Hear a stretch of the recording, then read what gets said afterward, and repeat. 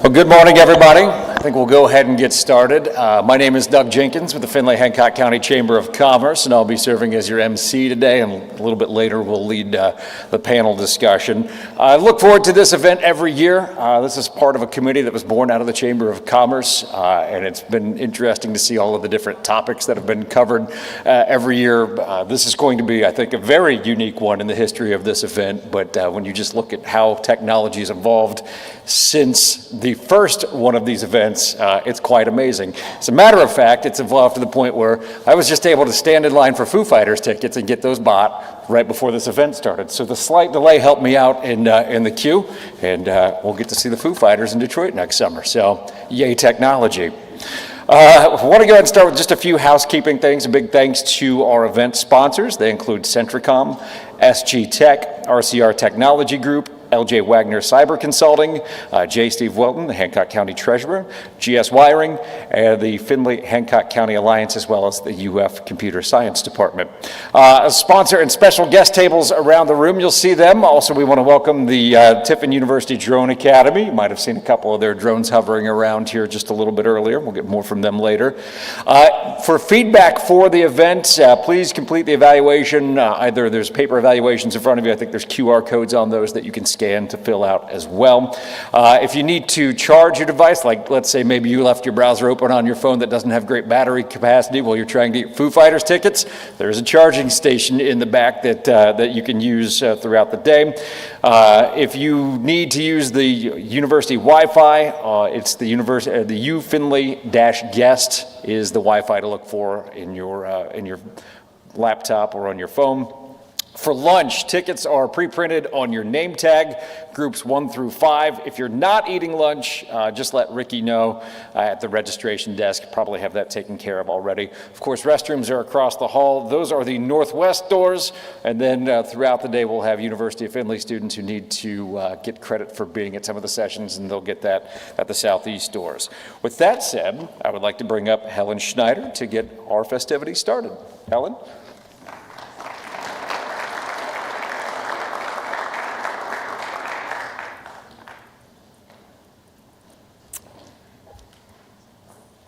Right, so welcome to the 24th Annual Information Assurance Forum. As Doug said, it's a great event. We love having all of you here to network. It's a great opportunity for our students to be able to get to the chance to present. You'll hear from them in a little bit. And it's also a chance to bring students in from other universities as well. And then the community, the business people, it's a great collaborative effort. So we really appreciate everybody who is here. CEDIA is the outreach arm of our information assurance program. So cybersecurity, information assurance. This is the named center that we have. And we are very proud of that ability to help bring cybersecurity awareness to the community. We are a center of academic excellence in cybersecurity, and that is a program that the NSA and the Department of Homeland Security together have designated institutions across the U.S., and then there's also some that are outside of the U.S. that have that designation, and it shows that we've met very specific criteria for our program of study and then also for the outreach and the other efforts that we do. We are very fortunate to have that here, and we really look forward to being able to do these things with the community and then also collaboratively. So there's some information here about being that center of academic excellence. We also have another center of academic excellence here in the room, and that's Tiffin University, and they are also a center of academic excellence, and it's nice that we can collaborate together to help spread awareness. We are also part of the Northwest Ohio Cyber Collaborative. We're a regional programming center of the Ohio Cyber Range Institute. And if you look at the companies that are listed there, or the organizations that are listed there, Tiffin and University of Findlay, we're both part of this, but we're also joined with Centricom and with the Findlay City Schools. And we have representatives from all of those organizations here. So this is part of our mission, is to help bring more cybersecurity awareness and training to Northwest Ohio. So we really do appreciate this opportunity to collaborate, and I welcome the partners from all of these organizations. So this just tells you a little bit about what we're doing. We're a little bit unusual. A lot of the centers of academic excellence are centered at one particular university or one particular organization, but we have this collaborative one, and the fact that we have K-12 plus higher ed plus the business community together really speaks to what we do here in Northwest Ohio very well, and that is work together. Today, I want to recognize our IA certificate recipients. We offer a certificate for all of our students that earn the information assurance emphasis as part of their computer science degree. They get a certificate along with their diploma when they graduate, but then they also get a letter explaining the Center of Academic Excellence designation so that they can share that with an employer if they would like to do that. So one of our first recipients is Zachary Mitchell. He is originally from Findlay, and this is some of the highlights from his time while he was here. He worked in our ITS area. He was a Choose Ohio First Scholar. He was a leader among our students, and he is currently working at the Home Depot Distribution Center here in Van Buren, but he's looking for a more cybersecurity-centered type of an IT role that he will be looking to obtain employment in that area. Our second recipient was Hassan Sise, also a spring graduate. He was in track and field and also presented at last year's forum, and then went on to graduate in the spring, and he is currently working in the Columbus area actually in healthcare. He's a CNA, and he is working on some additional certifications, and then he will be looking for a cybersecurity role as well. And then Tyler Thomas was our third student presenter last year, and he also earned his certificate and was a spring graduate. And he is currently in Tampa, Florida. He's gone back home to Florida. He was a swimmer here and received some accolades for that as well. And he is currently working, he's leading Windows 11 conversions from Windows 10 in organizations. So he is actually working with healthcare organizations too. So healthcare apparently was a theme for our people last year. But he is enjoying his work. He's really very happy at what he's doing. So we congratulate all of them for their efforts. That'll be those students next year. They'll be getting their certificates. The housekeeping details you've heard. So again, we thank our sponsors. We have guest Wi-Fi available if you need it. The charging station is in the back there, so if you need to charge things. So hopefully you'll find everything you need, but if you don't, look for us and we'd be happy to help you find whatever else you need as time goes on. Thank you to all of our sponsors.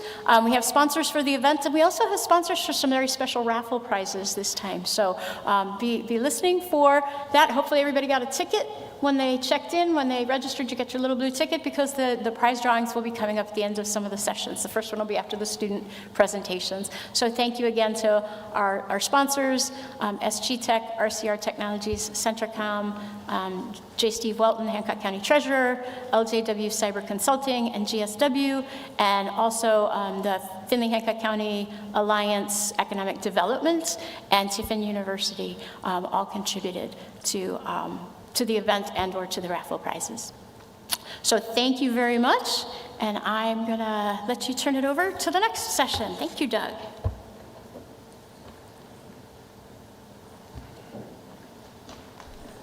Thank you, Helen. That'll bring us to our student capstone presentation for the morning, entitled Setting the Stage for Autonomous Mobility and the Future. Our presenters are Adonai Buma, Matteo Filippi, and Israel Ogumemerio.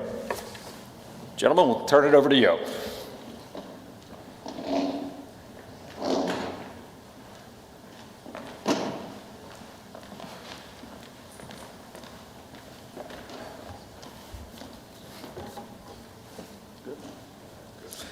Hello and welcome everybody to the 24th Annual Information Assurance Forum. I'm your opening speaker, Israel Ogumemerio, and today we'll be discussing autonomous mobility. Now, what is autonomous mobility? Autonomous mobility is the mobility in transportation systems or vehicles that make decisions and think all on its own without human control. They use sensors that are advanced LiDAR, radar, and also cameras, and they're all in one system. They use AI, helps with real decision-making and real-time decision-making and quick decision-making, and it also helps with safe and efficient travel. Let's talk about where we started. In 1920, the first ADAS system began. Later on, Ralph Teeter a mechanical engineer, in 1948, he made cruise control. In 1977, 30 years later, the first semi-autonomous car was developed by Japan's Tsukuba Engineering Lab. In 1995, the first coast-to-coast trip was made by NavLabs 5, and it was called the No Hands Across America, and it was 98% fully autonomous. Then in 2015, across 15 US states, Delphi Automotive, originally with General Motors, they took their Audi SQ5, 99% fully autonomous. 2022, Cruise launched their first self-driving taxi in San Francisco. Now, what are some of the technologies that are in there? We have cameras, LiDARs, radars, ultrasonic sensors, and also thermal cameras. Mateo can tell us more about that. Thank you, Israel. As you just mentioned, I'm Matteo Filippi. I'm your second speaker for today, and I'm going to be talking about sensors. So, what are the sensors involved in autonomous mobility and autonomous cars? So, we have LiDAR sensor, radar sensors. LiDAR sensors are the sensors that are able to have a 3D map of the surrounding of the vehicle. It's a type of sensor that you can even find on drones. You can even find on the back of your iPhone if you have an iPhone 12 Pro or above. It's a little black dot. And what they do, again, they get the 3D map of the surrounding of the vehicle. Radar sensors, they are able to get the velocity or the speed of the object approaching your vehicle. So for example, even if you're driving in a car and there's a car in front of you that is parked, the radar sensor will still detect the parked car as a moving object towards you. So it will calculate the speed, and thanks to that speed, it will understand the speed of the car that it's moving, so your car. Cameras, this is the cheapest type of sensor, a sensor that we all know, and it's the most popular sensors in autonomous cars or vehicle itself. The big advantage with them is they can see colors like a human does. So they will be able to recognize traffic lights. They will be able to recognize if a car in front of you is stopping, because they will be able to see the stop lights. The big disadvantage with them, it's only a 2D type of sensor, so they will not be able to understand the space in between your vehicle and the vehicle in front of you. Thermal cameras, as you can see, this one, it's a picture that was taken just with a normal camera. And this just looks like a normal car, but in reality, there was a person right there. And you cannot see this with a camera. You need a thermal camera to do that. So night vision and even harsh weather condition like snow or rain, thermal cameras become really handy. The last type of sensor is the ultrasonic sensor, well known as parking sensor for everybody.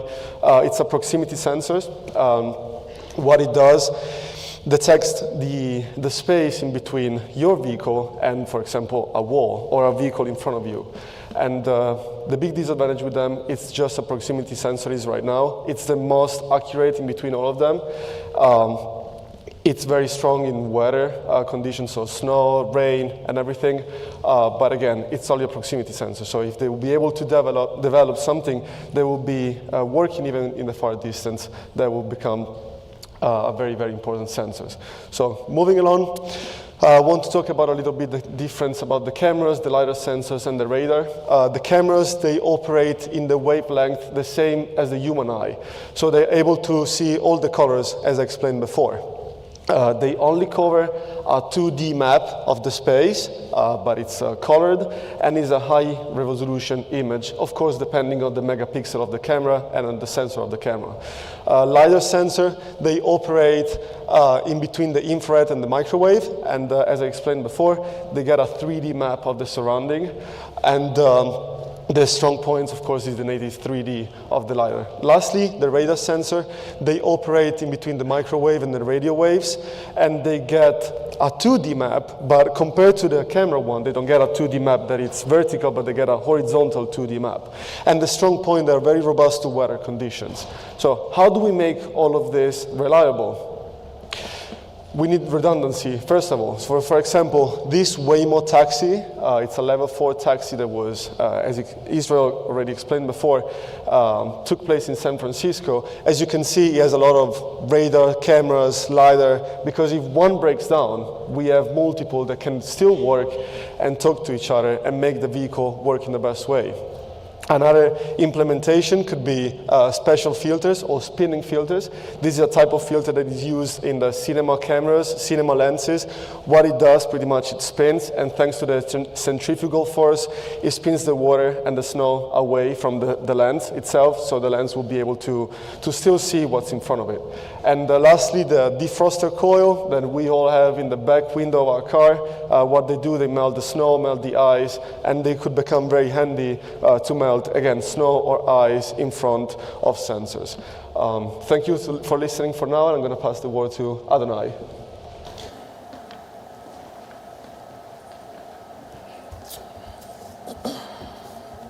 Thank you, Matteo. So where will autonomous mobility make an impact? We found that autonomous mobility will make an impact in 3 main areas. The first of these areas being public transportation via car, train, or plane. The second being the transportation of goods, which includes our drones and our boats. And the third being other applications, including mining, medicine, and robots. But first, let's talk a little more about the advantages of autonomous cars. So some advantages of autonomous cars: they reshape mobility. They change the way that people and goods move throughout society. They increase transportation efficiency. They also reduce human error. There's an American autonomous driving technology company headquartered in California called Waymo. And in December 2024, Waymo reported 88% fewer property damage claims and 92% fewer bodily injury claims compared to human-driven vehicles. To put that into perspective, across 25.3 million miles, Waymo was involved in only 9 property damage claims and 2 bodily injury claims. The average human, on the other hand, driving a similar distance would be expected to have 78 property damage and 26 bodily injury claims, which just goes to show how much safer Waymo's autonomous vehicles are in comparison to human drivers. Some more advantages: they improve accessibility, offering mobility to those who can't drive, like elderly or disabled people. They support sustainability and drive economic growth, fostering new industries and jobs in technology, infrastructure, and data management.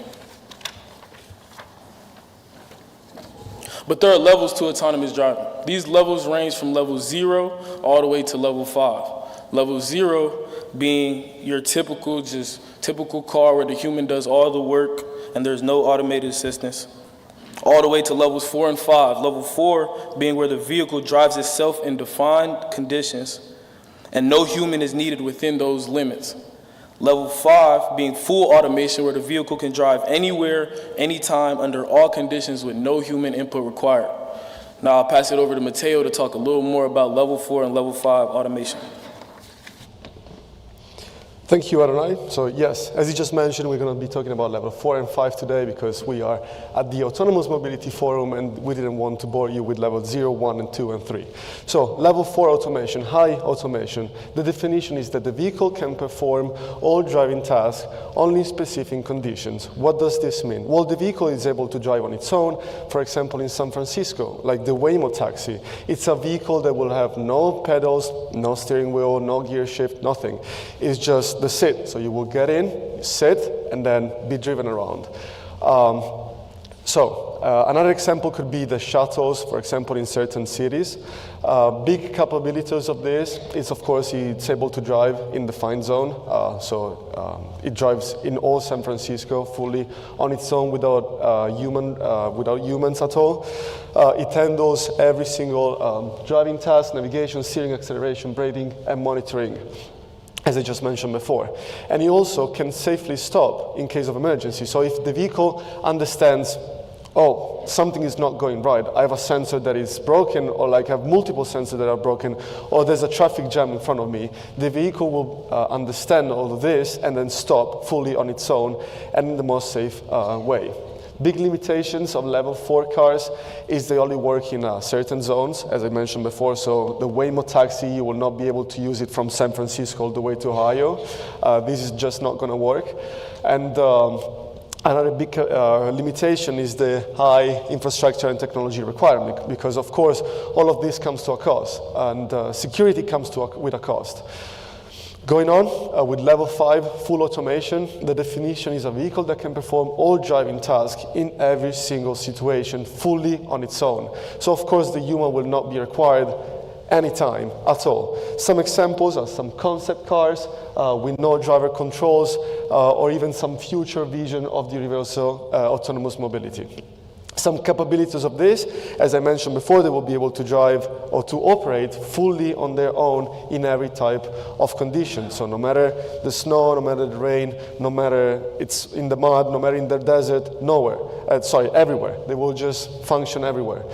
And so how could we achieve this? Because, some cars are not able to go in the desert, some cars are not able to go in the mountains. Well, even flying cars, we're talking about concept cars right here, right?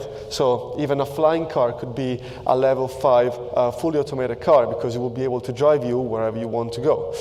And it will be able to adapt to every scenario, and the human, of course, will not be needed. Some big limitation is still theoretical. Right now in 2025, we haven't achieved level 5 at all. We are not even close to that, but we are getting there. It's, of course, high technological and cost barrier. All of this, even more than the level 4, comes with a cost. Being able to make a car that works in every type of situation, it's very far from today's vision, but we are getting close. And then lastly, a big limitation is the legal and ethical limitation, because what if you're driving a car, a level 5 car, and you get into an accident? Whose fault is that? The engineer the car, the coder the AI, the dealership that sold you the car, or your fault because you bought it? So, after discussing about all of this, how do the cars communicate to each other? Thanks to the IEEE standard 802.11p. What is this? Well, 802.11 is the communication standard that the Wi-Fi uses. So your phone connected to the Wi-Fi thanks to this standard. And the P is the standard for the autonomous mobility, autonomous vehicles. Thanks to the DSRC, which is the direct short range communication, vehicle will be able to share data between each other. How will they be able to share the data in a long-range way, though? With the 5G and cellular V2X. What's V2X? It's vehicle to everything. So vehicle to vehicle to infrastructure. That could be traffic lights or anything. Also, they will also be able to share the sensors and the AI data to make other vehicles understand better what's in the surroundings. So if I'm driving and my vehicle stops because there's a traffic jam, well, you don't want a lot of vehicles to come that way. You want vehicles to go on another path. So thanks to this communication, vehicle will be able to understand the best way to go and drive most efficiently. Thank you for listening for now, and I'm going to pass the word to Israel. Thank you, Matteo. We're at the edge of our self-driving era. It's been a long-standing dream since the 16th century. Thank you. Since the 16th century, since concepts of autonomous vehicles have been thought of, back to when Leonardo da Vinci cooked up his first self-propelled car. Back in 1920, they made radio-controlled cars. It was experimental and military prototypes, and they used radio receivers and transmitters. In 1939, the New York World Fair created smart highways, and it was a vision concept and laid groundwork for new intelligence called transportation systems. And they used embedded strips inside of the road, another form of V2X. We also have DARPA and Prometheus. DARPA sparked the self-driving movement, and Prometheus engineered the building blocks that made it real. DARPA was a military-backed U.S. innovation hub, and Prometheus was a European industry and a military project. They laid the foundation for ADAS systems like lane assist and radar braking. Now we can talk about General Motors. They created Super Cruise, which is a hands-free driving tech. It keeps you in the lane. It also changes signals for you as well, and it controls your braking and your acceleration as well. This was the first legit self-driving you can actually go buy and use. It was powered by AI sensors, and GM is continuously upgrading it to make it better. Now let's try Mobileye's approach. Cameras first. Mobileye is a big company based in Israel, you know what I'm saying? They use computer vision to set the standard for vehicle vision and ADAS. In 2013, over 1 million cars were adapted to this technology and they were using it on the road. Now today we're moving forward from that so we can go from driver assistance to full autonomy. Now here's a quick video that Mobileye has been put out for over a decade, and look where we've been. Let's get it. The first thing that you'll see is 8 cameras, and it's going to be analyzing the driving scene. This is what they use as their vision. Now we're going to talk about bypassing, which is switching lanes, turning signals, and speed adjustments.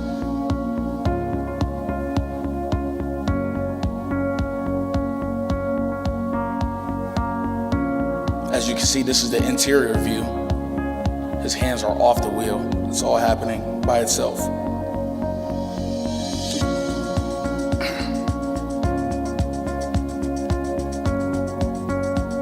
Now we have headway, which is proper distancing between you and cars and oncoming cars.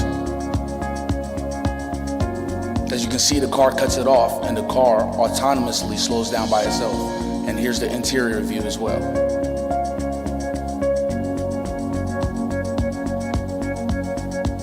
And now we have braking in various areas. It's about to come up. Now we have a traffic light, and we use our cameras with our vision. This is what the cameras will be seeing. Excuse me. And it stops on its own. Now we can do with pedestrians as well. The cameras pick them up, and this is just daytime.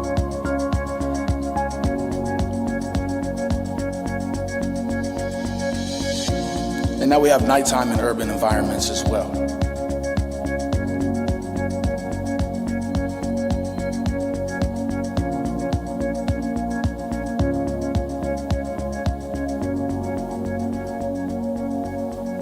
And that's over a decade old. And now I'll pass it over to Adonai to talk to more applications about autonomous mobility.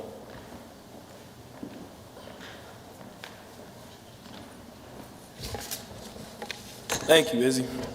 So let's talk about the capabilities and limitations of autonomous airplanes. So some capabilities. Autonomous airplanes reduce human error, eliminating mistakes caused by fatigue, distraction, or misjudgment. They lower the need for multiple crew members, which could potentially reduce operational costs. Autonomous systems could eliminate the need for pilots or co-pilots, while a cabin crew must remain for safety and customer service purposes. 24/7 operations. Planes could fly continuously with minimal downtime, with improved safety monitoring. With advanced sensors and AI, they can detect issues much faster than humans can. Another capability is optimized flight paths. Real-time data allows more fuel-efficient and time-saving routes. However, autonomous mobility in regards to airplanes extends beyond just on board the plane itself. Autonomous bagging weighing systems could improve efficiency, while self-driving wheelchairs and transport pods could assist travelers from gate to gate, which would improve overall accessibility. Now let's get into some limitations. Technology reliability. AI and automation must perform flawlessly in all conditions, including emergencies, to even be considered for takeoff. So there's some cybersecurity risks involved. Autonomous systems make the autonomous airplanes vulnerable to hacking or system failures. Public trust and acceptance is always a big thing, trying to get the public to be comfortable not having a human pilot. There are some legal and regulatory challenges and extreme scenarios with unpredictable weather and unique emergencies that may still require some sort of human judgment. So now let's discuss the capabilities and limitations of autonomous trains. So some capabilities: efficiency in scheduling and operations. Trains can run more frequently and on tighter schedules with less delay. Reduced human error. Automation minimizes risk from driver fatigue or mistakes similarly to the airplanes. And lower operational costs. Similarly to the planes, train operators wouldn't be necessary with fully autonomous systems, but an onboard crew will still be needed for safety and customer service. Some other capabilities include energy optimization and improved safety. Sensors and AI can better detect obstacles, track conditions, and prevent collisions. So you'll come to realize that the limitations associated with autonomous trains are nearly identical to the limitations associated with the planes. High infrastructure costs due to the requirement of such complex systems and upgraded train tracks. Cybersecurity vulnerabilities and system failures could result in a number of issues with incorporating fully autonomous systems. Public trust and acceptance is still a factor, and it'll be harder to adapt quickly in emergencies and unusual conditions or natural disasters not having human input. While autonomous mobility is transforming how people move through public transportation, it's also reshaping how goods travel across cities and countries. Now I'll pass it over to Mateo to discuss how we transport these goods using drones. Thank you, Adonai. As you just mentioned, I'm going to be talking about drones, a little overview because we will have speakers that will do that for us later. So drones, big capabilities of drones is packages and food delivering. Drones like DJI, for example, this one. Can any of you guess what this is? It looks like a mountain, but this is the Mount Everest. And the drone is delivering food and is delivering goods to people that are climbing on the Mount Everest, the tallest mountain in the world. People before in the past would have to walk, would have to climb all the way up with the food or with the goods in their shoulders, but now a drone can do it for them. Another big capabilities, it's emergency and rescue operation because a drone is flying, so has a better view of everything compared to a human, because a human, for example, if someone is hiking or someone get lost in a wood, well, the human will have a limited vision, of course, but a drone that is flying, drones with cameras, drones with thermal cameras, will be able to see and spot humans so much quickly and more efficiently. Other big capabilities, drones in agriculture. For example, this one is the Agros T50, a model from DJI, and it's a big drone. It's able to aerate, it's able to use pesticides in fields, on crops. Drones like this, they are controlled by a remote controller, and pretty much what you do, you just say, this is my field. You track the area of your field on the remote controller, and the drone will just automatically recognize the best path to do in order to optimize water efficiency, optimize pesticides, and optimize times.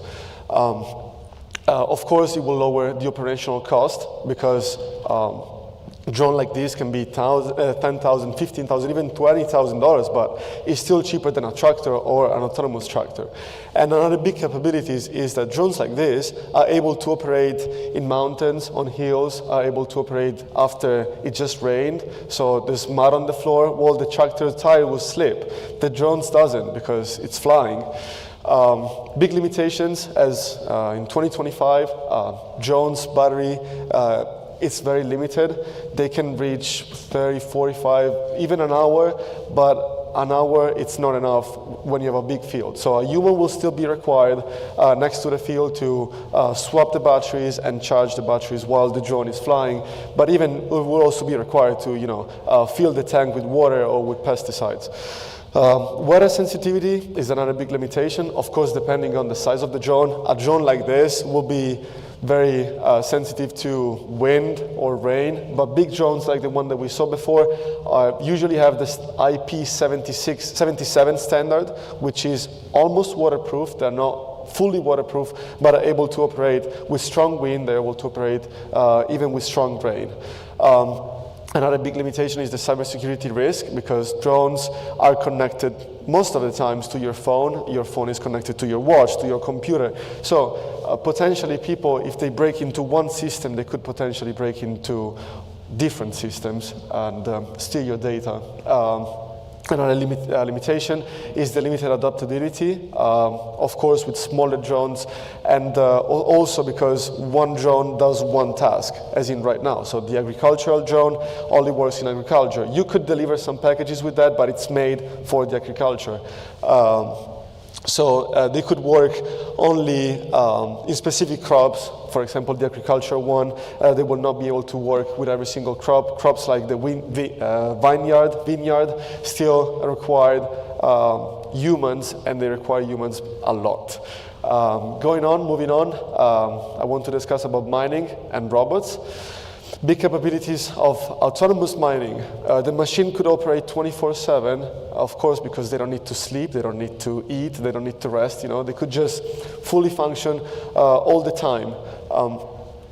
The precision of the operation will be so much higher than the human precision, because thanks to the AI, they will reduce the fuel use. For example, in moving through the mining site, they will also improve the ore recovery, because they were able to understand what ore they have in front of them, and they were able to minimize the waste. And also they will lower the operational cost, of course, in the long run, because when you're buying the machine, you will have a big cost up front. You have to buy all the machines, but then in the long run, you will not have to give them a salary because they're just machines. Capabilities, they increase safety. So robots like this, they will be able to go down the mine, 100, 200, 300 meters down the mine, and then do everything that a human was supposed to do, was used to do, I'm sorry. And of course, more safely, because the human will not be involved. Robots will be able to drill, will be able to recover the ore, and then bring it up all the way to the mining site. How will they be able to understand what ore is in front of them? With sensor like the LIBS sensor or the laser induced breakdown spectroscopy. What this sensor does, it pretty much sends a laser pulse to a mirror that is then reflected to the sample, and it burns a little layer of the ore, just a tiny layer on the surface, and the light that is reflected from this goes through a spectrometer, which is a prism that separates the light in all the wavelength, and then it then goes to a detector array. And why is there a periodic table down there? Because every single element in the periodic table has a different color under a detector array. So the machine will be able to understand if it's digging ore or drilling gold or diamonds or anything else. Big limitation is the high upfront cost. As I mentioned before, all of this comes with a cost. Machines are very expensive, especially autonomous machines. The connectivity dependency, the mines need strong wireless and satellite connection. So if you have a robot that is down underground 300 meters, you will not be able to connect it with Wi-Fi connection all the way to the mining site. But you wouldn't even want a LAN cable, because what if that cable gets damaged or broken? You don't want that. You don't want the machine to get stuck under the ground.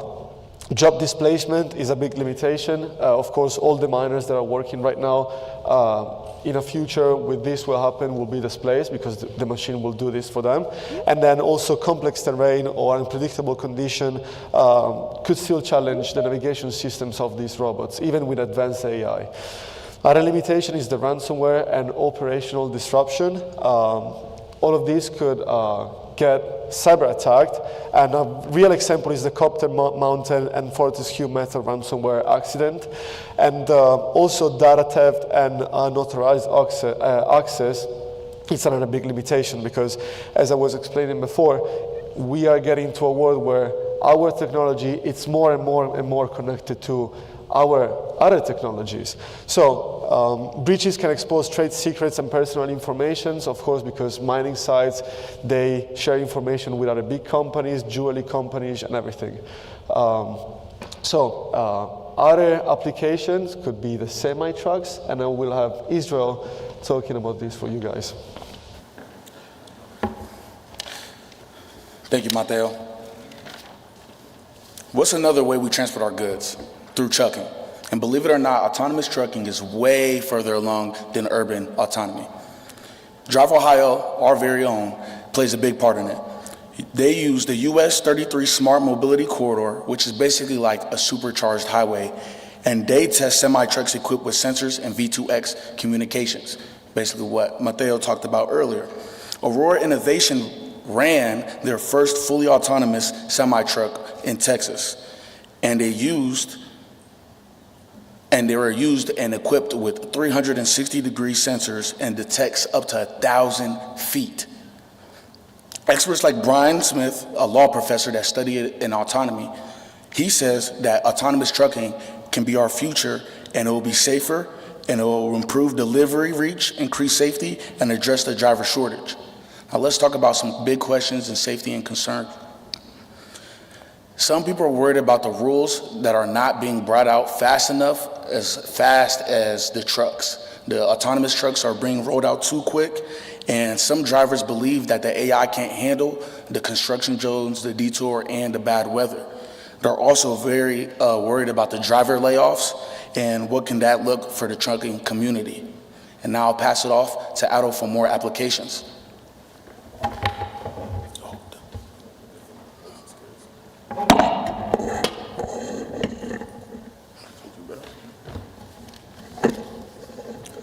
So now let's discuss the application of autonomous robots in the medical field.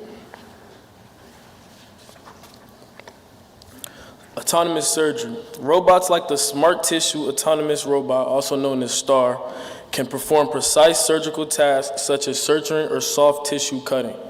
This reduces human error and increases precision in minimally invasive surgeries. Automated diagnostics. AI systems analyze scans like MRI and X-rays to detect diseases faster and more accurately than humans. Remote and emergency care. Autonomous robots can operate in hazardous or remote environments. And lastly, medication management. Automated systems dispense and track prescriptions safely in hospitals. So just a little more about STAR.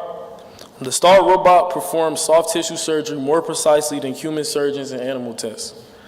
Stuart Wills, who is a researcher for Optics and Photonics News, stated that the STAR robot undertook complex surgery to repair intestinal tissues in living pigs, with results that scored better on multiple metrics than similar operations by expert human surgeons, which goes to show how much more accurate the STAR robot really is. So how does this work? It uses AI, advanced imaging, and real-time motion tracking to adapt to tissue movement and plan each stitch autonomously. However, all of this is still experimental, and full autonomy in human surgery hasn't yet been achieved. I will now pass it over to Mateo to talk a little about cybersecurity awareness and how we all can work towards a more safe and secure future. Thank you. Yes, thank you, Adonai. And we are the Information Assurance Forum right now, so we wanted to give you guys a little bit of cybersecurity awareness.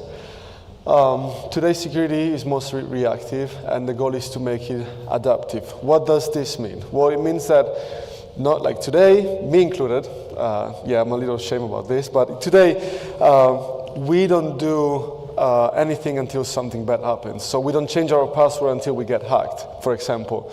So doing little things like changing our password, or even doing little things like connected to a VPN when we go to public space could really help us in the long run. Why is that? Because, for example, you're in your house and your phone connects to your watch, your phone connects to your Wi-Fi, to your computer, to your TV, to a lot of different systems. And then you go out and your phone connects to that car.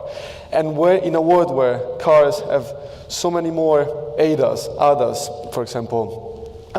They're able to brake on their own, accelerate on their own, they're able to steer on their own. You don't want someone to hack into your car and take control of this car.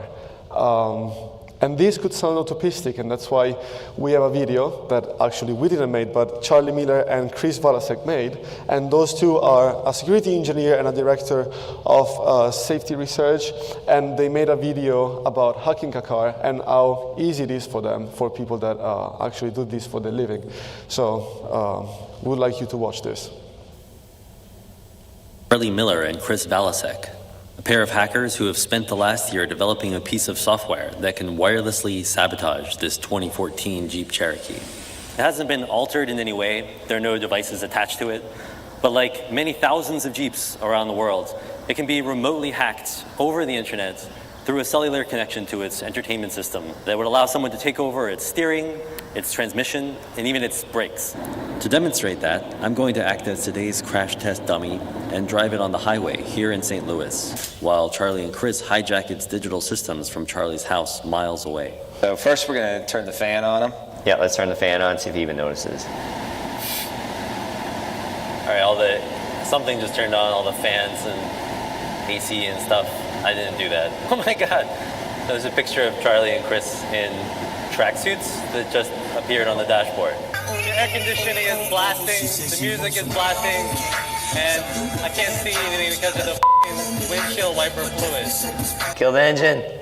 So we're killing the engine right now. It says park sense. Actually can't accelerate. Guys, I need the accelerator to work again. The accelerator will work. It won't work. You're doomed. Seriously, it's dangerous. I need to move. You gotta turn the car off. Okay. Now you should be good to go. Semi drove by. All right, I'm going to pull over because I have PTSD. Charlie and Chris have only tested the full range of their attacks on a Jeep Cherokee. But they say that hundreds of thousands of late model Chrysler vehicles may be vulnerable through a feature called UConnect, an internet-connected computer in the dashboard known as its head unit. So you have to first break into the car remotely over the cell network and then move laterally if you want to do things like send CAN messages. And those are the messages that we can use to control things like steering or the windshield wipers or braking. After their stunt on the highway, Chris and Charlie still wanted to show me a couple of other tricks. Below a certain speed, they can control the Jeep's steering as long as it's in reverse, pop its locks, mess with the speedometer, and, of course, disable the brakes. Okay, hold on tight. Hold on. He's not getting out of that. So yes, unfortunately, all of this is achievable, and people that know to do it can achieve it really easily. And we would like to thank you, all of you for being here, for listening to us. These are all our references, and if you have any question, we will be more than happy to answer them. Thank you.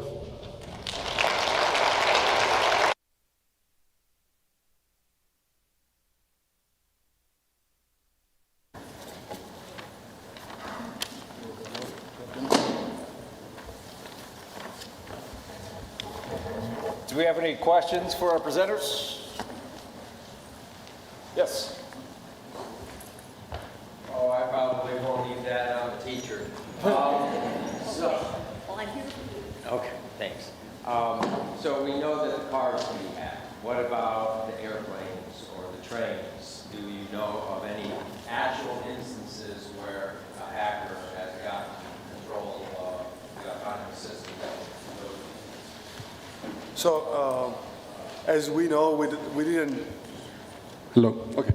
We didn't see any of this. We did some research and we didn't see any of this, but it's well achievable because if they did it with the car, they can definitely do it with trains or airplanes or anything that we just talked about today. And it could even be more dangerous because if you control a car, of course, on the highway you are, doing something bad to 1 to 5 people. If you're taking over a plane or a train, it's a lot of more people. So we all need to be aware also about that. And people that engineer all of this also need to be aware about all of this. But yeah, it could definitely happen.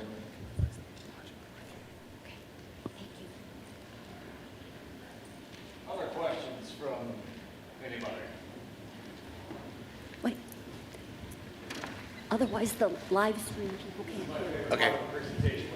Run around. Good job, guys.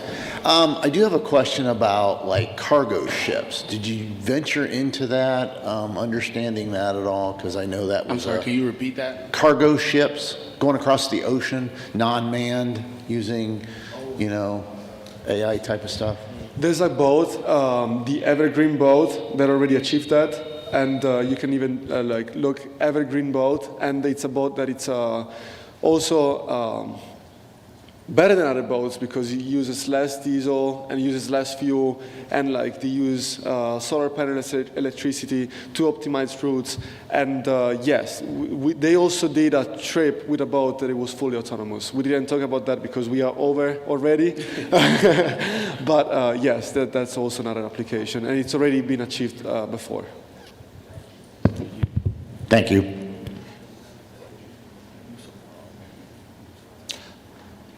I'm curious what you found in, one of the things you talked about is just human adoption of it. We'll talk a little bit more in our roundtable later today, but just from your research into the subject, what do you see as the rate of human adoption in some of these technologies? I can see my dad struggling with this. Honestly, what we believe is going to take time for humans to adapt to this. It's going to take like multiple years. As you can see, one of the videos that were on one of my slides was from 10 years ago, and they had already all those features and all those things. And we are adapting to it, and it's in a lot of cars. Like I said, over 20 million cars have it, you know what I'm saying?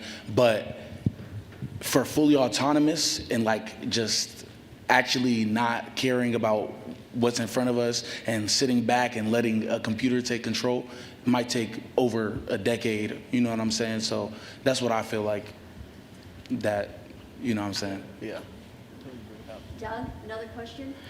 Question in the back. Do you believe as more cars, like as that number of like percentage of fully autonomous cars comes closer and closer to 100%, that they may turn like have less sensors as the cars can communicate where pretty much every car is on the road to each other?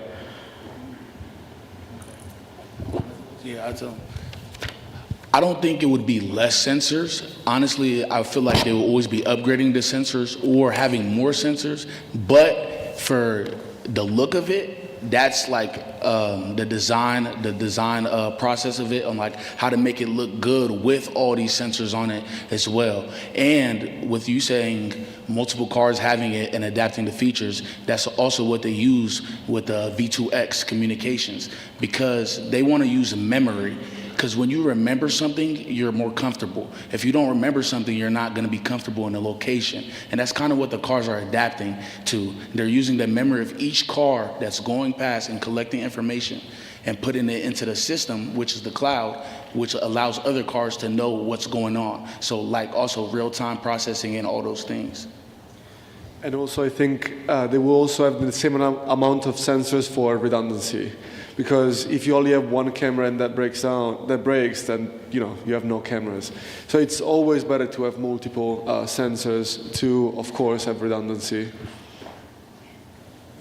Thank you, everyone, for your questions. Doug, you want to move on? All right. There'll be more time later on for questions. Perfect. Well, first of all, gentlemen, great work today. Thank you for taking part.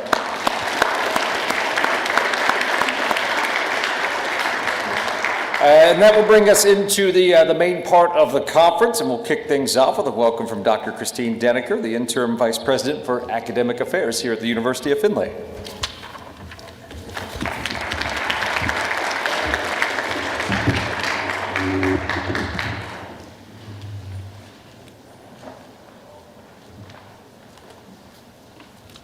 Good morning, everyone. As Doug said, I am Christine Denneker, Interim Vice President for Academic Affairs, and I say we give those students one more round of applause.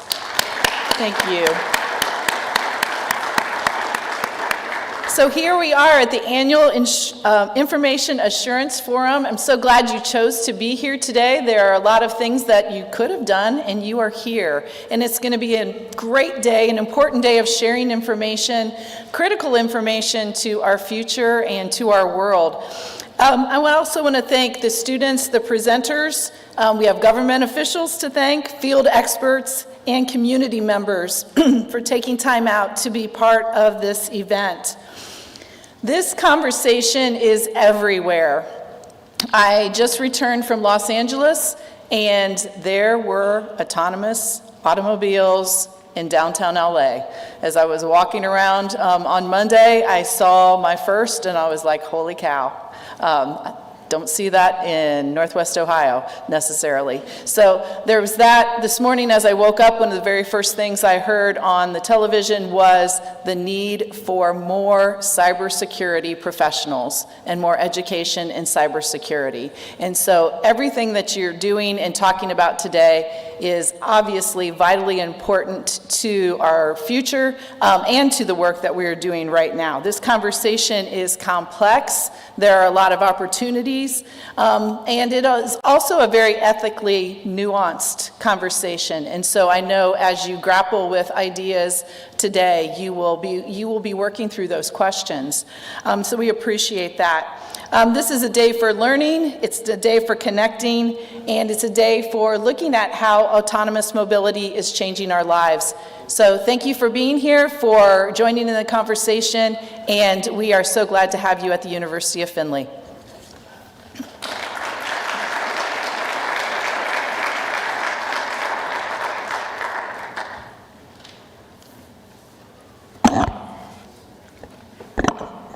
I don't know how many times I could just bump into this microphone, but we're going to find out today. So we've had a few new people coming in. Just a reminder that restrooms are out to the northwest doors to my left. If you are a student who is receiving credit or maybe extra credit for attendance today, after each session, you can receive that over at the southeast doors, which are to my right over there. With that, we're going to get into the topic of the government and military use of drone technology. We have a couple of people who will be joining us for that. Here in person, Jason Evett with Airborne Outfitters. Jason is the founder and CEO of Airborne Outfitters. It's a service-disabled veteran-owned defense technology firm based here in Findlay.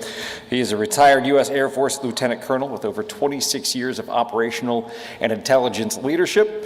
He also built Airborne Outfitters into a fast-rising innovator in the electromagnetic spectrum operations, counter-UAS, and radar cross-section modification technologies, so fairly versed in what we'll be talking about today. Joining us via Teams is State Representative Ty Matthews. He represents the 83rd House District, which encompasses Hancock County, Hardin County, and the northern part of Logan County. He serves as the Vice Chair of the House Veteran and Military Development Committee, and on the Development, Government Oversight, and Natural Resources Committees. His previous work experience includes service as the Ohio Treasurer Special Assistant and Policy Aide, a U.S. Army Infantry officer in the National Guard. He served as a battle captain in Iraq, and he currently serves as the commander for HHC, the 145th Armor Regiment in the Ohio National Guard, and works at Northwestern Masonry in Findlay in his spare time. So we will have them up here shortly. It looks like Jason's right there. He'll be joining us here, and I think they're bringing up Ty on the screen. Hey, Ty, I can see you up there. I think they're going to get you on the big screen. Yeah, you're good right there. Ty, can you hear us okay? I can. Can you hear me, Doug? We'll get your audio queued up, and we should be good to go. While we're doing that, do want to remind you we do have door prize drawings throughout the day. You know what? I forgot to do the first one. So let's do that before we get into this while we're doing that. How are you doing today, Jason? Good to see him. Good to see him. Good to see him. Good to see him. All right, Helen's bringing this up. We have a drawing for a gift card. You all should have received a blue ticket when you came in so far today. Hi, sir. All right. I also have a ticket, so this feels like a conflict of interest, but here we go. 578744. 578744. We have a winner coming down the stairs. All right, we have, what's the gift card? We have a $50 Amazon gift card for you. Congratulations.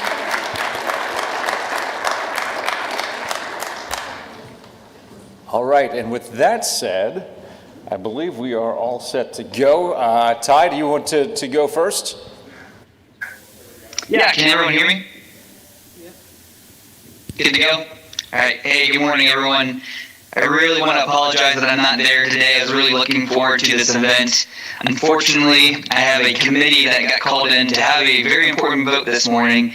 So I just came from there, and I'm going to probably be fairly short here because I have to get off to another vote. So I apologize for not being there.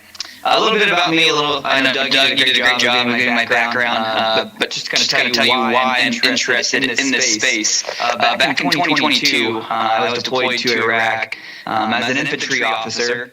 I thought I was going to be doing some pretty cool guy stuff in Iraq. However, I sat on a base and I looked up at the sky the whole time looking for drones, essentially. Before going to Iraq, they sent me to a base down in Yuma, Arizona, which is kind of like I compare it to like a Area 51, if you will. And we were studying electronic warfare, essentially, this coming threat that had not really been dealt with our troops quite yet. And that's where I got a little bit of my expertise at that time with counter-drone warfare. In Iraq, we had some engagements with mostly Group 1 through 3 UAS. If you're familiar with the groups, there's Groups 1 through 5, and I'm sure we'll talk about that a little bit later. They pulled me out of Iraq early to go to Kuwait and teach and write a course for incoming combatants in the theater on how to address this emerging threat of drones. And that's where I really just fell in love with it. I started thinking, coming back to the States, to Ohio, running for office, how do we now attract those emerging tech companies that are developing this technology in our state? And through a lot of conversations with Lynn Child there, and Jason, came up with a plan. And the policy that I'll just go through really quick is kind of my vision that I would like to see where Ohio goes with this. I kind of have a hypothesis right now that I've been telling people that when we talk about emerging technology, it's basically synonymous with defense tech. Defense tech and defense companies are really driving this innovation right now when it's AI, drone, counter-drone, electronic warfare. Hearing the speech just before this, we're talking about cars being hacked. That's all electronic warfare. We talk about the spectrum, how many sensors need to be active. These are conversations we need to start having from a policy standpoint to position Ohio as not just the leader in the development of this technology, but the implementation and the execution. We want to be flying these drones. We want to be having these cars here. So how are we going to achieve that? This past year, we had a very, in my opinion, maybe the best investment we've seen in Ohio in a long time with Anduril drones. I believe that has been a catalyst for the state and for the country to see where the defense industry is going and what the new military industrial, I hate to say it, it's almost a bad word, right? But a military industrial complex looks like. The current administration, through Donald Trump, I think is moving in the right direction of moving away from the large, big five prime defense manufacturers and trying to give contracts to small companies that are agile and innovative and can get products to the warfighter in a timely manner. And where does Ohio play into this? So I've developed the Ohio Defense Commission. The Ohio Defense Commission would consist of 7 different representatives from 7 different regions of Ohio. If you look at the Jobs Ohio region map in Northwest Ohio, we have RGP. We would have a similar area represented in Northwest Ohio that would sit on this Ohio Defense Commission.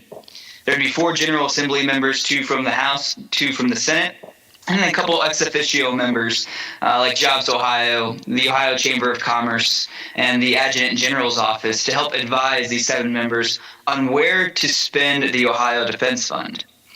The Ohio Defense Commission would administer this Ohio Defense Fund, and the Ohio Defense Fund is really targeted at Ohio companies that are working in the emerging tech and defense space. You'll hear from Jason a little bit earlier. He's a great example on what we want to enable in our state. And when you think of Northwest Ohio, I don't think defense really comes to mind, but I think you'll be pleasantly surprised the amount of defense companies you see in manufacturers across the state. So the idea of this Ohio Defense Commission would to help those companies expand, to pull down technologies, and create development across our state. One thing that we find in high demand right now is skiff space, which is essentially, if you don't know what that is, it's a secret facility, a secret room where you can work on classified material.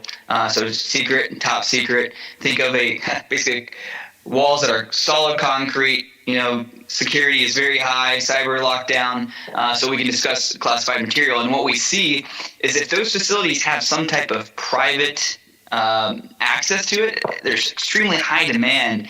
And one of my dreams, and I think it's Jason, and talking to Lynn about this quite a bit, is there ways that we can drive a new industry in Northwest Ohio and across Ohio with seeding skiff match dollars? So this Ohio Defense Fund, again, would look at trying to seed matching dollars for skiff space. If you're a company looking to build skiff space, you'll now have a pot of money. If you're a company looking to pull down emerging technologies, a tech transfer program, there will be money out there for you. Or if you're just a company looking to expand, you need matching dollars, whether it be some type of federal match, this defense fund will be there to link you with that. This was born out of a lot of roundtable discussions traveling around the state and the country, realizing that a lot of places in Ohio, I will say, feel forgotten a lot of times with where investment's going. And the goal here is let's not just try to attract another Anduril to Ohio. Let's build it right here, and let's enable it as the state of Ohio of being built through our universities and our private companies in our backyard, just like Airborne Outfitters and the University of Findlay. Next bill, it's kind of nerdy. I'll only talk a little bit about it. But if you are in the defense industry or, let's say, emerging tech industry, you're familiar with pulling down capital is very difficult. A lot of financial institutions do not want to give money right away to defense companies because of the length and timely payment process of that contract. I mean, a great example of that right now is the government shutdown. But those contracts are very, very solid. I say this sometimes, I need to stop saying it, but it's the closest thing to guaranteed money a lot of times when we're talking about products going out the door to our warfighter. So a solution that we've developed here is what I'm calling the Defense Link Deposit Program. If you know what a link deposit program, it's fairly innovative. We've had them in Ohio here for years now. The most well-known is AgLink. So what a link deposit program is, essentially, if you're a farmer and you go take out a loan to plant your seed at the beginning of planting season, you pull out that loan from a financial institution, and let's say there's a 6% interest rate on that loan. What the state of Ohio can do is put a certificate of deposit into that same lending institution, and with the interest made off that lower market rate that state treasurer agrees with that lending institution, they can pass on that interest rate savings to that lendee. So instead of a 6% interest rate on that loan, the farmer will get a 3%. So what we want to do is take that same concept and put that with the defense industry. And what that will achieve is those financial institutions will have that money in their coffers. They'll be more willing to give that money out to these defense manufacturers, emerging tech companies. And also, the company will receive that lower interest rate loan. And it's been a very popular concept that talking around the state with manufacturers that they're looking to expanding. It's difficult to do that because of the toughness of getting that capital. So we're hoping that bridges that gap. And with the Ohio Defense Commission, we really think this can be a huge catalyst in seeding this investment in Ohio, not just for the big guys, but from small to medium-sized defense companies. And the last bill I will just briefly touch on is an international trade commission that I'm working on. I couldn't see you asked the question earlier, but we talked about cargo ships and cybersecurity with cargo ships. I've been traveling, talking to a couple of different foreign nations about how do we now reshore these companies and get access to your companies to be reshored or investing in Ohio with emerging tech defense capabilities. And why I bring up cargo ships, when I was in Japan speaking on this, a gentleman from the Ashdod port in Israel came up to me and said, "This is amazing. We had no idea Ohio was doing all this, that you have all these assets. We wish you had a port." And I kind of giggle. I'm like, well, we do. You know, we have a couple ports along the river. We have a port in Toledo, one in Cleveland. You know, we have the St. Lawrence Passageway that gets to the Atlantic, but I'm not sure it's deep water like you're looking. And they said, no. We're very interested because we are developing technology for maritime cybersecurity and security overall, because that is going to be a major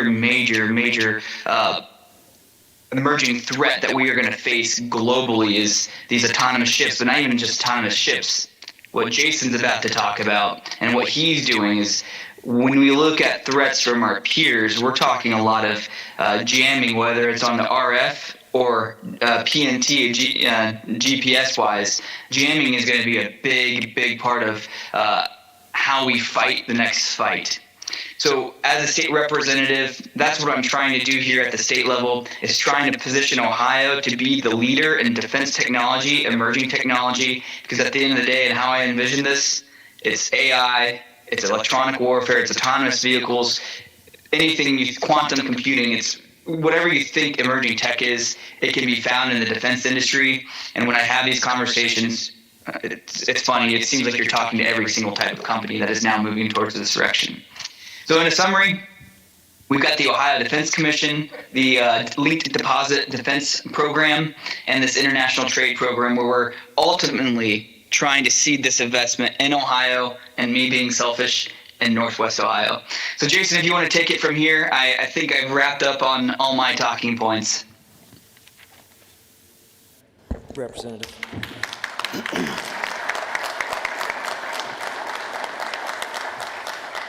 Excuse me. Good morning. I'm Jason Evett, founder and CEO of Airborne Outfitters, a defense-focused company here in Findlay, Ohio. I'm also battling a sinus infection, so bear with me. I started Airborne Outfitters with a simple purpose: to bridge warfighter experience with rapid and practical innovation. What began as a small veteran startup has evolved into a tech company focused on electromagnetic spectrum operations, counter-UAS, or counter-unmanned aerial systems, also known as drones, and advanced test and training instrumentation. Our mission is to build and engineer survivability, giving the warfighter the tools to see, sense, and dominate in contested environments. Through partnerships with Naval Surface Warfare Center Crane, the University of Findlay, Bowling Green State University, and regional industry partners, we're not just building products, but we're building a new ecosystem for defense here in the Midwest. So 6 or 7, 8 months ago, when a dear friend, Lynn Child, asked me to brief autonomous mobility in the AI-driven battle space, I jumped on it. The next thing I did was get on ChatGPT and say, what exactly is autonomous mobility in the AI-driven battle space? We all got to start somewhere, right? So I say that because it's not singular, right? If that was the case, you'd have one presenter and it wouldn't be me. We are up here representing different sectors, and the sector that I happen to represent is the defense sector. So let's jump in and see what it looks like.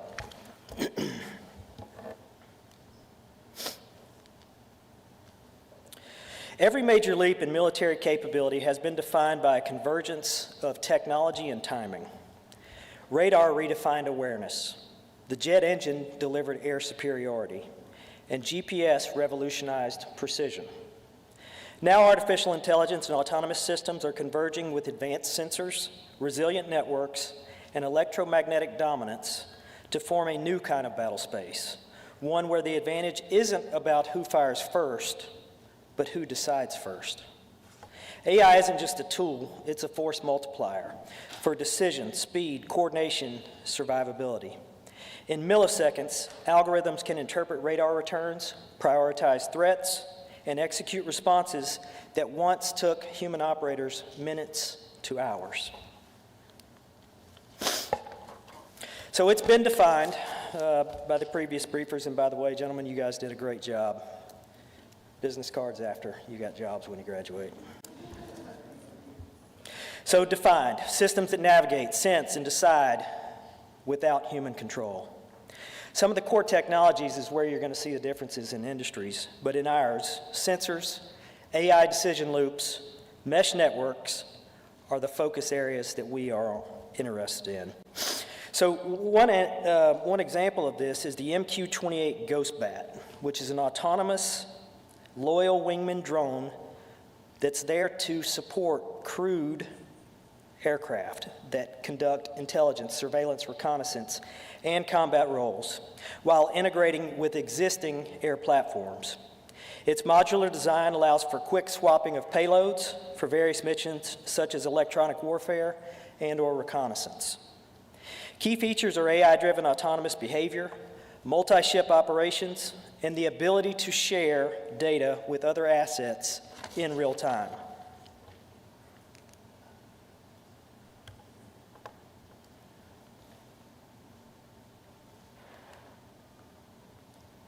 Can somebody help me out? Yep, there we go. Okay, tomorrow's fight. In modern warfare, victory isn't defined solely by range, firepower, or armor. It's defined by decision velocity.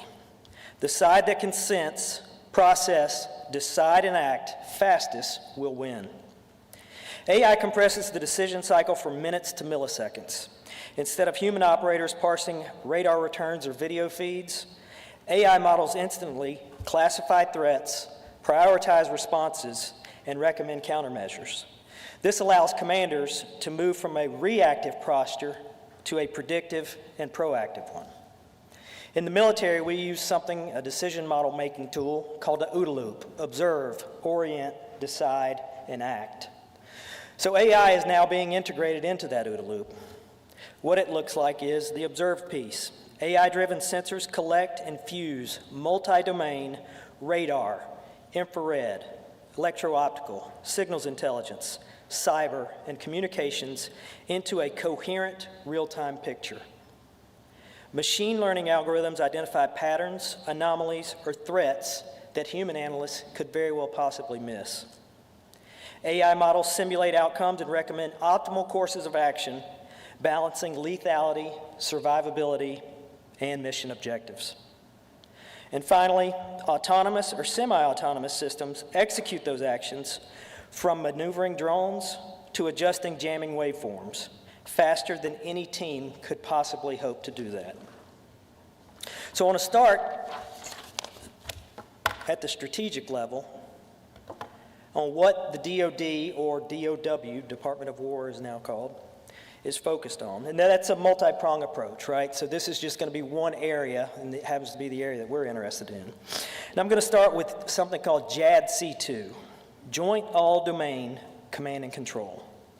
JADC2 represents the Department of War's effort to fuse every domain, air, land, sea, space, and cyber, into a single connected operational picture. The goal is simple but revolutionary: ensure that the right shooter receives the right data from the right sensor in real time. In past wars, information was trapped in stovepipes. Air assets talk to air assets, Navy talk to Navy, and ground talk to ground. Through AI-enabled decision support, cloud-based data sharing, and resilient comms, JADC2 turns disconnected systems into an integrated ecosystem. A radar track from a Navy destroyer can cue an Air Force interceptor. A Space Force satellite can detect a threat and instantly pass targeting data to an Army missile battery. At its core, JADC2 is about decision dominance, compressing the sensor-to-shooter loop from minutes to seconds, giving the commanders the ability to see, understand, and act faster than the adversary. So my job is to funnel these decision points into bite-sized, attainable chunks for my company. So the three areas that we are currently focused on are counter-UAS, electromagnetic spectrum operations, and that's a mouthful. We're going to jump into that in just a second. And finally, training and test instrumentation. So let's define it. EMSO, or electromagnetic spectrum operations, defined is coordinated military actions to exploit, attack, protect, and manage the electromagnetic environment. Its purpose is to ensure wireless systems can function, support military objectives, and maintain dominance in the invisible electromagnetic battlefield. This includes electronic warfare, which has a subset of electronic support and electronic attack. And those two are 1, collection, 2, jamming. And the significance is critical for modern communications, intelligence gathering, and weapons guidance systems, especially as the electromagnetic environment becomes increasingly complex and congested. So you may ask, why do we care? By 2027, Xi Jinping, the president of China, has said his forces will be prepared to invade the island of Taiwan. That's not that far from now. Why do we care about Taiwan? Well, number one, they're an ally. But number two, they produce approximately 95% of the world's microprocessing chips. Who remembers during COVID when you would drive up 75 and you'd see hundreds, if not thousands, of cars on the side of the road that GM couldn't sell because they didn't have the microprocessors? You could go buy it and we'll get you the chip later on. Well, that doesn't work, right? So there is definitely a choke point in that system, and it happens to be in Taiwan. 2027 is the 100-year anniversary of the PLA, which is the People's Liberation Army of China. That's why they want to take it then. So what can we do? What can Airborne Outfitters in Findlay, Ohio do? First thing I want to show you, well, I'm going to do a little storytelling. So this device right here, I don't know if you can see it very well, but there's holes and crevices all throughout it. This device is called a Lundberg lens. Lundberg lens was developed in 1945. And what it does is it dramatically increases the radar cross-section of whatever it's attached to. So imagine I go to Best Buy, buy this $300 drone. I attach a Lundberg lens to it. This now looks like an Apache helicopter to enemy radar. Let me give you an example of how we would employ that. So let's say the USS Carl Vince is sitting in the strait. We're fighting China, and we launch a drone swarm of 100 of these. Once they get to altitude, the early warning radar on China's south end will identify this threat. They will then slew every asset that they have to interrogate and figure out what these things are that are coming at them. That provides us two opportunities. One, it's going to open a corridor. Why? Because we're forcing them to look in the area we want them to. Second, it's going to force them to start shooting $1 million missiles at $1,000 things. They run out of stockpile very easily and money shortly thereafter. So bringing this back full circle, Representative Matthews said to me, how do we stay ahead of the enemy? And how can we in Northwest Ohio play a part in that? And so, as the representative said, we've been working together for a little over a year on this concept, and it's defined as the Findlay Defense Incubator. And it's a planned regional hub here in Findlay, Ohio, designed to accelerate defense technology innovation and manufacturing. It builds on the momentum of Airborne Outfitters' expansion in the areas that we hope to provide. And like Representative Matthews said, a SCIF. A SCIF stands for Sensitive Compartmentalized Information. It's a facility that allows us to process top secret and above. It also gives us the ability to develop and prototype at that classification level as well. We look to secure manufacturing and electromagnetic test infrastructure. We want to build a counter-UAS test range, an IMSO training facility, and a live demonstration capability. This collaboration between local industry, academia, federal, R&D, and DoD partners will work to establish a defense tech corridor here in Northwest Ohio. The reason it matters: this incubator will allow innovators to move quickly from concept to prototype to field ready under one roof. Further, by focusing on IMSO and counter-UAS as well as spectrum resilience, the facility will align with the DoD priorities that I highlighted earlier. And finally, it strengthens the manufacturing and tech base here in Findlay, creating high-skilled jobs and hopefully attracting major investment. A good bit of what I said today may not register, or it may be, the first time you're hearing it. So we put together a video that kind of encapsulates all this stuff so you can see it real time. If you guys could cue that for me, please.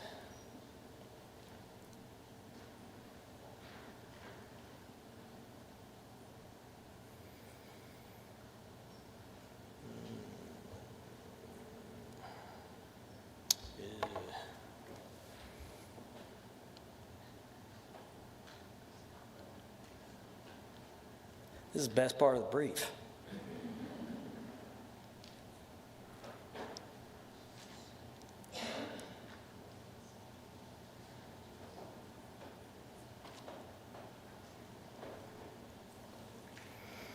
So another note is, how about that World Series?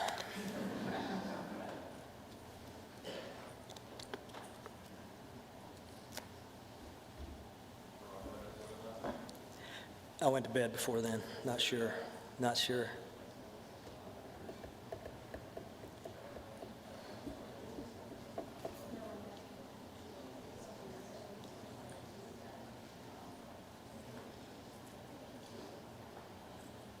Hey, Jason, can you hear me? What's that? Sure. Hey, I wanted to ask this, and I can't see the crowd, but if you all could just raise your hand. Loaded up, we can do a little preliminary Q&A. You mentioned a little bit about drone swarms, and it got me to thinking about recent events, especially Russia and Ukraine. And if I'm not mistaken, and you would know more than I would on this, Ukraine hit Russia with a drone swarm of sorts. I'm curious, that showed the effectiveness of it, what your interpretation of that was, and are we as a country able to do the same thing or prepared to defend against the same type of attack? Sure. That's like 7 questions in one, so take it however you would like. Okay. So the first answer to your question is yes, it did $6 billion worth of damage in one attack. Yeah. They took out approximately 14 Tu-54 Bears, which is a strategic bomber that they no longer have the ability to make, which is pretty outstanding. Counter-UAS is the 800-pound gorilla in every room of DoD right now. We have seen it go from concept to complete destruction, right, in a matter of years. The new FPV drones with cord attached are really hard to jam because they have a wire that's following them. That wire can be up to 12.5 miles long. So that's how they are defeating the Russian jamming systems currently. And so right now, if you look on the battlefield in Ukraine, there is wire everywhere, covering every field, because all those FPV drones, have that fiber optic cable that's attached to them. That was at least 2 of your questions. I think that hit them all. So. Okay, well, good. Do we have a thumbs up on the video? Is that going to work or no? Ellen? Just one more minute. Okay. Anybody else have a question? Oh, While we're that waiting. looks like it's going to Okay. work Please. with music. Here we go. He's already. Afterwards.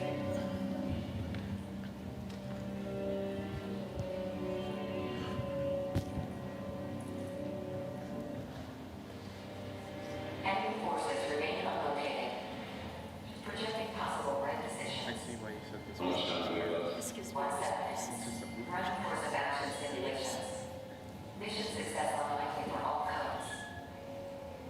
Every capability and code is on the table. We need to think differently to improve our odds. Kennedy identified an opportunity for a pre-authorized cyber exploit, an older support ship in the threat task group. Cyber exploit should disrupt direct defenses. As you find can deliver the exploit. The engineer survived to get in range to launch cyber payload. Eric, what if we modify one of your long-range weapons? require modifying the front end and updating the software? Would that be done? Improved mission profile. Request additional reconnaissance. Very well. Directive leads to cover the southern strait to define whether your UAVs fall out of the sky. We can print more. Air, execute weapons reconfigured with the cyber payload. Load air-launched UAVs and get Banshee off net. Surface, calculate window for simultaneous hypersonic strike time on top. IVO, let me know the moment comes while all firing units are restored.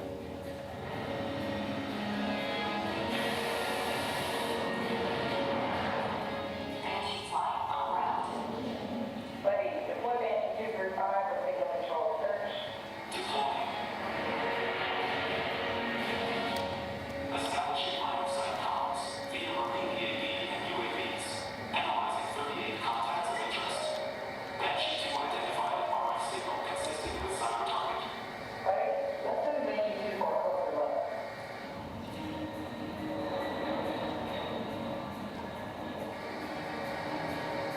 Positive ID and location of cyber target. Plotting launch point for cyber weapon deployment. Warning. Incoming enemy sounds. Engaging incoming missiles with directed energy.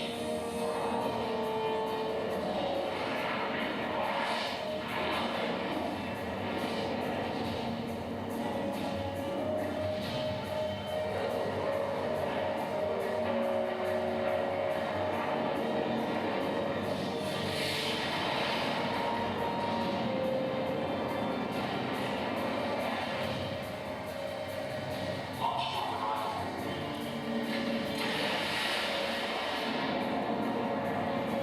Cyber platform within range of target. Cyber exploit deployed. Banshee 4 and 5 launching decoys.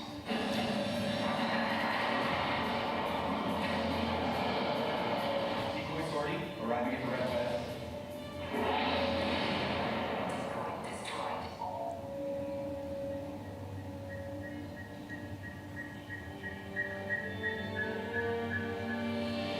Decoy 4 uncontested. Enemy air defenses degraded. We're in. Canadian coordinated hypersonic strike for the eyes. Request authorization for auto launch effect synchronization. Auto launch and effect synchronization approved. Weapons free.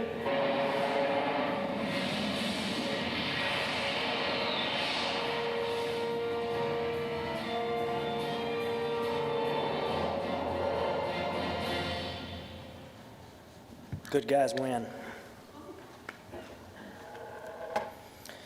That's my brief. That's my goal, and I'm ready to answer any questions you may have. I think we've got a question up front here. So, given the reports that we hear out of China, specifically in terms of like hypersonic weaponry, stuff like that, do we know where they are in terms of their AI capabilities, UAV capabilities, and can they do the same thing to us that we're trying to do to them? Yeah, in this regard, we're not the lone hegemon. I think that, the next decade or two will be won by who controls space and who controls AI. Militarily, they are getting very close to where we're at. Sheer numbers, their Navy is currently greater than ours. Their shipbuilding capacity is about 3,000% of what ours is. If it does happen, it's going to be gnarly. I estimate that in the first month of that potential war, we would lose more lives than we lost in 20 years in Afghanistan and Iraq combined. It would be the first naval incursion since World War II. Thank you. Any other questions? Other questions? We've got one over here. Lynn? To your right. Up here? Oh, I'm sorry, Mark. So with the electromagnetic disturbance or detection, can you, what are we working on for the next type? I know you said the fiber optic going to the drones, but is there another, I want to say, communication avenue or protocol that we are working on that's you know, something that's not susceptible to that electromagnetic kind of interference? Everything's susceptible to electromagnetic spectrum operations is the short answer. Okay. We are currently working on a counter UAS system that can detect a Group 1 UAS at 6 times the distance of any other system currently on the market. We're going to be adding, it's an EOIR system, electro-optics, infrared, but we plan to add an acoustics piece to it as well, so you have 3 forms of positive ID to hopefully deter the adversary. Excellent, thank you. But keep in mind that they're working really hard to ensure that what we're doing doesn't counter what they're doing, also known as a countermeasure. Any other questions? Jason, something you haven't shared with folks that I have been so impressed with. Would you just share a little bit about Bar Fight? About what? Bar Fight? Bar Fight. We have several products. I'd say the closest shark to the boat is a device called Bar Fight. It stands for Battlefield Reflector for Isolated Travelers Everywhere. And so my goal with making a product is A, come up with a cool name that looks good on a t-shirt, and B, hopefully sell it to the government for a lot of money. We licensed the tech from Naval Surface Warfare Center Crane, and when we licensed it, it was about the size of a beach ball, and it was called a polygonal asymmetric reflector. And we had different sides coated with different antenna patterns that could convey different messages without having to communicate. So the device is for combat search and rescue. So if you look back, I'm a retired intelligence officer, did this for 3 decades now. And everything seems to get upgraded, whether it's armament, radar, ships, aircraft. But not very much has been done for the isolated personnel on the ground since probably the 70s, since Vietnam. And so when this war kicks off, the first 2 things that are going to happen is China is going to launch ASATs. Those are anti-satellite missiles. And they're going to go after our MEO constellation, Medium Earth Orbit. That's where GNSS and GPS reside. So they are going to start shooting down our GPS satellites in the hopes of blinding us. The second thing that they're going to do is jam GPS. I have a picture of what Taipei looked like the day Nancy Pelosi landed. And it's because they jammed every single node in Taipei while she was there. China did. Well, our tech works in the RF spectrum, so radio frequency, and it employs 3 pieces that are important to the military with regard to denial, exploitation, and so I can't go too deep into that, but bottom line, it will provide a positive ID for a survivor in the water, on the land, via radio frequency waves. So it can work in a GPS-denied environment and still get that information back to the pilot. Mm-hmm. And we do that through various metasurfaces and retroreflectors. So that's one product that we're currently working on, hyper-focused on the defense of Taiwan. And to give you an example, when we talk about what this war could potentially look like, the Brookings Institute ran a wargaming study. 24 out of 24 times, the U.S. was successful in defending Taiwan. Yet 24 out of 24 times, the U.S. lost 3 carriers. There's 5,500 people on one carrier. So you potentially have 15,000 people in the drink with no ability to find them via GPS. And therefore, we have moved the needle on this device from a beach ball to the size of a patch. We wear an American flag patch on our uniform, and that's what it's going to look like they're wearing, right? But as soon as they hit the water, those life preservers inflate, pushes your arms up, and now you have this device looking bore sight at air breathers, aircraft, and or satellites. We have positive confirmation that our tech, that is as big as a credit card, has been seen from space.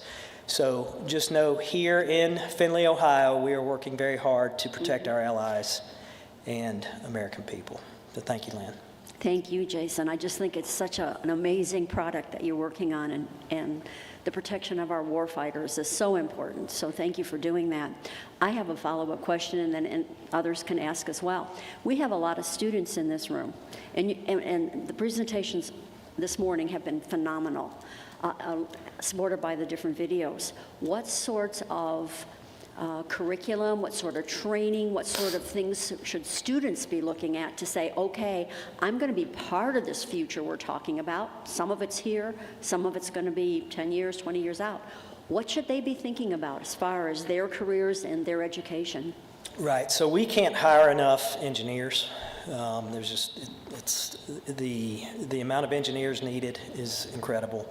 But I would also say to the gentlemen, the three guys that briefed earlier, cybersecurity is equally important, because you can have the best system in the world, but if it's not protected, it's inefficient. You know, I like nice cars, but it's no good if somebody hacks my car and kills the engine, right? So you have to be able to protect those assets that you value. And the Chinese, for example, the Chinese, Russians, and Israelis are extremely well-versed in cyber operations. Obviously, we're not worried about the Israelis, but the Chinese and Russians. Not to mention the amount of people that they have on the ready to conduct an attack. They are deeply, deeply embedded into our power grid, our water systems, our ports. And I've always said, you know, when we go to war with China, we don't have to worry about China invading us. Our country has too many guns. We will turn on ourselves if we're not prepared, because we won't have water, we won't have power, we won't have food. I read a report not too long ago that said the United States of America could lose up to 300 million people if they lost power for 9 months. That's significant. I don't say this to scare people, but it is the reality. Hopefully it won't happen, and hopefully, you know, what we do is build goods and services to give our warfighters that advantage, such a significant advantage that the enemy does not want to test us, and that's the goal. Oh, yes, ma'am. Any other questions? Other questions? We'll close with, I've got one more for you. We'll close with that, and then it's about time for lunch. Going back to the video, obviously there's a lot of AI implementation in that, and recognizing threats, how to respond to threats, things like that. That all has to come from quality information that the AI is fed. And if, as you mentioned, China's embedded in a lot of our systems, if they're embedded in our systems that are gathering intelligence, that's a whole other ball of wax. So with that said, cybersecurity is probably a big part of any defense initiative, that, especially the Northwest Ohio Defense Initiative. Do you see that as a growth area as part of what you and Ty were talking about here in Northwest Ohio? Because it does seem like a very good entry point for a lot of the people who are here for careers, and some high-paying careers at that going forward. All right, so is the question focused on AI or the accuracy of AI? Just in terms of what do we need to do to make sure that we're securing our AI system so it has the accurate information we need it to have? So I will start with, I'm no AI expert by any means. I'm not kidding when I said, hey, ChatGPT, tell me about autonomous mobility and AI-driven battle space. You can't work fast enough, honestly. I mean, I saw a quote yesterday from Sam Altman, CEO of OpenAI. He said, I don't care if it costs $5 billion or $500 billion. We will not stop, because if we do, we have lost. As I said previously, I truly believe he who controls space and AI autonomy over the next decade or two will be the new future hegemon of the world. So. Very good. All right, thank you guys. Thank you very much, Jason.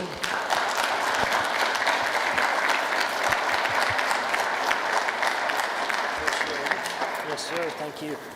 And so we have a door prize drawing, and then we will get to lunch here. We'll dismiss you for that. Again, if you were just joining us for that session, if you're a student and are looking to get credit for attendance, you can do that over at the southeast doors. Restrooms are out that way. Before we start dismissing groups for lunch, let's go ahead and draw for our next door prize, which is a drone. And our winning number is 578802. And this one is sponsored by Centricom. We have 2 more drones giveaways throughout the rest of the day. So Looking this for first one- 578802. We've got a winner? All right. Fantastic. Come on down. Congratulations.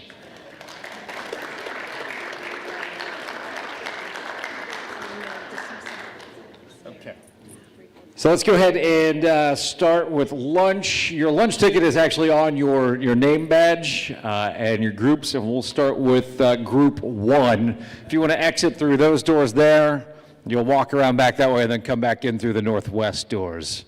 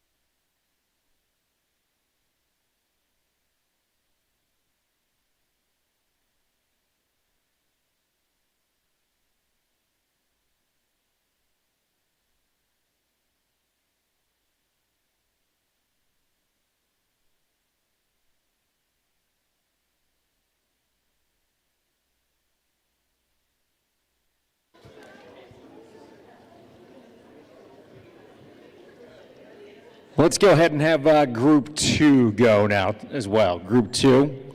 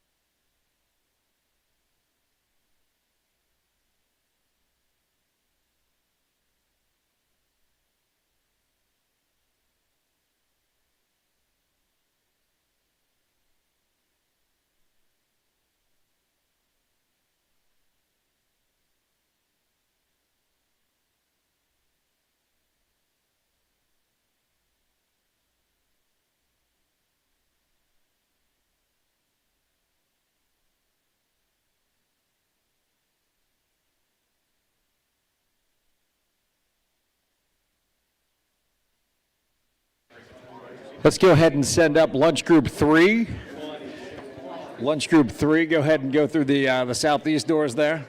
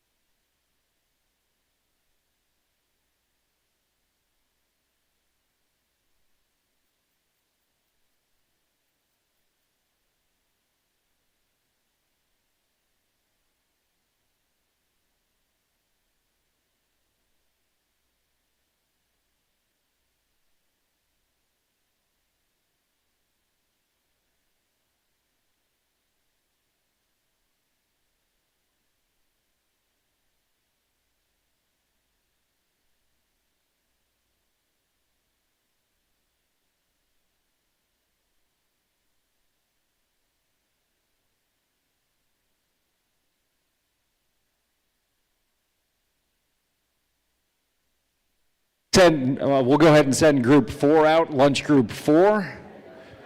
Again, if you just go out through the southeast doors.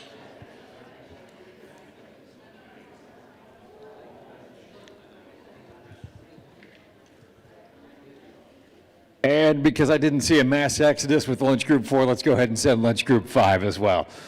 And that should be everybody.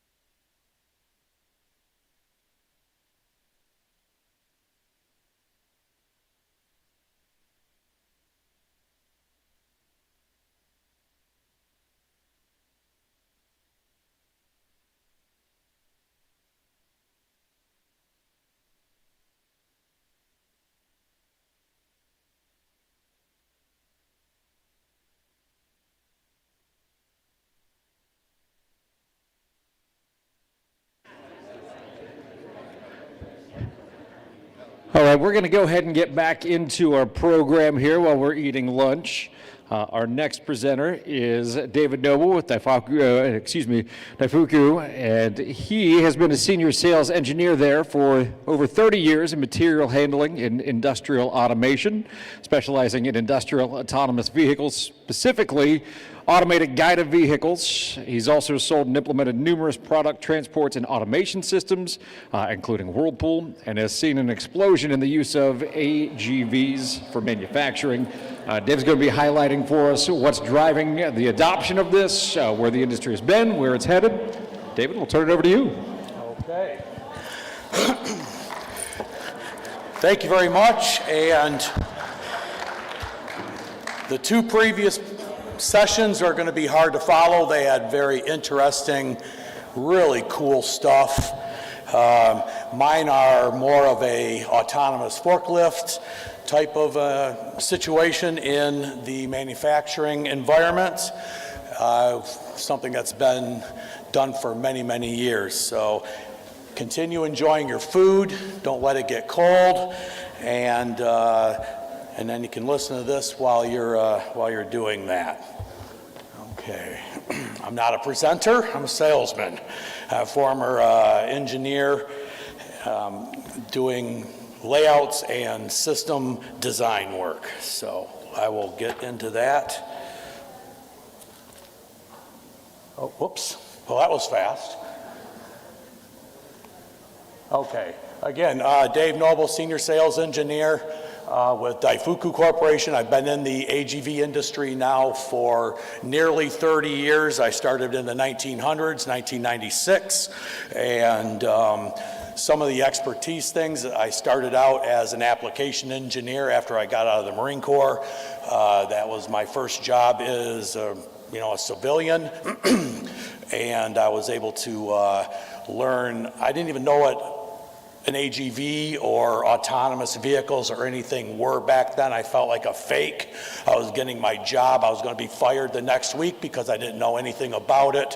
And 30 years later, I'm still in the industry, and it's received me well, and I love the industry, and this has been a great, it's been a really, really good industry to be in, and it's just mind-blowing how it's turned into drones in the skies and all this other type of thing that are becoming autonomous and making lives for everyday people a little bit easier. And that's what we're doing inside of factories as well. Okay, introduction to AGVs and AMRs in manufacturing. Okay, AGVs defined. AGVs are automated guided vehicles. Again, they've been in manufacturing for nearly 60 years now, at least on an everyday basis. And they use lasers, wires, magnets, and LiDAR as means for navigating or localizing within the facility, just like what the individuals earlier today were talking about on roads and things like that. There is infrastructure that we look at and we use to localize and know where we're at. AMRs also use sensors, and the AMR is a individual type unit that can quickly make decisions on its own to go around things and to adapt to the environment. What we found in manufacturing over the last, myself over the last 30 years is that just like your roads, just like your parking lots, lines, knowing where things are going to go, when they're going to make decisions, stop, go, and that type of thing, has really been, from a safety standpoint, important within the manufacturing environment for use of driverless means for moving product from point A to point B. So with that in mind, AGVs are now utilizing some of the same technology and that the AMRs are using, so those blurred lines are now becoming more of a solid line, and AMRs and AGVs are almost interchangeable with each other with regard to what they can do and how they operate. It's just a means of what functionality do you kick off at different times within the operation to make sure that you're reliably moving product on time, safely, every time. Some of the key benefits are improved boosting of operational efficiency. Again, I should have just had this come up like that. I'm going to do that for the rest of them so I don't have to sit there and push the button. Anyhow, boost in operational efficiencies just in time that's still something that's happening today. It reduces the amount of labor dependency. As we know, our population has been shrinking, and in order to keep factories populated with people, we've had to offset some of the labor tasks, the redundant labor tasks, with automation. So the automation, people are asking, like, well, you're going in, at least this was something that was challenged maybe about 15 years ago, before Elon and those were coming out with the driverless vehicles. So driverless vehicles within a factory was, kind of a strange looking thing, and people were nervous about it. But the adoption rate of autonomy within factories has grown through autonomous vehicles that we see, and people just now seeming to embrace technology and the speed in which it's coming out. And what's causing that are the improved sensors and things that you heard about earlier today from the fine folks that were up here. What are some of the market drivers for automating your factory? One is labor shortages, which I just spoke about. This actually takes the people that they're lacking off from the forklifts or material handling and putting them into a value-added position so that they can potentially make more money, and when they're doing work, they're actually making the product better rather than just moving it from point A to point B, which actually costs money, which is just opposite of what everyone wants to do, and that's to be reliable and profitable. So the demand for faster goods from the manufacturing to the warehouse to the fulfillment center out to Amazon delivery or whatever other thing you're using to your doorstep within a handful of hours. It's pretty crazy. And what we've learned about earlier today are the semi-trucks that are becoming autonomous and everything that's going outside of the factories. So what they talked about this morning outside of the factories, we've been doing that for a number of decades inside the factories.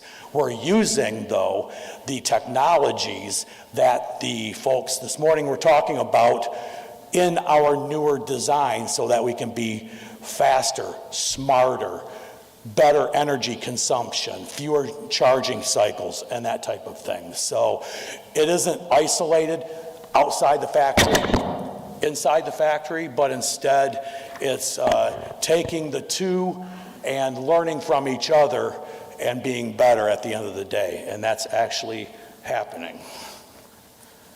Whoops. AGVs.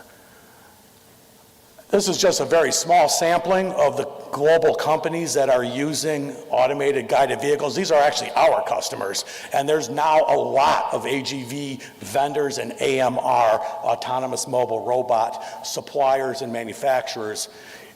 It's exponentially grown. So in the industry, 15, 20 years ago, there may have been 5, 6 core AGV companies, but now there are 25, 30, 40 different ones that are coming on, and they're coming on very quickly because the technology, the sensing devices, the controls, the communications are all becoming affordable and reliable and safe for uses in many different types of applications. So we have been gaining customers significantly because of the new technologies that we are able to put on board because of all of the other things that have been done within the industry, sensors and so on. Why are these companies using these? Proven return on investment, faster return on investments, and scalable.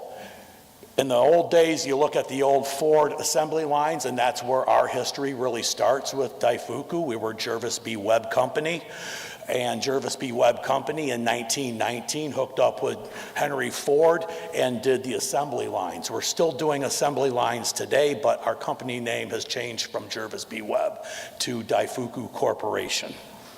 So, and the advantages that we have by automating assembly lines with autonomous vehicles is that you can walk around the vehicle. You don't have fixed monument conveyor systems. You can make changes very quickly rather than week-long or month-long shutdown periods in order to make the major changes or get a new line up. Okay. AMR and AGV manufacturing applications, trends, and benefits. So, again, I'll do this. And we'll talk about them. Make sure I got them all. I got one more. There we go. Okay.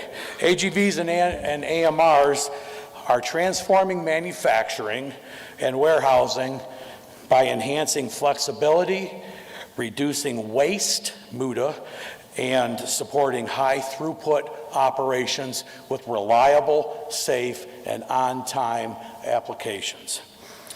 AGVs and lean manufacturing enables just-in-time deliveries of goods to and from the assembly lines and with the warehouse, and also trailers heading out to their destinations. They support flexible, full access to assembly, just like I had mentioned a moment ago, being able to have a monument-free assembly line and an operator being able to walk all the way around the product rather than having one person on one side of the assembly line and one on the other.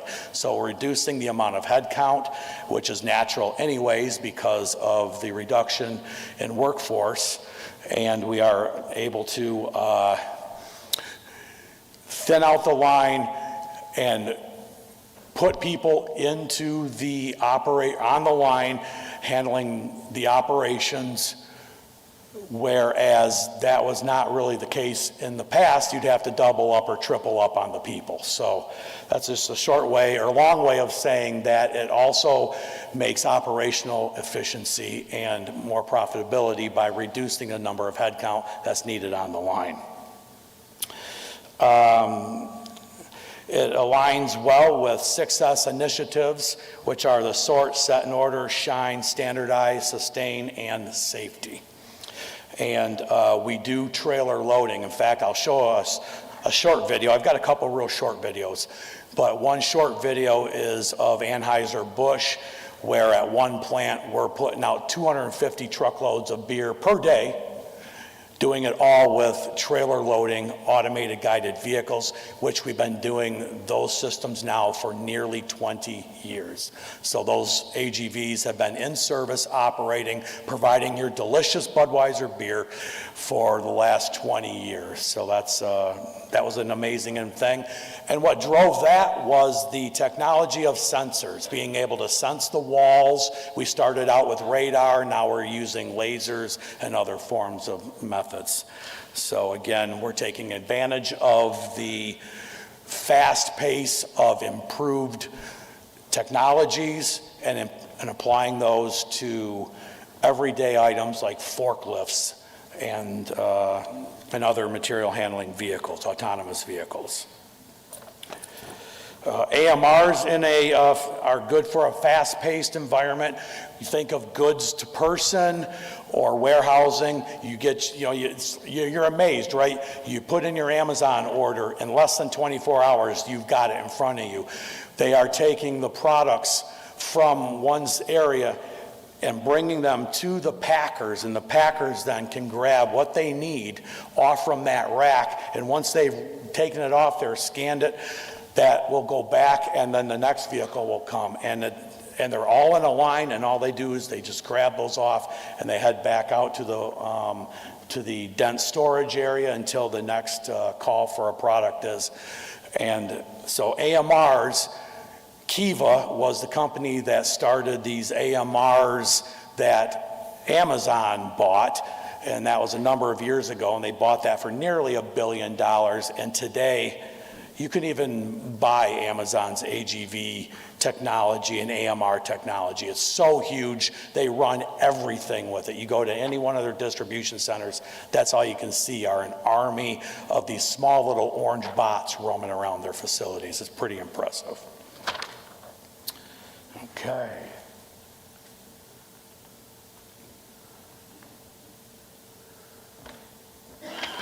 Integration. Communications, I heard a lot about communications today, and that's extremely important.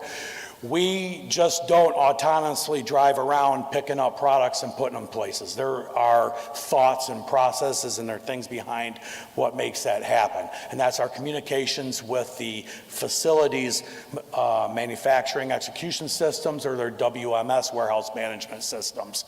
And those are tied into the assembly lines, and they're tied into the orders, the manifests, and then it's just like a truck terminal dispatching system. You have a customer that has a product that needs to be delivered, or a customer that's requesting a product. They get hold of the truck terminal dispatcher, and then the truck terminal dispatcher, semi-truck, will then dispatch a truck to go get that load and then deliver it over to the other load, or to the other area.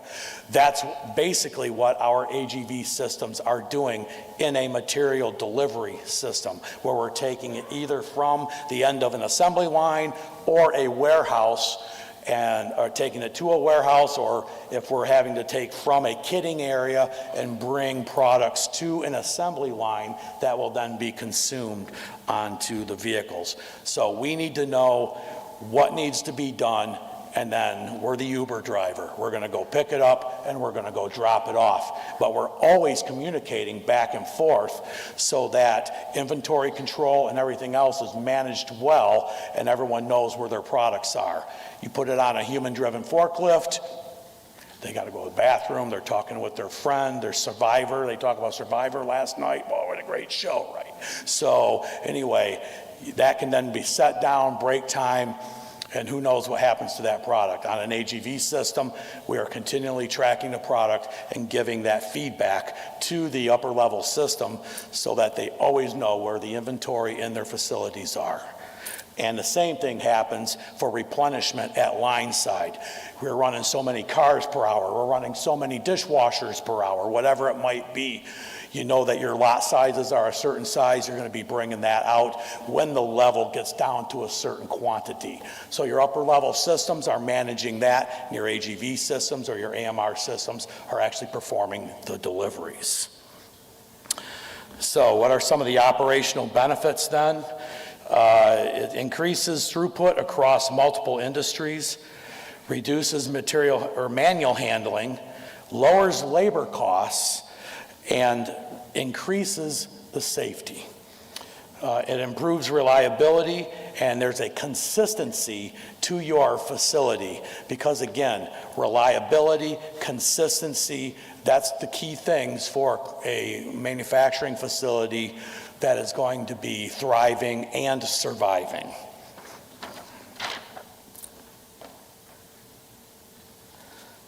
Okay. This is, I got a couple little videos here. The last video I have it's got sound. These don't have sound here. So I'll tell you what this is. This is a AGVs at Ford. Now if you look at them and then you look, if you see those and then you see the AMR that you see when you're looking up online, AMRs versus AGVs and that. Again, this is where the lines are no longer becoming so blurred. They're becoming actually rejoined because these vehicles here are using the LiDAR-based navigation, which is where the AMRs started out at. The AMRs, you know, they have that one LiDAR style of navigation. They're improving with the other stuff that we're going to be bringing in from the automotive and like the Teslas and things that we were spoken about this morning by those three young guys here. They were fantastic, by the way. And So, oh, it's already running, good. Anyway, so they look like an AMR. This is an AGV because it's following a fixed path. It's not making decisions like I'm going to drive around something or making that type of real-time decision. There is a purposeful path that's going to be done in order to get the job done the most quickly and efficiently way possible. So the differences here is one we were picking up from a static stand. Now, being able to do that in a manufacturing plant and not have to have a conveyor at the end, you can have many, many different pick and drop locations where the automation is actually on the vehicle and not on the stand itself, saving a lot of money.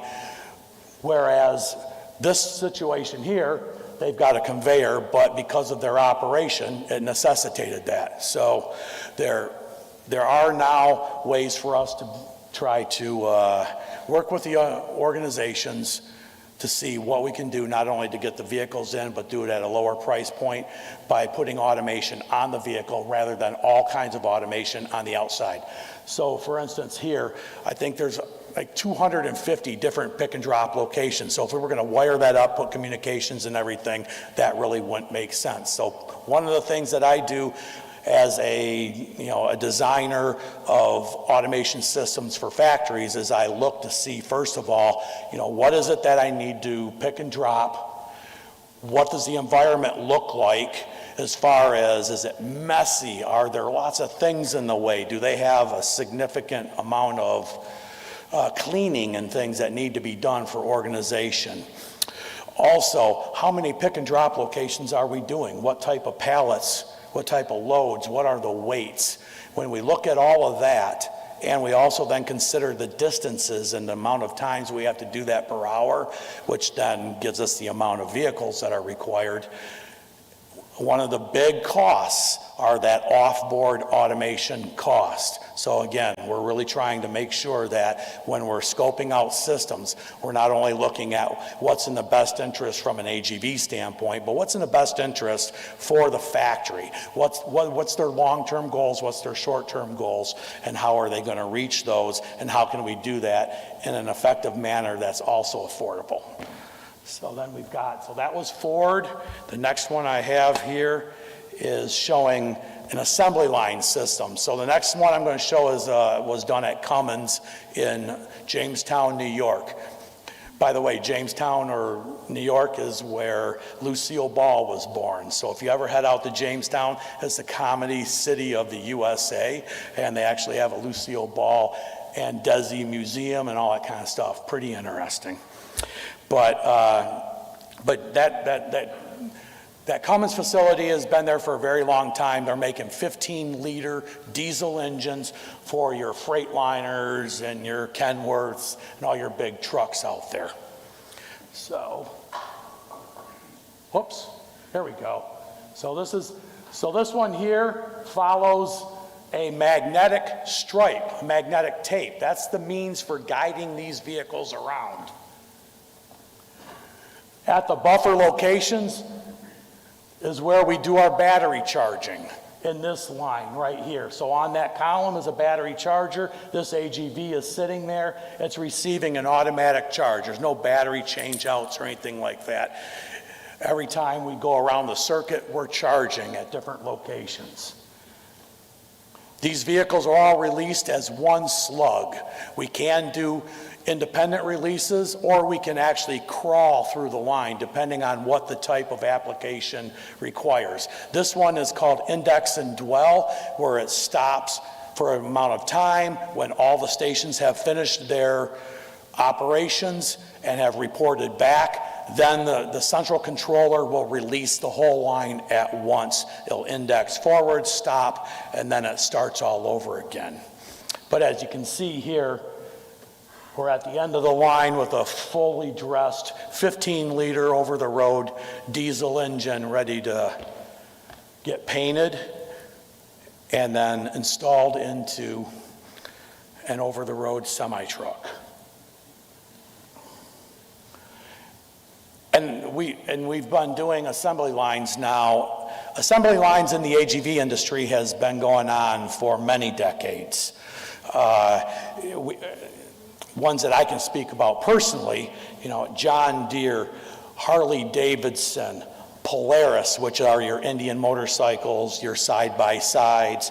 Tesla's Model S was first built on an AGV assembly line, so autonomous vehicles being built on autonomous vehicles, pretty cool. So there's a lot of videos out there. I encourage people to go out online, YouTube, look at all the different types of vehicles that have been and what are coming out in the future here. Oops, seen that one. Okay, forklifts. Forklifts are, I would say, kind of a no-brainer. They talk about a fork-free environment now in manufacturing, but that's human-driven forklifts. When it comes to autonomous or AGVs, AMR forklifts, the safety standards for these are extremely high. You know, we talked about earlier today 360-degree sensing, and that's still the same with these. We can see all the way around the vehicles depending on where we are in the factory. We will have different profiles for the sensors. So if I'm going around a corner or if I'm driving next to a wall, you know, I'll bring my sensor profile in so I'm not seeing that physical object that's there every time.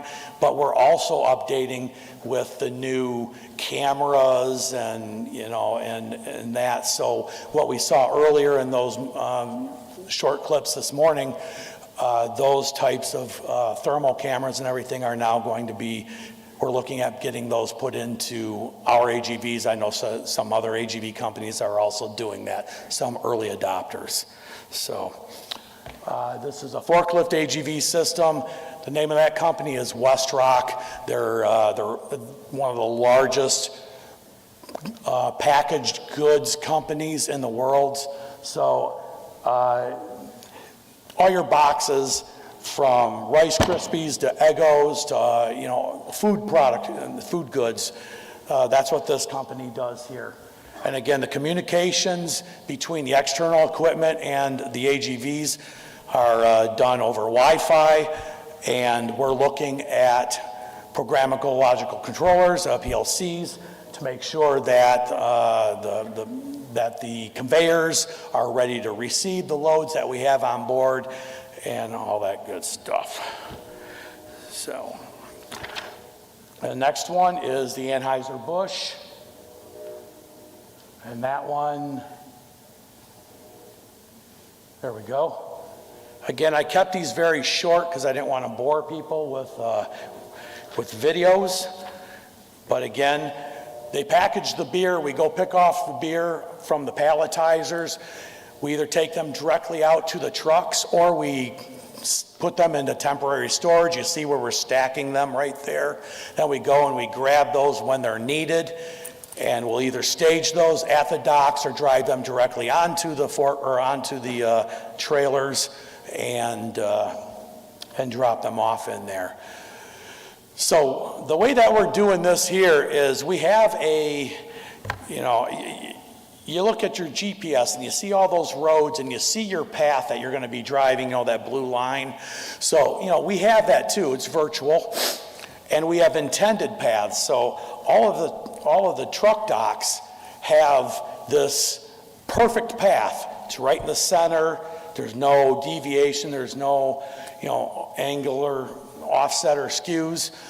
You know, it's perfect. And then when we drive past that opening, our sensors then are looking inside the truck, and then we dynamically adjust that intended path to what the path we will take based on that semi-truck not being perfectly staged at that truck dock. So unlike my definition of fixed paths, very stringent, that is a little bit skewed when it comes to the trailer loading, because we do allow then at that point for an adjusted path that we'll follow. And then we follow that path all the way until that truck is done, and then we will have a new path the next time another trailer comes up. So that was, we'll do that one. We'll do that one more time. Everyone loves watching beer, right? So, again, coming in, getting palletized. It's about 2,300 pounds per pallet, pretty heavy. Again, stacking. These are all lanes that we're building in preparation based on SKUs. Sometimes they're dynamically set, meaning the same SKU goes in there all the time, or not dynamic, but fixed. Other times they're dynamic. Once you empty that lane out, it's available for a whole new product type. So, lots of sensors and everything on here, but again, these are nearly 20 years old. So not quite the sensing capabilities that we have today. The whole new trailer loaders look a lot different. All right, this is the one with the sound. So Mercury Marine called back in about 2016 and said that they were looking to automate their assembly line. There was 3 different parts of it that needed to be automated, and one is the gear cases. I keep hitting that thing. The gear cases are assembled on their own assembly line. The blocks are assembled on their own assembly line, and then there's the final assembly where they all come together. And so you'll see 3 different types of vehicles here. One's a small little white one, and it's got a frame around it, and that's what's holding the gear case. That's the gear case assembly line. The second one, you'll see, it's an orange vehicle, and it's carrying a motor out the back end of it, like a car-looking motor. That's the outboard engine motor. And then there's a big AGV, and you'll see the whole motor suspended off from the back end of that. And there was a lot of integration that happened with that one. That was a whole brand new assembly line that they had brought on for their 350 and below horsepower engines. And well, down to 200. So the line is for 200 to 350 horsepower engines. And so we worked very closely with an integration company that actually did all of their the tooling and all that with the assembly line, and they were the master integrator, and we came in with our AGVs to do the rest. And one of the big parts of it was the motors need to be tested before they are then taken off from the AGV, the final assembled ones. We actually back up and drop those down into a hot test tank there's water in it, and then there's an operator there that'll hook up the gas lines and everything, and they'll do a full test of that motor while it's attached to our vehicle. If it passes, well, then that's fine. We'll take it to the next location for the next operation. If it fails, then it goes to a rework area, which is very typical for assembly lines. Engine will get reworked and go through that same process again. So other things that were important for them were ergonomics. There's a lot of females that are working in the Fond du Lac facility, and they wanted to make sure that they were provided an environment that was not taxing to not only them, but the guys and everyone there, right? To make sure that they weren't getting the repetitive motion injuries and other types of things and make their work experience much better. And the AGVs definitely did that compared to what it was like before. Qualities, they talk about quality, safety, and you can see the organization, you can see the successing that's going on there. It's very clean, their employees are happy, and these AGVs have really made an impact, a difference for them. So we'll play that video here.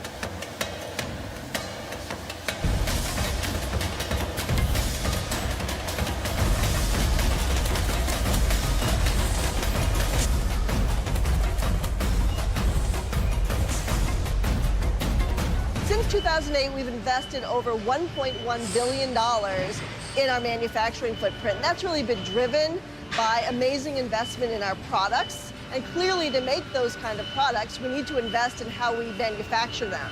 We have many, many more women working today in the plant than we used to, and part of that's been enabled by the systems we've put in. Heavy engines are hard to move from station to station, so we have a lot of aided lifting and maneuvering of those engines, which enable a much broader workforce to be able to safely work in our plant. The employee engagement we have across Mercury is amazing. We couldn't do what we do without every single employee in this building.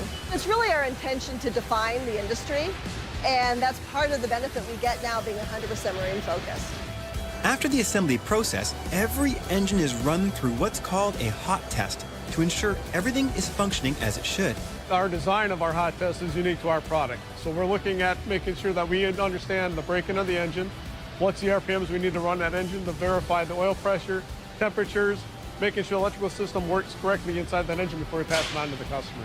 So the engine, when it comes in the hot test tank, is going to lower down into a tank of water, just like it's sitting in the lake to run the engine. We're hooking everything onto it from a throttle control, fuel itself to run through the engine, looking for water pickup, water pressure, oil temperature. There's a hood that comes down. It's a very visual management system, so the operator's got a recipe that they do not touch. It automatically runs based on that model that's coming in there, runs through the test. After it finishes the test, the hood itself will turn a green color, let them know that it's passed the test, it's a good engine going out to the customer. It'll turn red if there's a defect in that engine, make sure it cannot go out to the customer, and it stops that engine from going to the final operations. It'll send it into a repair bay. That was Mercury Countless Marine, hours of research and design going to each and every engine. They have they purchased a few assembly lines from us, and the largest outboard motors that are assembled on my AGVs are the 650 horsepower.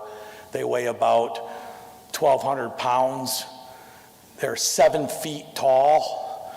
And unlike your normal engines on the back of your pontoon boat, when you go to turn, the whole engine doesn't do one of these things. It's only the bottom part that turns because they're so large. It would throw your boat off, especially the ones where you see 3 or 4 or 5 of them on the back down there. It's just insane, 3,000 horsepower. I don't know. That's my 23-foot pontoon boat would sink if I had something like that on. It's pretty amazing. Okay, now, how do these things get around? Navigation and safety. So natural feature navigation, again, offers deterministic and predictable performance. We know exactly where we're going to be going. It's determined, and it's predictable because the routes have already been set in place and they're marked out, and your employees and people know that if I stand here, I'm going to be safe. Whereas on the AMR world, they have more autonomy to make their own decisions and drive off path and get around things. And that can be a bit confusing for the individuals there unless it's clearly marked out as a passing zone or an AMR free roam zone. They provide great flexibility with predefined alternate routes. So like I just said a second ago, instead of having free roam zones in an AGV natural feature application or LiDAR application, we will have alternate routes based on, we will make a decision to alternate what we're doing based on downstream circumstances. The current industry trends of adapted routing fall apart quickly when you have a manufacturing of high volume, high throughput, where you need things like a train just to get there. And it's got a location where it's destined to. So driving off path and that aren't really your best ways to do that, not that I've found so far. So in a manufacturing environment versus your warehousing, distribution type of environment where you're bringing goods to the person to pack out, that we really haven't found where just driving around items and stuff really makes a whole lot of sense. Not only that, but if you have pallets and things that are left out in your aisleways, you should probably get that taken care of, because again, that's not safe, and it's predictably unsafe, and it does waste a lot of time. Okay, and adapting to bad housekeeping. Well, that was just pretty much what I was just saying. So natural feature does allow for adapting to bad housekeeping, but you're better off to have better housekeeping so your system can run smoothly, reliably, and get your product there on time, because you don't want your assembly line going down. And if you're running an injection molding plant, you especially don't want that happening, because then now you've got stuff in the screws and everything. If you aren't shooting product and it's backing up, now you're going to have significant downtime fixing that problem. Another type of navigation that we have is laser navigation. Lasers sort of similar to the natural feature, except we're not looking at the environment of the facility, but instead we're putting a reflector out. And we typically will put that at 7-8 feet elevation. It's not where a bunch of people are. Typically there's not a bunch of product that's laid out in front of there, so you can see up and over it. And you're basically triangulating then on fixed locations within the facility, reflectors that we know the exact XY coordinates to, and we're maintaining that fixed path and localizing and navigating based on the feedback from there, and we're plus or minus 12 millimeters with the laser navigation. Oh, I should have done that. Okay, uh-oh.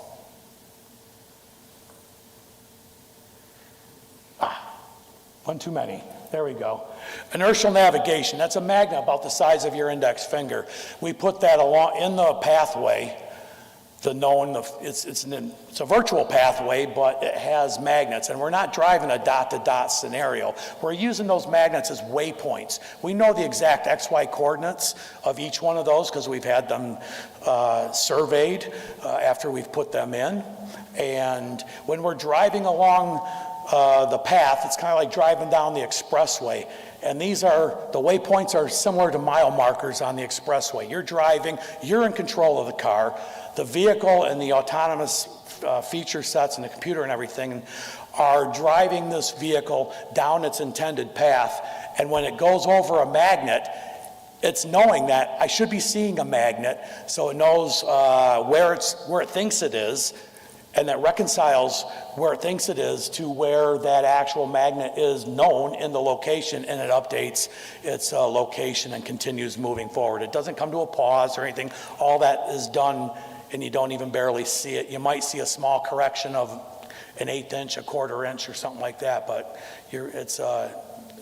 today's devices are incredible. And we use a gyro, wheel encoders, and other forms of sensors to make sure that we're on that right path.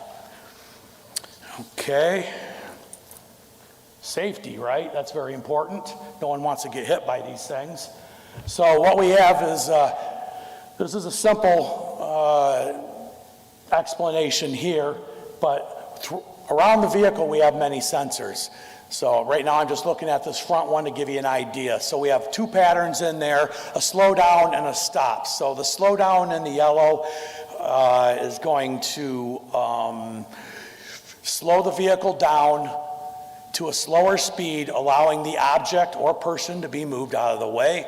And when it gets into the orange zone, the vehicle will then come to a stop, but a purposeful stop. If it happens to be in the red zone, we're locking up the brakes. We need to come to an immediate stop at that point in time, because whatever it was introduced itself and it hasn't moved, and we can't go any further. But let's see. As you can see, we put a lot of these sensors on here. So as you can see, the side sensors, it's like a whole wall basically on either side of the vehicle. If you reach your hand in there, stick a broom in there, whatever, the AGV will stop because of that. We also have on the front a sensor that's looking downward. So again, we're not only just looking out front like that, we're also looking down. And these will all be changing probably within the next year or 18 months with the newer camera technologies. And in this case, we'll probably have fewer sensors than we will have more sensors. But we're not out driving on I-15 or I-5 in California or anything like that. Challenges and limitations. Okay, I'm going to read a little bit more on this one. So, addressing these challenges are vital to unlocking the full potential of AGVs and AMR automation in manufacturing facilities. So, existing environments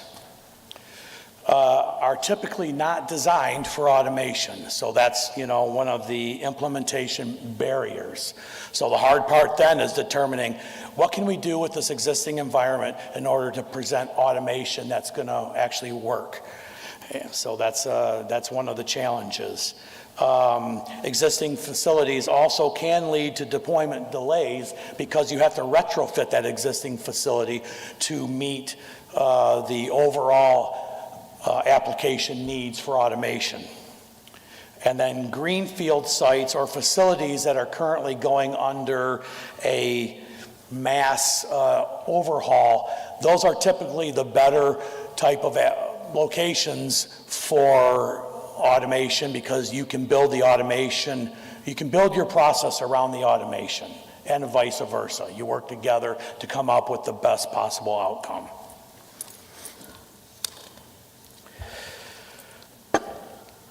Okay, I'm doing this again. All right. Systems integration issues. Like I had mentioned before, there's a lot of different AGV companies now, all making different products, and the manufacturers have found themselves confused. Like, well, I've got company A, but company B, I really like what company B has. So what, they're frustrated, and they have been frustrated for a long time. Again, technology has driven us to a place where now we can commingle different types of AGVs from different manufacturers within the same system doing the same work. And there's a standard out, VDA 5050, and that's that standard that is setting up those standard protocols that if that AGV manufacturer follows that, they will be able to commingle and use those AGVs within another company's AGVs. That's a real bad. That wasn't very clear, was it? But in order to have that happen, there is a piece of software from a third party that typically is the boss of the AGV or AMR system, and it communicates. It's got that same protocol that can be used by the different vehicles. Hence, now they can all reside on the same path with each other, perform traffic control with each other at the intersections, and do all that stuff. So just like we're doing out with the cars and that.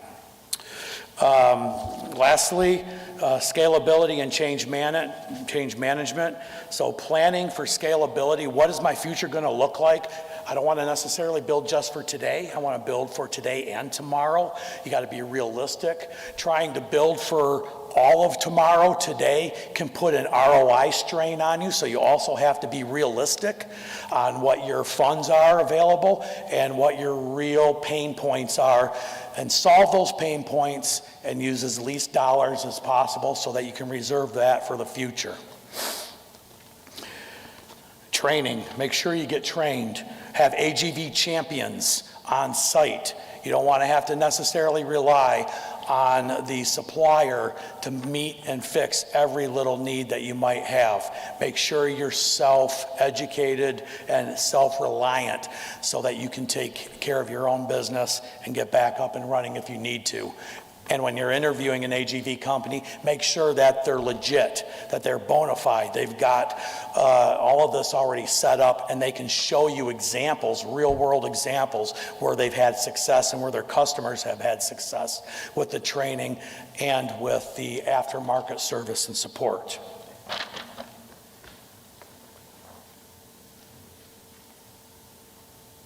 Okay.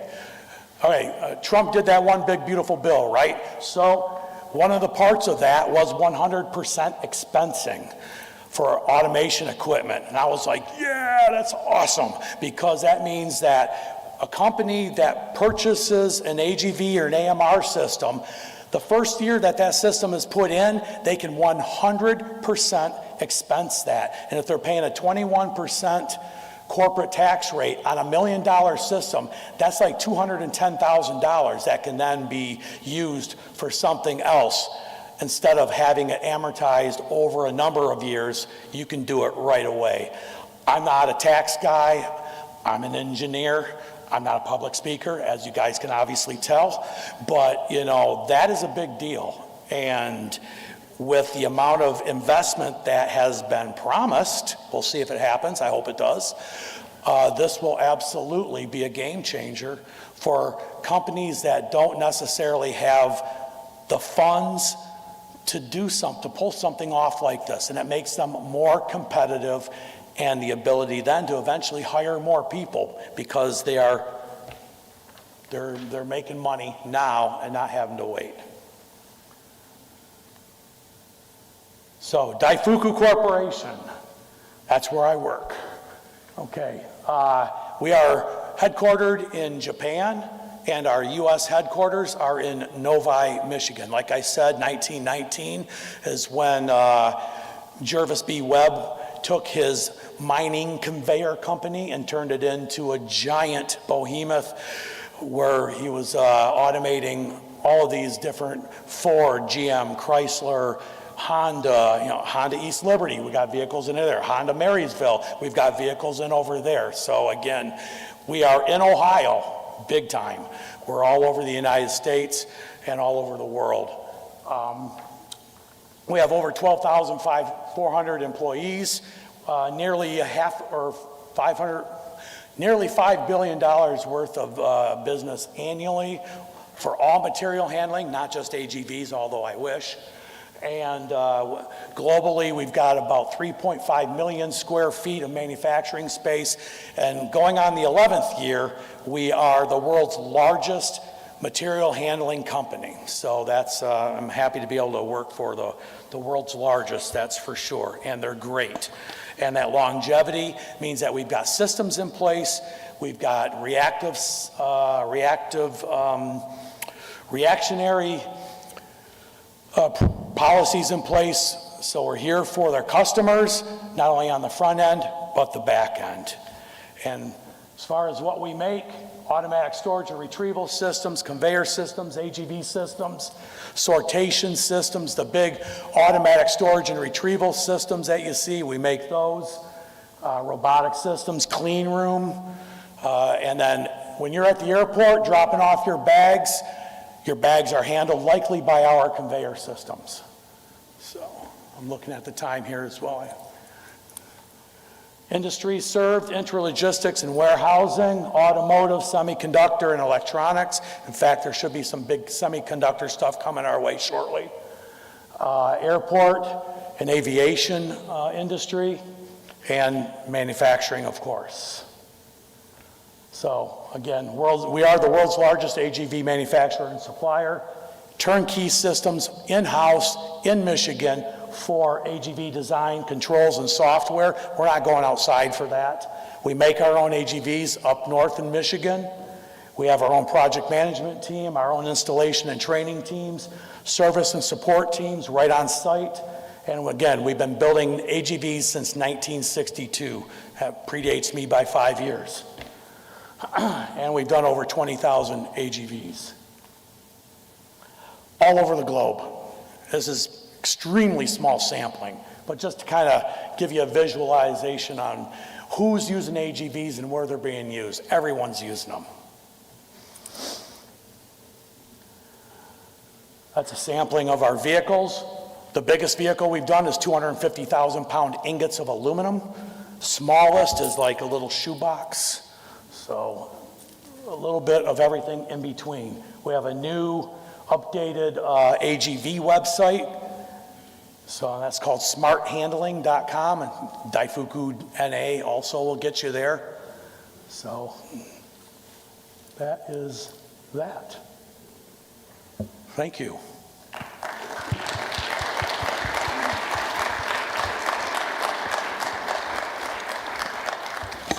All right, do we have any questions for David? And he'll be part of our panel discussion here in just a little bit as well. Question back here? Lynn has a question back there. I do. Is, with all the new technology, what is going on in the aftermarket when a company gets new equipment and they still have viable life left in the little movers? I'm not sure I heard all of that. I lost a fair amount of my hearing when I was over in Desert Shield, so sorry about that. Can you say that one more time? she was talking about the aftermarket, when you update equipment and you get new equipment in manufacturing.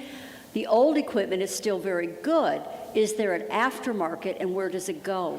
Oh, an aftermarket, honestly, not really. I haven't really noticed that very much. We don't sell any used vehicles. I know that there are some people who have updated their technologies or replaced their technologies or just eliminated AGVs because it didn't fit their specific business need anymore. I've been called by companies asking if, you know, we want to buy back our vehicles and that, but it's, the thing is that the technologies from back then, yeah, it may be still good, but it isn't the latest and greatest, and there has been a number of improvements likely that's happened. So I don't see a big need or a big space now anyway for aftermarket. But that could easily change, especially with the costs are coming down because the components are becoming more readily available or not unique per se, or custom or one-offs. And we're going to have to wait and see what happens with our economies over the next decade. With AGVs and AMRs being more prevalently used within the manufacturing environments, it would seem likely that there would be some more aftermarket, but I'm not really in a place to answer that question at this point in time because I don't have any experience with that. Lynn, we've got a question over here.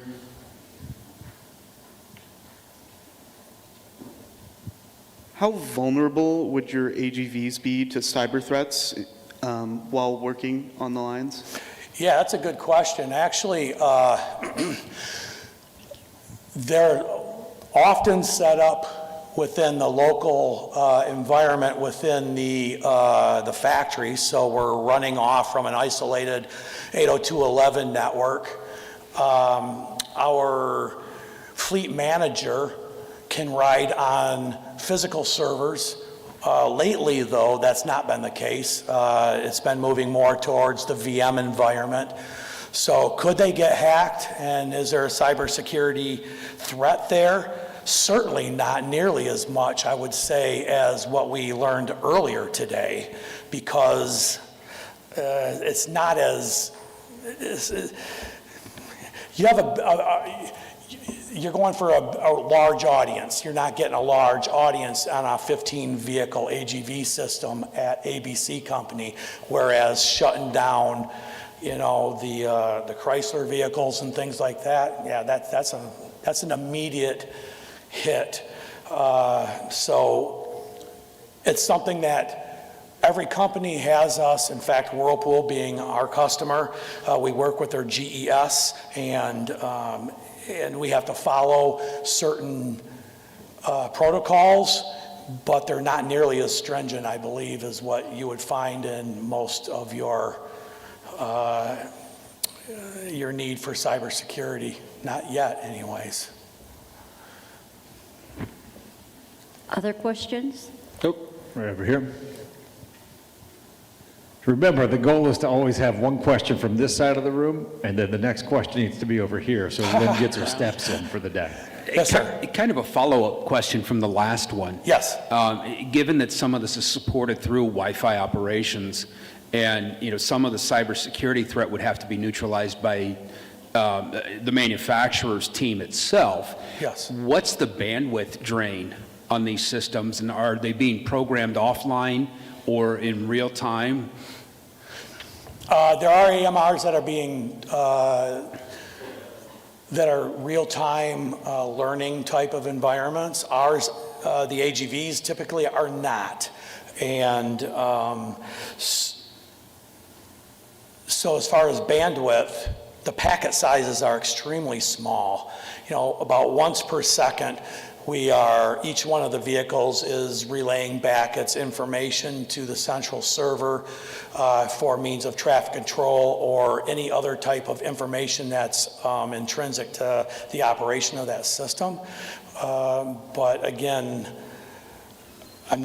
it's being programmed offline.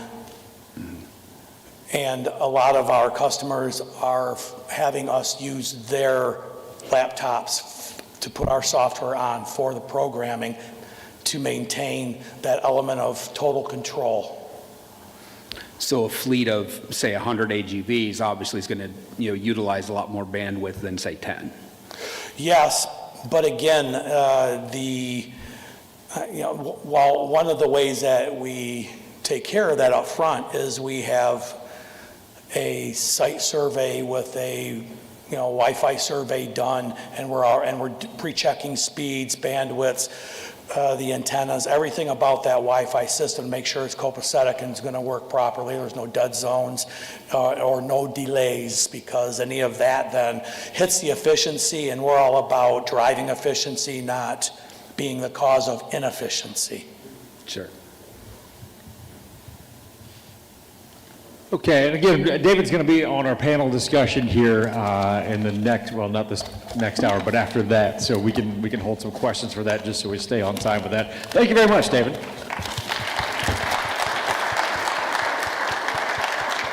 And with that, it's time for another door prize drawing. And Doug, this is sponsored by our local alliance, Economic Development. Oh, then I just get it. Yeah. We don't even have to have the your drawing. team. I can just take it then. Your team. Okay, all right. It is going to be really awkward if I draw my number here, but we'll see if we can avoid that. I don't know if Matt will let you take I don't know. Let me take a good look. And this is for a drone. 578707. 578707. All right. Monica's getting a drone today.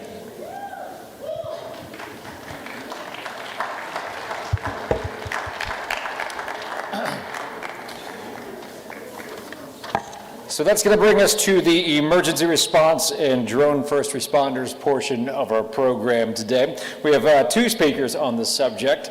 First is Bruce Chambers with the Tiffin Drone Academy. He's also the owner of an aerial point of view drone services and training, and has been designing, building, and flying RC planes and helicopters for more than 50 years. By trade, he's an IT professional, but when drones first started appearing, he offered RC vehicle with a revolution computer inside it. That was love at first sight for him. For over 15 years, Bruce has watched the drone technology continue to grow, and he's been specializing in drone technology for first responders, city, county, and state governments, along with agriculture needs. We'll also hear from Sergeant Jason Iden with the Ohio State Highway Patrol and their UAV coordinator. He has nearly 24 years of experience with the Ohio State Highway Patrol in various roles and positions. Over the course of his career, he served at the Findlay, Bowling Green, and Swanton Patrol Posts, as well as the Findlay District Headquarters. And then in January of 2024, he was selected to serve as the Highway Patrol's Unmanned Aerial Vehicle Coordinator. So we'll have them come up as they are. A reminder for any of our students who are taking part today and need to get attendance credit, you can do that over here. If you're leaving and not attending the next portion, also restrooms are out to the left, and there's a charging station for your computers and cell phones all the way over to the left as well. Gentlemen, I don't know if you want the podium or if you want to, whichever one. Okay.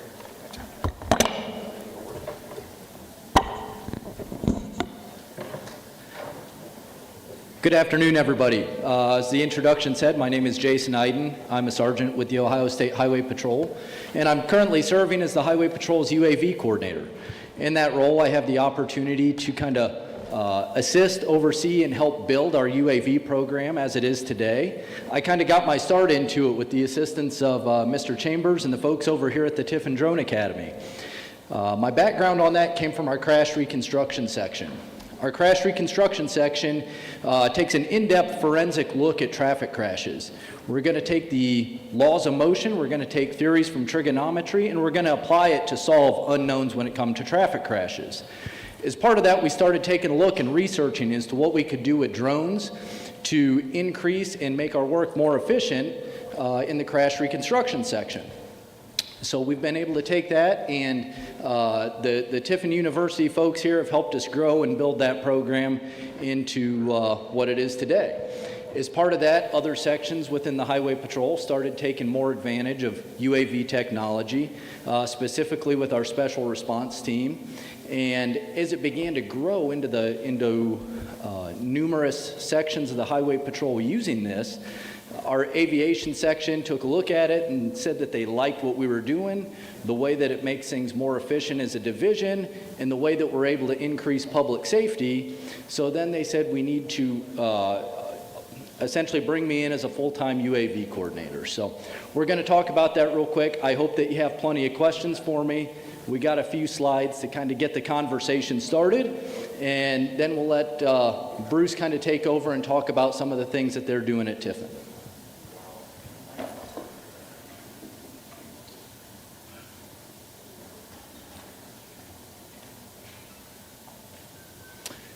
Okay, many of today's emergency response plans involve incorporating UAVs into the program. With the tempo of calls for service, as well as the fact that we're all a little bit shorthanded when it comes to manpower, we've been able to find that drones serve as a force multiplier. We're able to be in more places at once without all of our assets being taxed quite as much. With that being said, one thing that I caution agencies a lot that I talk to, just because drones as a first responder or drones in general is becoming a popular term and a popular device, it's not going to be the answer for every problem that we have.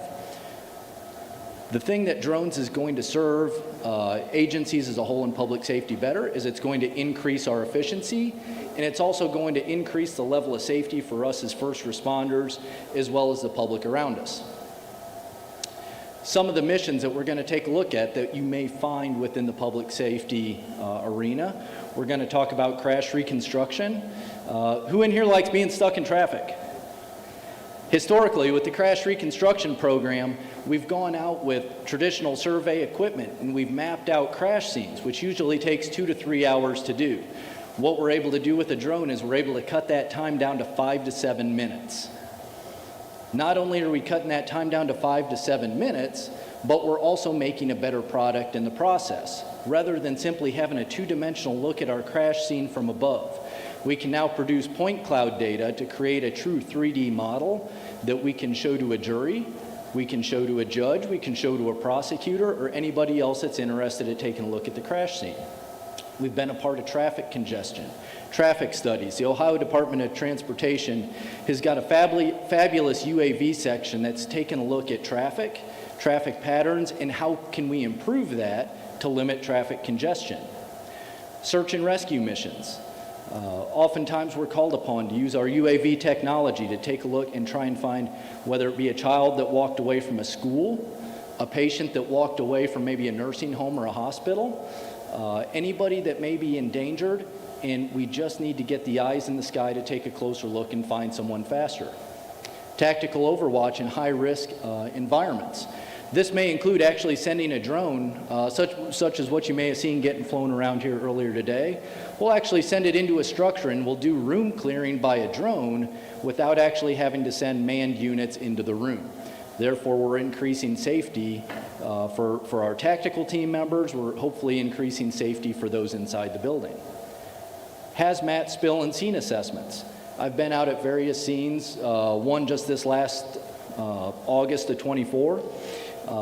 There was a large hazmat spill out on the Ohio Turnpike as part of a large mass casualty scene. And as we arrived on scene, there was a lot of concern because there was a hazmat spill at that crash scene, to the point that the first responders wanted to take a look at it and make sure we're approaching it safe. One thing that we were able to do is actually send in testing material with a drone into the scene to give the hazmat teams an idea of what they were going to deal with as they approached, and now they were able to approach with a safer approach. They were able to approach and know that they could be in there for a limited amount of time, and they could do so safely without actually going down scene into that danger area with the unknowns. The other thing that we're called upon to do on a regular basis is damage assessments from natural disasters. Tornadoes is probably the biggest one that we deal with. Is these incidents happen and they're trying to get an idea of how widespread is an incident, how bad is an incident. We can go in with a drone in a short amount of time and hopefully give a good estimation of what it is that we're looking to deal with and what kind of resources are needed to take care of that issue. For public safety agencies to be successful in drone operations, there's some things that we need to keep in mind. One of the biggest issues that I run into when I talk to agencies is a department may go out and they may purchase a drone, and they're going to hand it to a guy that's interested in drones or may have flown one that he bought at Walmart. The problem is they need to provide some direction. What is our mission? We're not going to go out and fly a drone just because it's fun or just because it's the new tool that we have to use. So how are we going to comply with some of the federal regulations? How are we going to select operators? What kind of devices are we going to choose? Are we thinking about airspace safety? At the end of the day, a drone is an aircraft. We need to treat it as such, and we need to make sure that we're sharing the airspace safely. How are we going to maintain our equipment? What are we going to do when things go wrong? As much as the technology has improved, and as good as the technology is, things still do go wrong. Do we have contingency plans in place for that? What kind of incident reporting are we going to do? And what is our privacy and transparency going to be like? One of the biggest things in getting public buy-in in these projects is how are we sharing the data? How are we letting everybody know what we're doing with it? I often talk to agencies and say, we don't want to hide what we're doing in drones. We want to talk about what we're doing in drones. We want to share that with the community, and we want everybody to know how we're becoming more efficient and making the community a little bit safer. We've partnered up with the Tiffin folks, and once a year we'll put on an event for National Drone Safety Day. And a big piece of that event is to be able to go in and share with everyone in the community what we've done with drones and how we're making the community safer because of it. Something that I deal with a lot that we'll see here. I run into a lot of agencies that will talk about, because I'm a police officer, because I wear a badge, or because I'm in public safety and work for the government, the FAA regulations don't apply to me. It couldn't be further from the truth. So building a set of policies and operating procedures that understand that as a law enforcement officer, I am a commercial drone operator, and I'm expected to hold a high standard of safety, and I should be setting the example for others to follow. So where do we start in building a drone program? The first place is to define our mission. What type of missions are we going to fly, and what are our expectations with drones? Are we going to go out and map crash scenes? Are we going to do tactical overwatch? Or are we going to go clear buildings and rooms? Number two is training is vital. The number one mistake that we don't want to make is we don't want to just hand off a drone and say, go practice, go learn, and you develop the program on your own. I always talk about phone a friend. In this line of work, the drone industry is evolving so quickly. We have to have individuals that we can rely on for additional knowledge. Who can we call that has experience in this arena of drones? And how can we help use that to build our individual program and serve our own needs? What are we going to do with data? When we go out and we run our flights, what's the purpose behind it? When we take photographs, what are we going to do with the photographs? How are we going to store those? How are we going to ensure that those are safeguarded and we can validate that for court purposes? If we take video of scenes, if we take videos of a missing person search, how are we safeguarding that information, and what are we going to do with the data afterwards? And transparency builds trust. The number one thing that we can do is make sure that we're sharing the information that we're gathering. We're sharing the information around our missions, and we're letting the public know exactly what it is that we've done with drones and how we're using that to increase safety in the community. A couple examples of types of drones, because one of the things that I run into a lot at different agencies is, what drone do I choose? Well, at the end of the day, it's going to depend on your mission. If you take a look up in the upper left-hand corner, this is going to be an example of something that we would use for tactical building entries. We're going to use this for interior inspections. This isn't going to be a good drone if we're going to go do outdoor overwatch. While it may get the job done to a limited extent, it's not necessarily the best tool for the job. If you look in the upper right-hand corner, if I need a drone that's going to go out and give me thermal imaging, it's going to give me some extended capabilities for flight, as well as just an overall stable flyer and maybe some unstable weather, that's the tool I'm going to go to. Down below it, this is going to be a good general purpose drone. It's going to be a drone that's going to get the job done kind of regardless of what I need. While I'm not going to put that inside of a structure, it is going to give me some thermal capabilities, and it's also going to excel at crash scene mapping.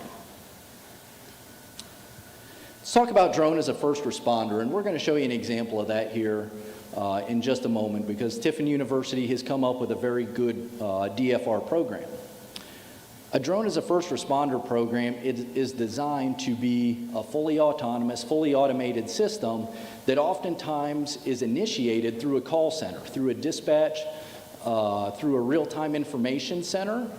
And what it's going to do is it's going to provide instant data and feedback to responding officers to know what resources are needed at various scenes, or do we need any resources at all at a scene. On average, these drones are able to respond within a 3-mile radius, some bigger, some smaller, depending on the individual battery configuration and what the weather conditions may be at the time. And here's a lot of times what you're going to see as a drone as a first responder program, is these are drones that are pre-staged. They're sitting ready for that call to come in, and they're going to be held in a climate-controlled dock, ready for a dispatch center to push a button, in which case the dock is going to give us a good monitor of the weather and say, yes, conditions are ideal for launch. The doors are going to come open, and the drone is automatically going to go to the pre-programmed location. Multiple dock devices can be joined together into one center. Each drone may be able to cover up to maybe about a 3-mile radius, depending on the individual devices. So larger jurisdictions can have up to 20 or 30 dock devices. One thing that this is going to allow us to do through some of the early testing and early data is nearly 25% of calls can actually be cleared without actually having manned assets on the ground. You could have officers en route to a situation, a call that we may have coming in. The drone can arrive on scene and say, you know what, this really isn't going on. We've thoroughly searched the area. This call is unfounded. Or maybe it can provide feedback to officers that are responding and say, this is an urgent situation. We need to step up our response, or we need to dispatch additional resources to the scene. Something amazing that started going on in the drone world when it comes to these types of programs is being able to get needed resources to the scene faster, whether it be through delivery of an AED, Narcan, various other things that emergency responders may need at a scene, where rather than having to have somebody physically drive it to the scene, they may be able to get it dispatched and delivered within 30 to 90 seconds by way of a drone. So what are some challenges to these programs? One of the biggest challenges is going to be on the regulatory side. Like I talked about, these are registered aircraft, so there is a lot of FAA and federal regulations that go along with this. So how are we going to ensure that these regulations are going to be met? Many of these regulations are going to have to deal with airspace safety. We need to make sure that we're sharing the airspace, and we need to do so in a responsible manner so that we're not interfering with other manned aviation flights, other droned operations from private operators, or any other public safety entities that may be in the area. My biggest suggestion on that is to deal with your individual vendors. Your vendors are very in tune with what the FAA is going to require, and how are they going to accept your solutions for shared airspace safety. The cost. The very base level getting started with this is about a $50,000 investment. It could be anywhere up to about $150,000 per dock. So larger jurisdictions that would have a much larger program to have 20, 30 docks, the cost is going to go up exponentially. But the advantage to this is going to be it's going to become a force multiplier. It's going to make your local jurisdictions more efficient, it's going to make them more safer, and it's going to do so in a way that prevents actually putting officers in harm's way. The type of environment is going to have a lot to do with whether or not your program is going to be successful, and a lot of that has to do with the area that you're in. A DFR program is very valuable in a more urban area, something that's more populated, whereas a sparsely populated community, it's a little bit tougher because each individual station may only have about a 3-mile radius. We talked about this being a force multiplier for strained resources. I don't know of any agencies today that are going to be out there that say that they have too many officers on the road. Our officers out there, the call for service is going up and their time is being limited.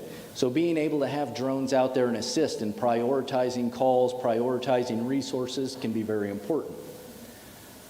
It's going to allow for real-time, data-driven decisions. One of the things that the Highway Patrol has done is integrated a program called Drone Sense into our drone program.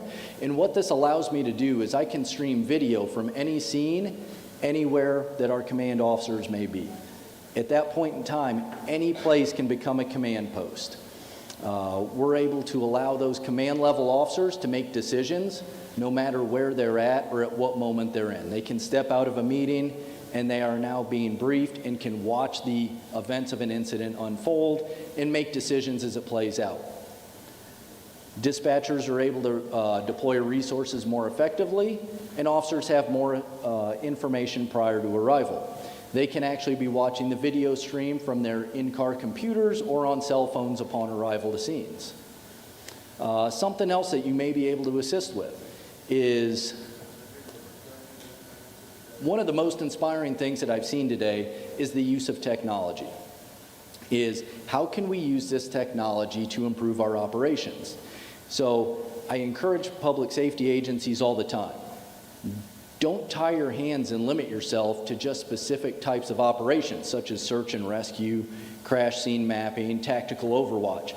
Think about how you can involve other departments within your own jurisdictions, whether it be your street department, utilities departments, traffic management. You'd be surprised what kind of uses that you can put your drones up to, in which case you're usually able to obtain more funding. As part of this, you may find that you're able to go out and not only go out and respond to an emergency scene, but you may say, I have additional battery life left on my drone before it returns to the dock. Can we now do vacation checks?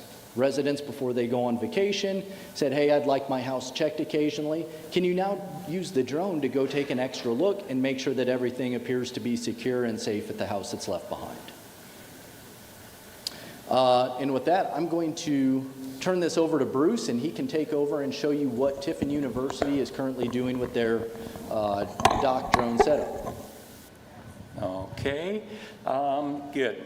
I guess we can see, I'm not the speaker, Jason is. I had white hair for quite a while, so I'm getting old. But my drone students here 2 years ago decided they're going to rebrand me. They calling me the Drone Father now, and it has stuck. I did learn trademarks are expensive. I'm still fighting for the Drone Father, but I'm almost there. But I'm going to give you a little more of hands-on so you can see what we do with the drones. Very simple, peaceful farm, except one of their adult children came home one night and was going to start killing everybody in that building. The family left the farmhouse and ended up in the farthest barn over, barricaded themselves in, called 911. 2 deputies came to the house. They walked in the front door and bullets started flying through the walls. They immediately exited. They ended up hiding, you can see a wood pile off to the right of the house a little bit, and one deputy was behind the trees. They were pinned down, bullets flying. So what happens is I will show you. And of course, because we're seeing this, is we had a drone in the sky. We're going to give it a little overview left and right just to see we've got barricaded roads. And we've got Spot walking around here too. Off to the left here now, notice clear down up in the upper corner is another house. That's where we were with flying the drone. Because this was a barricaded subject shooting a long gun, we called the SWAT team. And this is their armored car coming. We've got to get our 2 officers out of a predicament, and then we've got to get the family. The family's back at that barn. Armored car comes in, and now what makes this great for the drone Where do you think the SWAT commander was?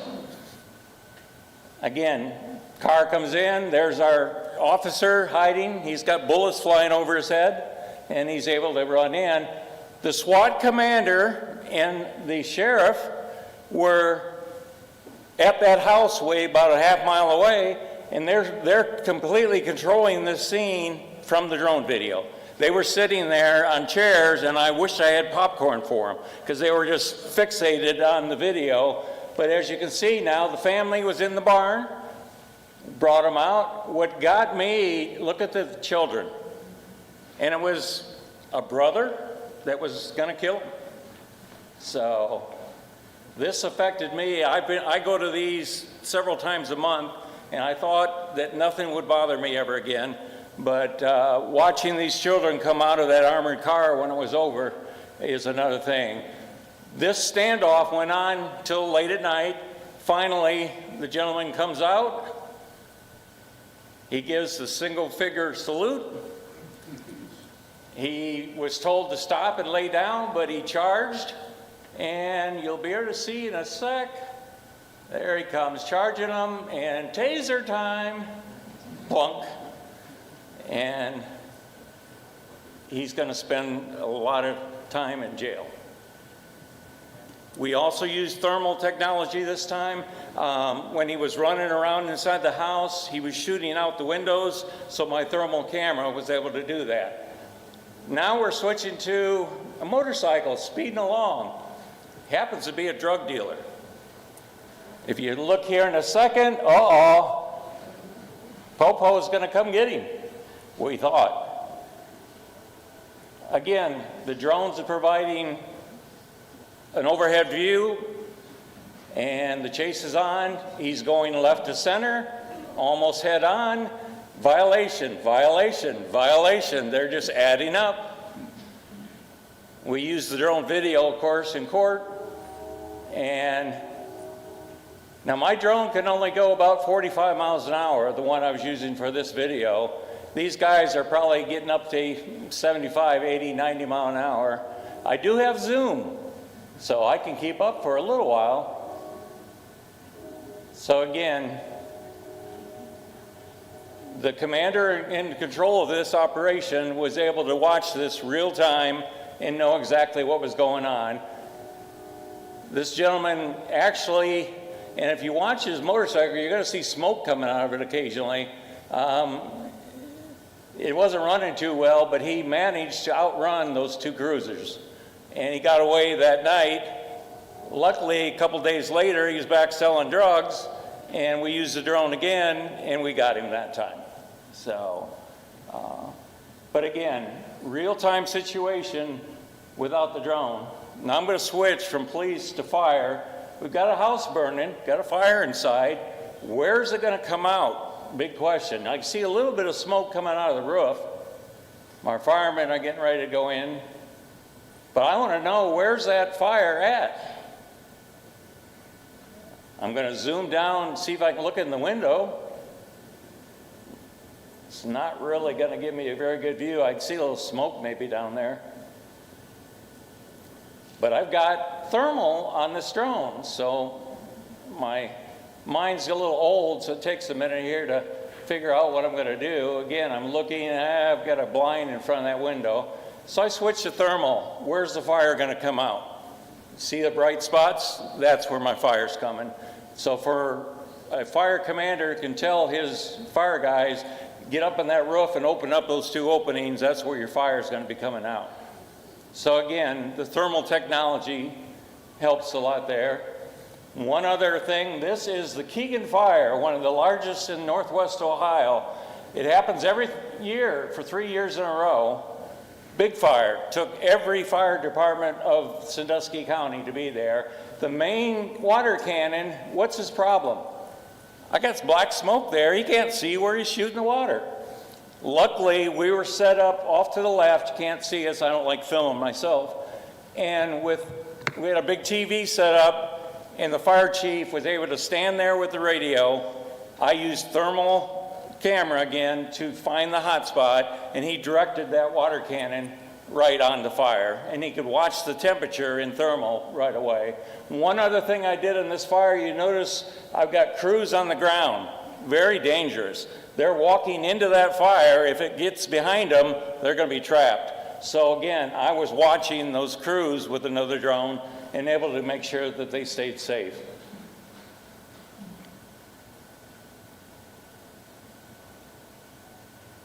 An interesting fact about Keegan, now every 3 months I fly a mission for the Ohio Attorney General, and this is all in court right now, and he uses my drone map to see what's going on every 3 months.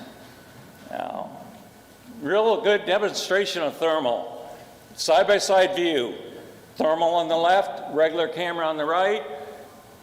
We're going to put a guy, you see those two trees, see the guy kind of standing, you don't even see him in the right video, but you see him on the thermal real good. He's lining up against that tree. Now we're going to set off a couple smoke bombs. I think these were World War II surplus, so we weren't sure if they were going to work.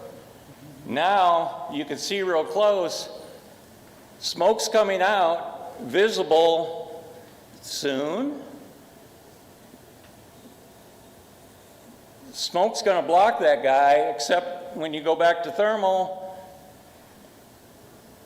there's our smoke billowing, standing right there in front of you. Can't see him visible. So once again, a big factor of using thermal in firefighting, or even searching for people.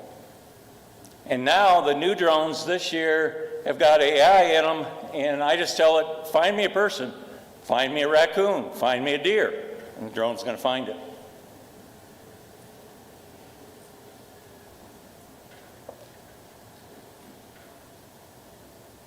This was actual thermal training we had, and several of us at TU became level 1 thermographers. So we can testify in court for our thermal things.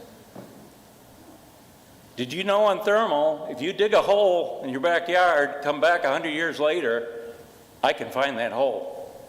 So if you got that body you want to hide, you know, watch out, because that thermal drone's going to find them. So, and finally, ran this longer than it should have. It should be ready to go.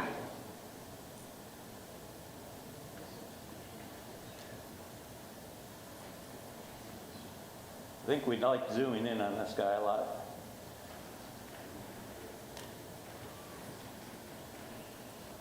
And I'm going to cut out of it for now. We don't need that anymore. One other thing I want to show you, the main reason really, we talked about DFR, drone first responder. And we're lucky at TU to have our own, my fingers don't keep going. You have to forgive me here. I'm working on a nerve infliction that Cleveland Clinic is hopefully going to fix for me. I'm logging into a program that lets me fly this drone in a box, and I'm going to click on the drone. It's showing me a map of where the drone is, and get rid of this crude. We've got a lot of airplanes flying in Tiffin today. Again, the drone's going to tell me, and I'm going to go to the virtual cockpit, and I'm going to fly this drone from right here. Now, the FAA, any FAA people in the room? Well, there's one there, and there's one right here. I got to kick myself in the butt, I guess, but no, we do have a waiver that lets us do this. We're looking in the box. It's dark, sorry, can't see much. But let's go ahead and take control of this drone and take off. And the computer always gives you 2 commands. You got to basically tell it what to do and then say, yes, I really mean to do that. So now we're watching, box is going to open up. And over here on the side, you can see I have my map, my virtual view of the drone. Drone starting up. Now I should have had a stopwatch here, But this drone could be sent with a 911 call, and it would go to a specific location. And let me try to get to my map here. And I'm going to cheat. Normally I can fly this drone with the keyboard, but I'm going to tell it to fly to that location I just clicked on. Now the drone is going to wake up, I hope. And did I no, I forgot that execute. Start it. There we go. Now we're going to take off, and we're going to fly over to the dorms. TU students, we've got several here, you guys look up at night at the dorms and, oh wow, there's that dang drone up there. It gives out parking tickets. And if you happen to go to the bar and come home a little tipsy, guess who's going to have a video of you coming back? And I'm going to post it up on the cafeteria the next day. But no, we won't be that nasty. But the drone is always patrolling. The ladies know that they've got somebody upstairs there watching over them. And it's not the Lord up there, but it's the drone. With this then, we've got a lot of different, I'm going to tilt my camera down and spin around a little bit, and then go to our, we've got multiple cameras. I go to zoom. I can actually look around the campus wherever I need to be. And then if I'm actually trying to find somebody, I've got IR. Now we've got a thermal view. So this can be controlled by a person on a keyboard, and it could be anybody. Owen and I are at home a lot, and the phone will ring. We've got an incident at campus, get the drone up. And either him and I, we usually fight over who gets to fly. But we're going to sit there in our living room and fly the drone. So again, as Jason put out, having the drone go there first, a lot of times, 25% almost of the time, you didn't need an officer. So now I'm going to cheat. I'm not going to fly back. I'm going to just tell the drone, hey, return to home. Return to home. Oh, it even knows it's supposed to come home. Now, here's the trick. Will it actually, that's a little 2 foot by 2 foot square. Is it going to actually hit that square? I'm not going to touch it. We did find one night we were flying in a thunderstorm. This drone is IP rated. It can fly in bad weather, but it was about 55, 60 mile an hour gusts. Owen and I were on the phone with each other, and he goes, we may have to get in our car and go to Tiffin and get this drone because it ain't going to be able to land. What was that, 4th try? I was in Biloxi. Yeah, he was out of state. I'm at home. I would have had to be the one that drove and got the drone. And now we're right over the landing pad. You still can't really see it. There's the box. You're going to see it open up.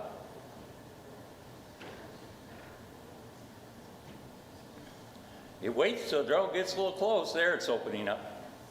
Now it switches to the inside camera. And again, you're watching the drone come. But anyway, there was 4 attempts that night to land that drone in that box, but it did land. So I didn't have to get my rain suit on and go get it. About 10 flights a day, this drone patrols our Tiffin University's campus. Brand new, and I don't have time today to really show you, we have new AI capabilities where this is where we can type into this program, find the red Corvette, and it will fly around campus and find that red Corvette if it's there. Yeah, yeah. Is it gonna land? It's thinking. It's thinking. Come on. I wish I could reach through and grab it. There it goes. Boom. Technology. All right. You actually got to fly a DFR. And you can see how easy it is. And anybody can do this, so we can have even civilians out on a town that will be trained to fly this, and then when the call comes through, we always want a civilian, or we want somebody watching over the automation. Yes, it'll do a lot by itself, but you do still want that human person watching and flying the drone, or at least supervising the flight. All right, Jason? Thank you, Bruce. I think one of the most important things from this, how many people have seen, like on TV, a car chase come to an end where law enforcement rushes into the car? A couple people have. We can now change our method of thinking with this type of technology. Now we no longer have to rush into a situation that can be dangerous, in a situation that can be violent.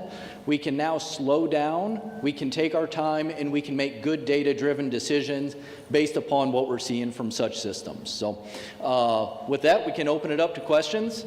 Like I said, this was just kind of something to get the conversation started and get some direction. So hopefully we have some questions to help out here. Yes? Does the FAA not have requirements to remain like some sort of in sight with the drone where you don't have to see it at all? Line of sight. Yes, absolutely.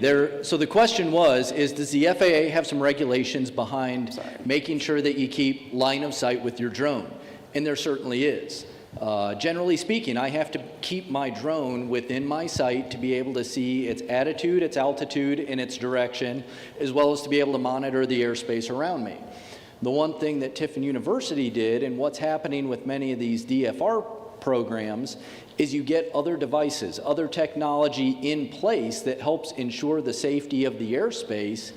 Even though Bruce isn't standing right there monitoring the airspace around it, they have got technology in place that's monitoring the airspace for them. Yeah. We have a beyond line of sight waiver, and without that, no, we can't do this. So, yeah, we've definitely got that beyond line of sight. Could you do a DFR on top of a vehicle in case you don't have a pilot on scene, that you could launch it still and find a missing kid or something? Yeah, this is a Dock 2. The new Dock 3 that came out this year mounts on a pickup truck. In fact, we put 2 of them on the back of a truck, and that allows, it's called leapfrogging. I've got 40-minute flight time, 45 if I'm really lucky. So I've got one drone out on the scene watching. When the battery gets low, the other one takes off, takes over. You come back, charge your battery, and you can, the motorcycle guy there you saw earlier, we were watching him for 9 hours with 3 drones. And we kept leapfrogging, and then finally, at the end, he hops on that motorcycle and takes off, and and the reason we didn't come and get him at the house, he was known to have about 100 guns in the house, and he was very violent. So we wanted to get him. We knew every afternoon he rode his bike, and we were hoping to catch him doing that. So, but yes, we can. You can have a mobile command center. You could have an RV with a drone on top, a pickup truck. The Dock 3, my favorite. We can put 2 of those in the bed of a pickup truck, so you can have 2 drones. And the drones will actually talk to each other a little bit too, so they'll work together as a team. So. Something that different agencies are starting to do when it comes to the DFR solutions, if it comes into a more remote scenario, would be patrol officers are carrying spare batteries with them. So if they launch the drone from location A and it ends up and it's on a missing person search, but it needs a new battery, rather than having to bring it all the way back to its dock, they can land it at the scene, swap the battery, and it's back in the air. Having a very good relationship with aviation resources in your area becomes important. The Highway Patrol has a fabulous aviation section that's able to provide a wonderful service, and we're now able to pair up and partner with them, and they can do the tasks that manned aviation assets are excelling at, and then we can kind of come in with the unmanned aircraft, and we can kind of focus on the areas where unmanned aircraft might be able to get in closer and get a little bit more detail. So having that relationship with various resources in your area is very important. More questions? All right, I got a couple questions. One is, what's the maintenance reliability of the motors on the drone? Very good. This drone here is been flying over a year. Same battery, same drone, we've never even taken it out of the box to wash it down. So 1 whole year of 10 flights a day, and that's still flying. Now, this is not a U.S. drone. I'm sorry. That wouldn't help. That wouldn't work. But this drone does. So let's say you've got a problem with one of the motors. Do you send it back to the manufacturer? Are you able to work on that yourself, or how would that repair process go? We're lucky here in Ohio. We've got Ohio Drone Repair right in Akron, Ohio. I call Roger up, say, this is the drone father. I'm sending you a package. And yes, this drone will actually tell me also, we have a flight record always, it'll say, hey, motor 1 is about time, end of life, and please change it. So the drone itself is intelligent. It's got a computer in there. It's constantly monitoring all the different functions. It's going to tell us usually when, okay, you got a problem. For us, for the man guy down, just maintaining it, propellers, and maybe wiping it down once in a while when it's been out in a rainstorm. But besides that, like I said, 1 whole year, 10 flights a day, and it's still ticking. And we're hoping to get 2 more years out of this at least. So, awesome, thank you. You talked about being able to deploy an AED with a drone. The AEDs are kind of heavy. How heavy of a payload can your drones carry? this drone, about 2.5, 3 pounds. I can carry a life preserver. I can drop a cell phone. I can drop a first aid kit. So, and then of course we have bigger drones on campus. If I've got to, carry 500 golf balls and dump them on a golf green to raise money, we've got a next size up to do that. So that has a 6 to 8 pound payload. We have one even bigger that can carry about 20 pounds. And then I can always call, where's my ag guys here? I can call an ag drone, and the new one coming out, I grab hold of it, kind of one-armed, and then hold something with me, and it'll carry me to where I need to go and jump off. So that's coming. Actually, it's here. We have drones that can carry about 250-pound payload. So, and of course, yes, you can ride in them too. Before my bucket list is I want to fly the Jetson. That's a racing drone that you actually get into it and fly it. So I'm going to do it yet, but hopefully. Question here. You've noted how the DFRs can complement or supplement law enforcement agencies, particularly those that are resource strapped and don't have as many officers on the ground. Of course, the irony there is if they're resource strapped, where are they going to come up with the money to find $50,000 to $150,000 to get these types of FDR set up? Excuse me, DFRs. So my question here is on funding. Do law enforcement agencies go to their city councils and ask for money? Is there grant money, either state, private, federal, that's available for this? Yeah. Here's, my hometown, Fremont, is getting, we had a real bad shooting, and of course, Owen and I were both called out for that shooting, but that was after effect. The city decided they're going to get a drone in the box, put it on top of the municipal building, and then immediately it's like, how are we going to afford this? Well, fire and police chief brought up that they are about 5 man down on number of police. Budget-wise, $100,000 per person. So this one drone at 50 grand, there's money right there for it. So that's one way of doing it. There are grants. And our problem with our grants a lot now is they want blue drones, U.S. drones. And I'm not going to go into the subject because it's a very sore subject for me. Like I said, I've been flying 21 years. I've flown every drone there is. On the table there, most of those are my personal. They're all DJI, Chinese. Why? Because they're the best, unfortunately. I would love to have my U.S. drone, but they're not quite there yet. We're about 2-3 years of matching the Chinese. I'm a first responder for drones. When I'm out, lives are at stake. I'm searching for a child. If I don't find that child, she's going to die. So I have to decide, I want the best, most dependable drone I can find. So that's what I'm flying right now. Now, unfortunately, and I'm not going to get into it too much, but I think Congress is trying to get away, shut off the DJI drones. 3 years from now, I will love to see that. But right now, people are going to die. I've said it, and this is going to be published, that's fine. My comment is, prove me wrong. And I don't think anyone's ever going to be able to prove me wrong on that. So I hate to be morbid on that comment, but most of the time, though, like I said, our track record, I've found 20-some kids so far, bad guys.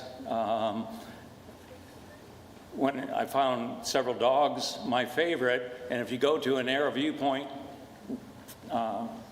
YouTube, look up bull or lost cow.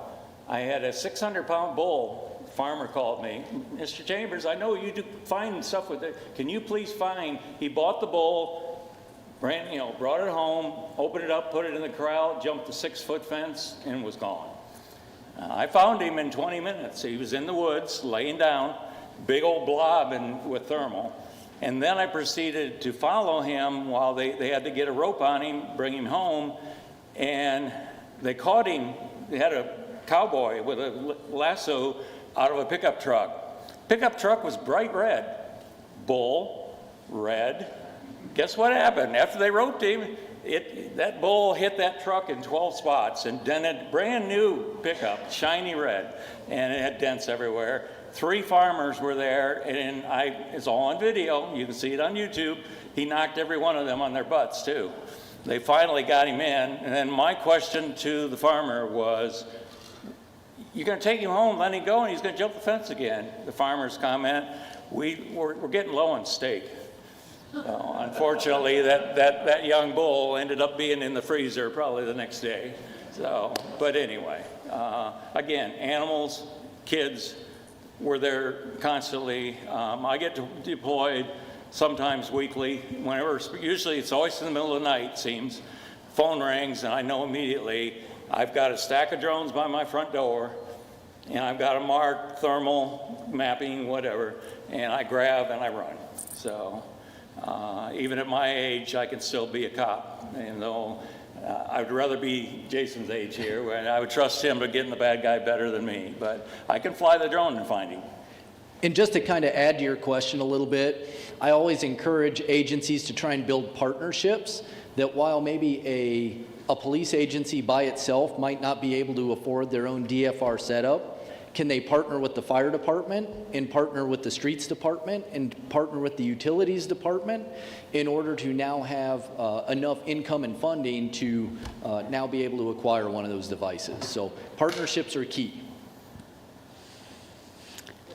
Could this be set up privately and then outsourced, similar to what some of the EMS services have become? Yes, and there are currently companies out there that are doing that kind of work that are helping municipalities operate their DFR system and reporting the information back while they have access to the video feeds. Yeah. Other questions? Anyone? I'm going to throw out there too, collaboration. We are developing regional groups and statewide groups because, like I said, small towns, they can't afford that drone. So you have to call, and you may have a fire department, they've got a drone. Well, they're going to become policemen for that night when you need them. So, but I'm very advocate at, share your resources. The EMAs are great. The EMA is in every county, so they can be the coordinators a lot. In fact, our regional areas are being controlled by the EMAs, and it's working. We're able to pool our money together and buy more drones that way. I have a question. I would just like to know a little bit more about Spot. What does he do? He's adorable. And I saw someone was trying to pet him like a dog. We need to get our Spot controller up here. Okay, hold on just a second. Okay. You want to share just a little bit because he was so cute and he's yellow. You don't usually see yellow dogs. Yeah, thank you so much. He is a cute, yeah, right? Yeah, as you know, Spot is a multi-purpose dog. It's for cybersecurity, it's for AI education, For programming languages like Python, we use it to, make it do some specific tasks. Again, it is multi-purpose. And this is the default thing that you can do with the Spot. Just walk in, running, jumping, dancing, and you can program it to do other things. Yeah, and by the way, we get it from a grant for cybersecurity, and it's part of education. So now we use it for our AI students and cybersecurity students. And is he sleeping now? Now he's just sitting, looking at whole people. Yeah, thank you. Thank you. Other questions? Okay, I don't see any. Any questions up from the upstairs?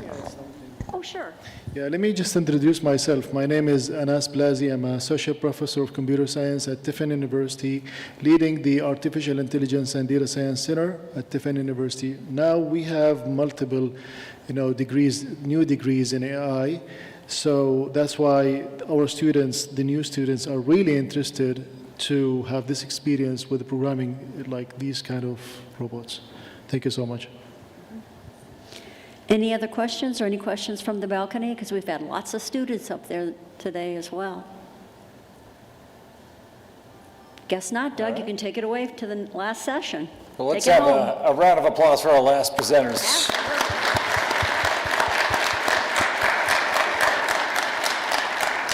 I am curious if they're going to be able to automate the cowboy lassoing the bull at some point. It's on the video. Boston Dynamics might need to tackle that one next, apparently. All right, we've got another door prize drawing. This is for a $50 Amazon gift card. And that's sponsored by Centricom. Sponsored by Centricom. Thank you, Lynn. 578-710. 578-710. Have to be present to win. Oh, we got a winner. We got a winner? Come on down. Helen will take care of that. And as she does, just again, a reminder for students who need credit for attendance from the University of Findlay, you can do so over at the southeast doors, restrooms to the northwest doors, and there's a charging station in the northwest corner of the room. That's going to bring us to our last segment of the day, a panel discussion, just some additional insights in the Q&A. With us on the panel today will be Mark Cassiano with Whirlpool Corporation. He's programmed PLC, which is programmable logic controllers, for more than 15 years. He's integrated those into plant networks and started various projects for production monitoring process. He also has HMI, which is human-machine interface programming and installation experience. Also, we'll welcome back to the stage David Noble from Daifuku and Owen Fritz, the Assistant Dean of Technology at Tiffin University. He began with TU in 2015 in the Computer Information Systems and Ergonomics. He worked with Dr. George Miller to develop the computer science program. His research interests include big data, the Internet of Things, Generation Z, technological social responsibility, and office applications in the workplace. So we'll get everybody on stage here, and then we'll get started in just a second. See you later, Spot. And just so everyone knows, there's one more drawing at the end. That is correct. We do have one more drawing at the end.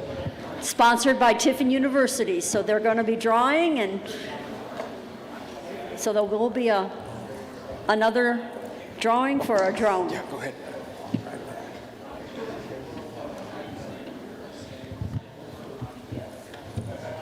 So we'll just have you guys kind of pass the mic back and forth and everything. Before we really get into it, let's just go down the line. Have you introduce yourselves and just talk a little bit about how you are working in the field of autonomous mobility within your workplace. I have to imagine, David, obviously you sell these machines. Are they using these types of machines in the manufacturing process of them? Right. So, yeah, our responsibilities are the manufacturing and the deployment and the after support for autonomous vehicles for factories.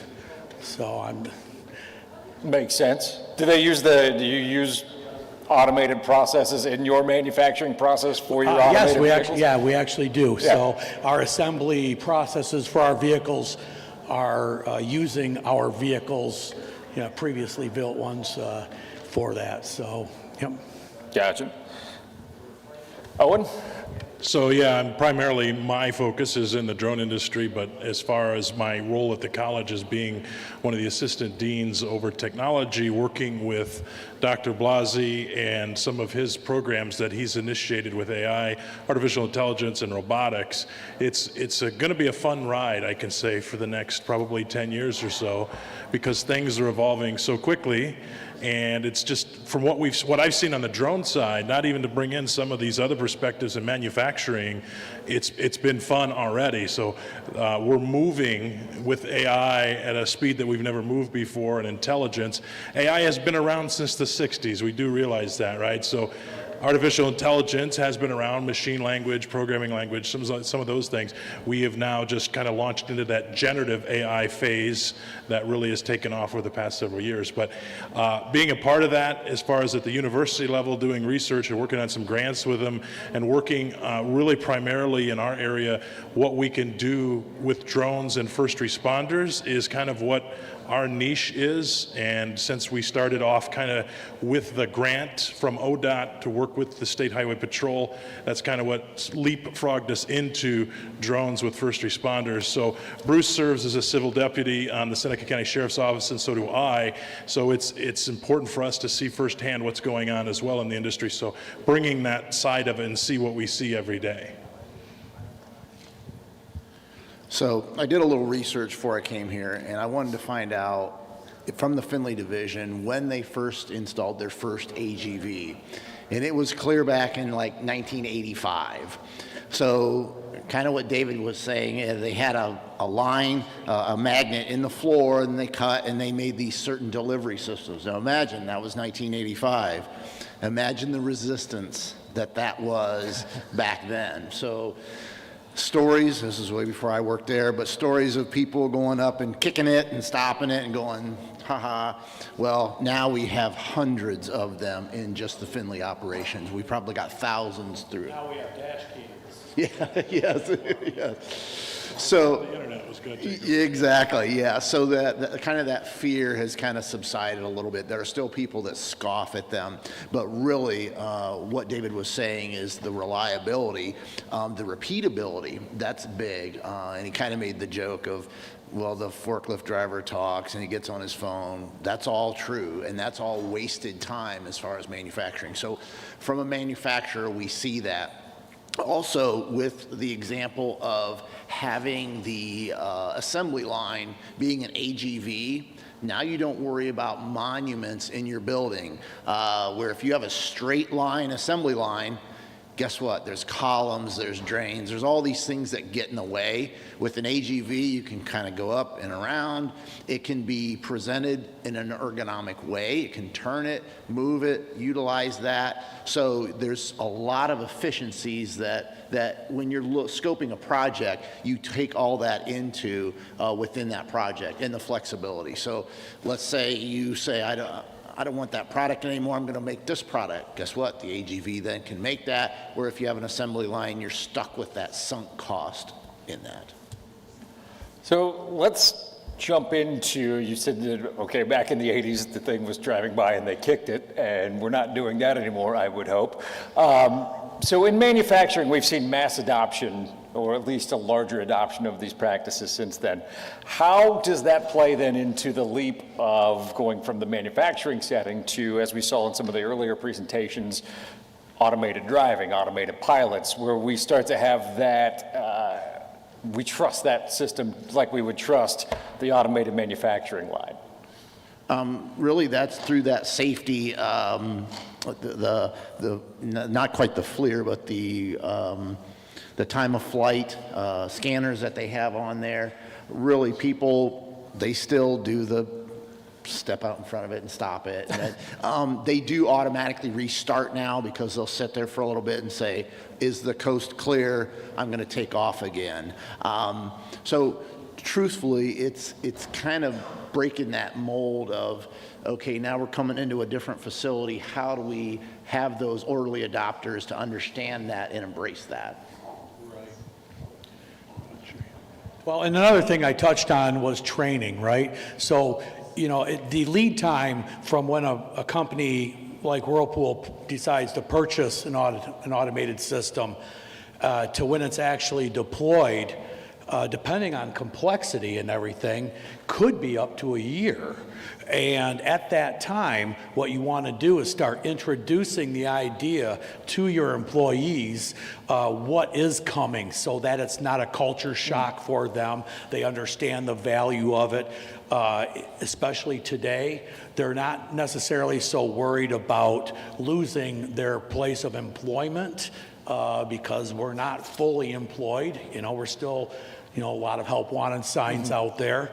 So that's very important. A lot of my customers have, like these monitors, we provided them with short video clips, other types of information to get them, you know, at least thinking about what the future is going to look like in the facility. And with the means of 3D modeling, and now you can actually create a point of view sitting on an AGV driving around their factory, so they can kind of get an idea of what happens when a person walks out. You can animate that, show that to them. So they're already kind of set up for success, let's say. And they will, everyone does, you know, that walk in front of it, see what's going to happen. But after a while, it's just noise, and you don't even really hear it. It's like that train that's near your house. You don't hear it too much anymore. You see these, you threaten to take them out, then they have a problem. Like, oh my goodness, what's going to happen now? So it's really interesting how quickly the adoption of this actually starts happening. When it's not working for the people, then that's when they can really start having issues. But that's not really the case anymore. Oh, don't know if you have any thoughts on that? Yeah, again, a little bit of a different perspective. You know, safety, they both have mentioned safety, and that's, in the drone industry, we answer to a higher power, as Bruce said earlier. We answer to the Federal Aviation Administration, so those are aircraft that are flying. So if there is an incident, you have seen in the California wildfires, drones by operators who were not allowed to fly in those areas actually taking out tankers, you know, actual aircraft that were flying water in through to put out the wildfires. Safety is a big thing, but also we got to have operators that know what they're doing. The autonomous systems that we use at Tiffin, so as you've seen, the drone and the box was flying manually, we were controlling it, but on autonomous flights, we do have safety features integrated with it. There has to be, we have to look at wind speed. Wind speed, if it's over a certain wind speed, it will not take off. There's an anemometer on the box. There is other things that exist along with safety. It has 360-degree sensing. There's cameras all the way around the drone that's basically modeling it in real time. And if it sees something it doesn't understand, it will stop, lower altitude, and wait until eventually it's clear, kind of like you guys are saying. Same thing with the drone. It will wait until it's clear and then eventually work its way back. Or in situations where it feels or it's deemed unsafe, it will return to home automatically and sit there. And then at that point, I would get an email saying, hey, there's been an error.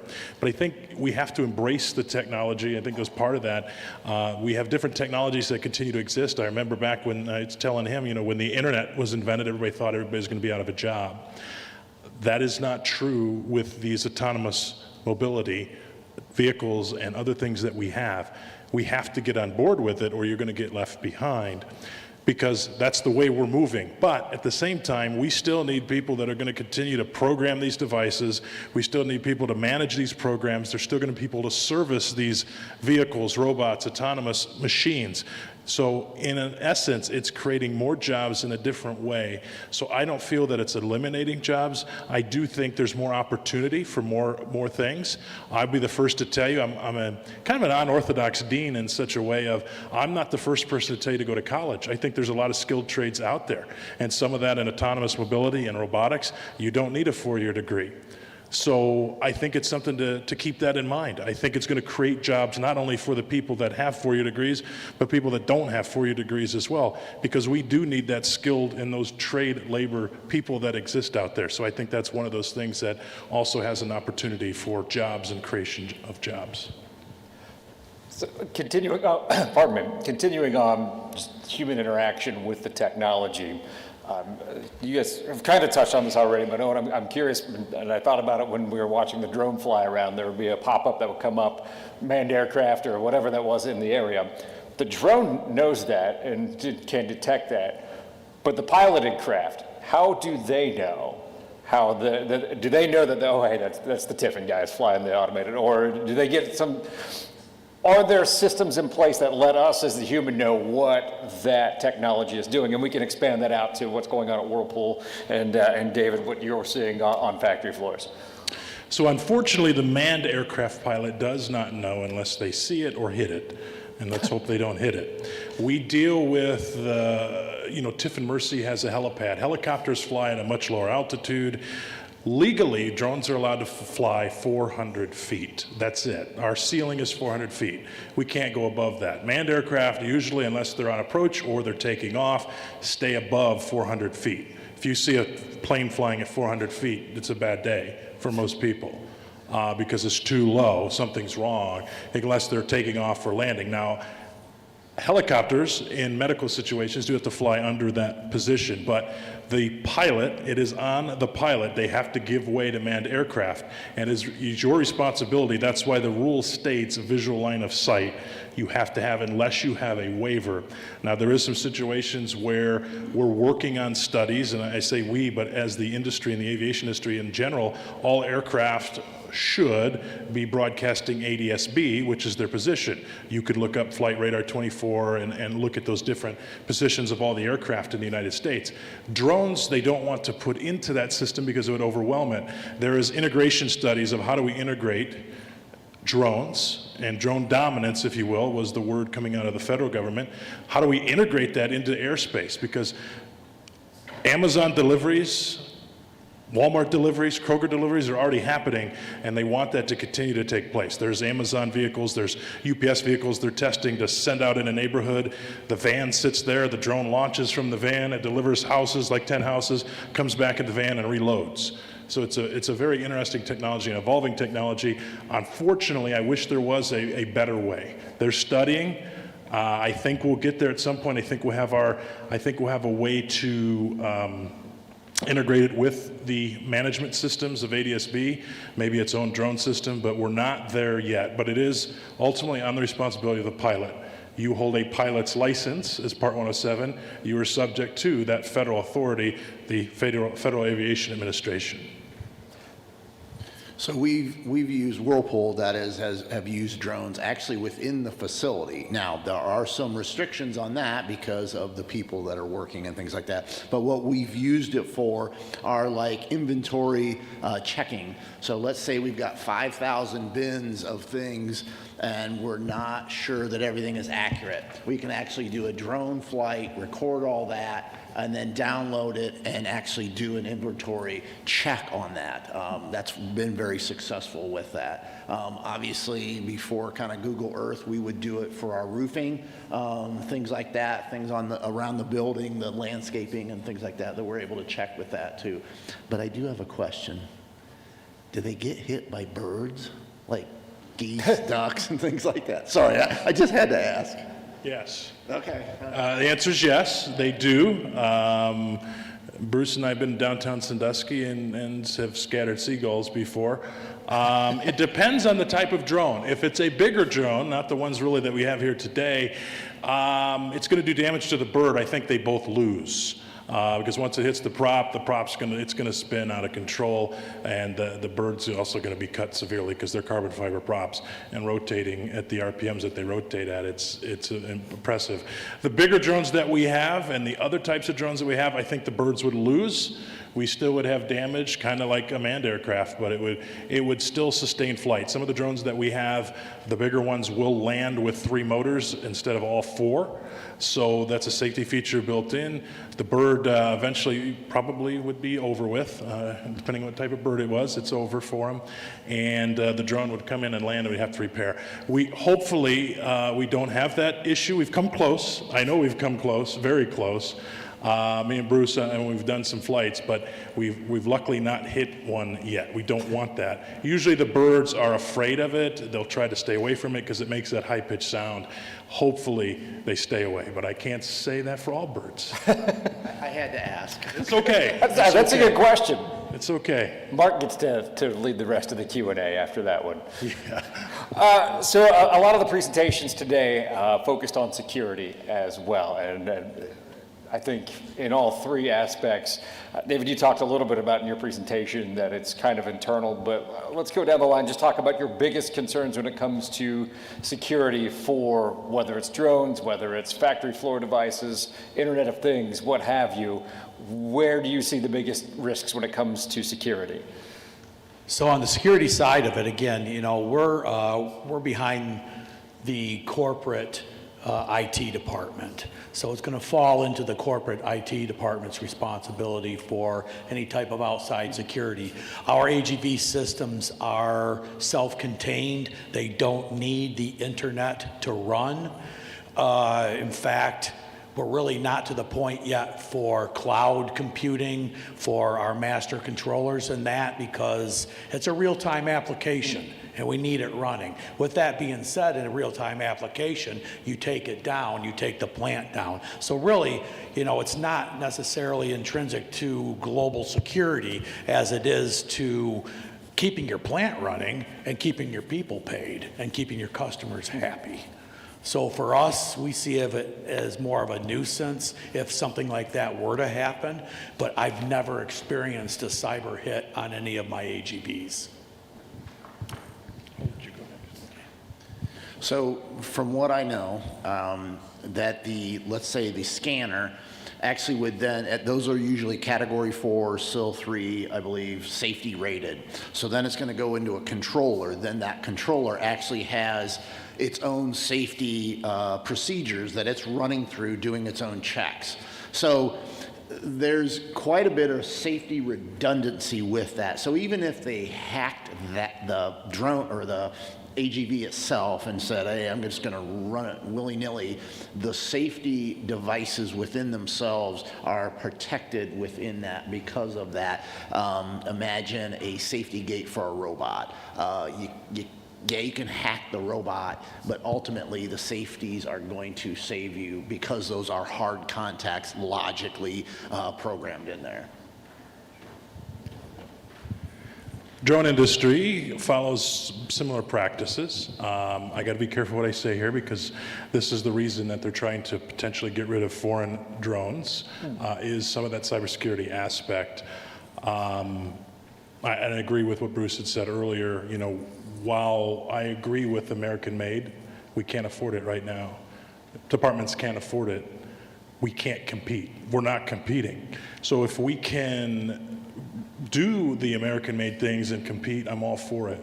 Right now we can't. So that's kind of, and I bring that up because one of the problems that they face is that foreign adversaries are maybe spying on us through drones was the big hot topic.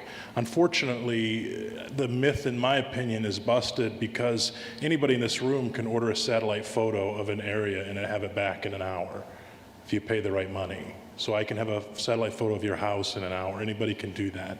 It's a service, it's available, it's about $250. You can do it. So if you don't think that foreign adversaries don't have things that can zoom in on the ground and see a penny on the ground, you're mistaken. You don't think we have that in other countries. So that kind of blows that theory for me. But as terms of safety, and I can only speak to, I can't really speak to the American-made ones because unfortunately they're too new, and some of the people from some of the reps and the companies have a hard time answering this question. I can speak from some of the drones that we use, like the drone in the box. One of those features is, yes, we can fly these drones without internet, doesn't have to have a connection. It's air-gapped, if you will. We don't have any issues. However, the drone in the box obviously has to have an internet connection. We're connecting to it, right? So we are out on the internet. However, there are only certain things that can be changed, or there's some features that can only be changed at the box itself. So you physically would hook up to the box. I can't change certain things or certain settings of that box unless I'm physically there. So there's some safety features like the boundaries and geographic restrictions that can be programmed into the box per se, and I can't change those remotely. I have to physically be there to get into it, and it would require physical access to it and that sort of thing, and then the right controller. So there's a lot of those safeguards in place. I can't say they couldn't hack the drone per se and take it over. We do the standard security practices. You know, it's on its own VLAN, it's separated off. So I think we all face that challenge, and that's why it takes people in these programs like at Tiffin and the University of Findlay to continue to defend our safety and security with cybersecurity, because we all have seen what's gone on in the Middle East. We've seen what type of technology they use in the Middle East. We've seen things that explode. Pretty scary, right? So those things are pretty scary. That's why we need cyber defense. And we need to continue to invest in cyber defense, and we need more of the artificial intelligence in our networks to scan, you know, and safety and security-wise, we have artificial intelligence scanners and things that they're integrating with our networks to scan for vulnerabilities quicker, identifying threat actors quicker, things of that nature. So it's continuing to evolve, and it's always a race. And unfortunately, it's going to be a marathon. So with the integration of AI into a lot of these different technologies, you kind of hit on it where, one, you have to have the AI, so you have to have the data center, you have to have the energy to do the data center. And then with all of the presentations that we saw today, all very cool and necessary applications, everything plugs into something and needs charged or recharged or what have you. What are your concerns when it comes to just the energy needed to roll out products like this and services like this? And do you see those concerns being met? So, you know, Whirlpool had made the commitment net zero by 2030, sorry.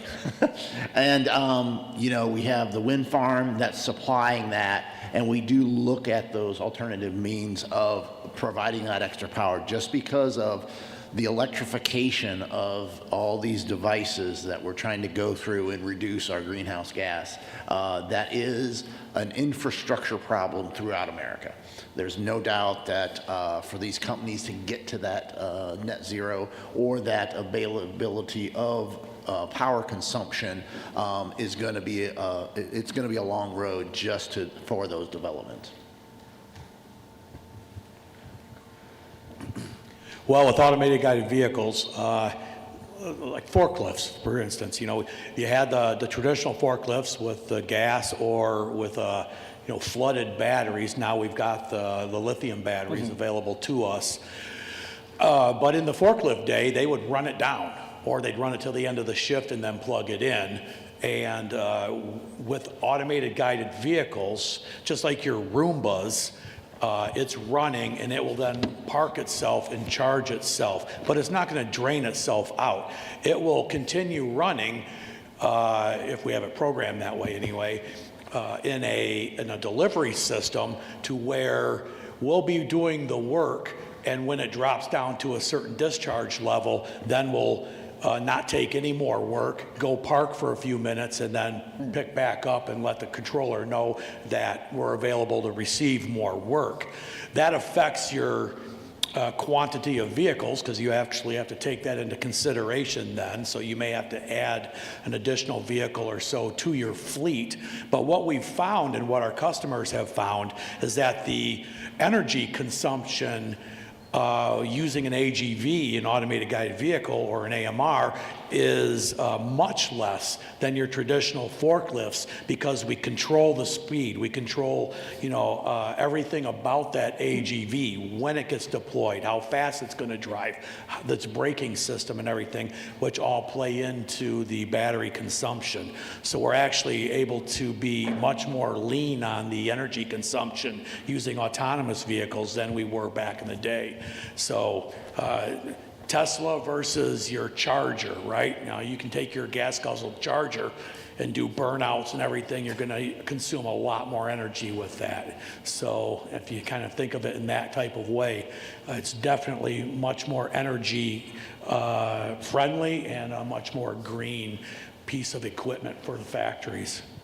I used to have a Charger. Didn't do many donuts in it, but used to have one. Fun car. Go ahead, Owen.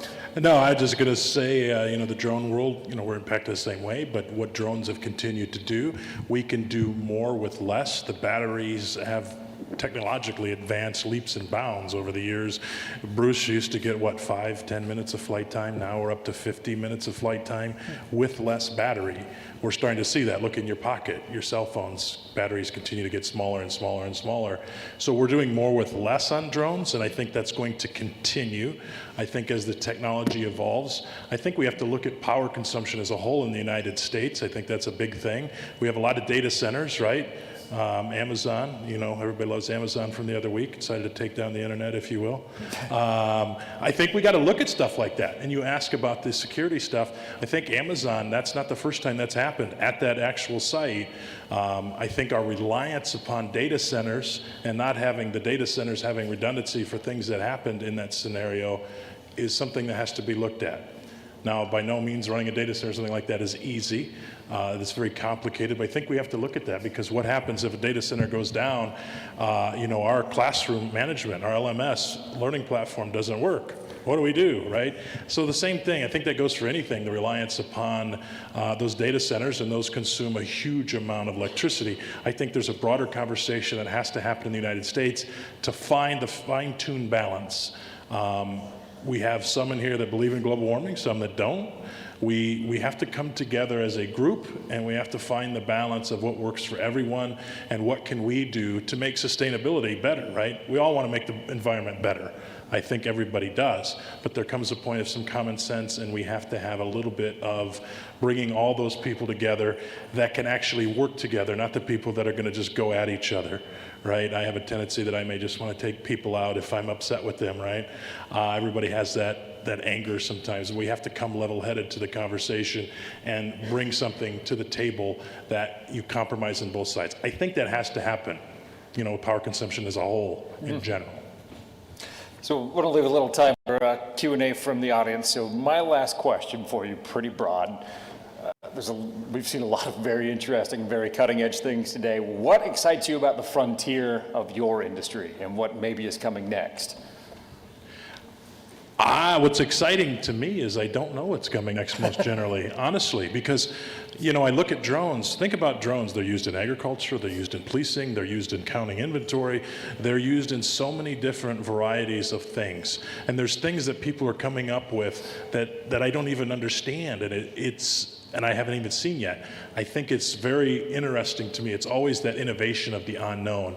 What really excites me, though, that I know is on the horizon, that we do have some people like Joby Aviation in Ohio that are working on unmanned aircraft taxis, if you will. So the reality of getting into an unmanned aircraft taxi and flying a vehicle and taking off and landing somewhere, that is so cool. Now, it freaks me out there's no pilot, just a little bit, because it's autonomous mobility. But that to me is really cool. I'll do it, I have no problem with it. But some people, that's gonna be a hard adjustment.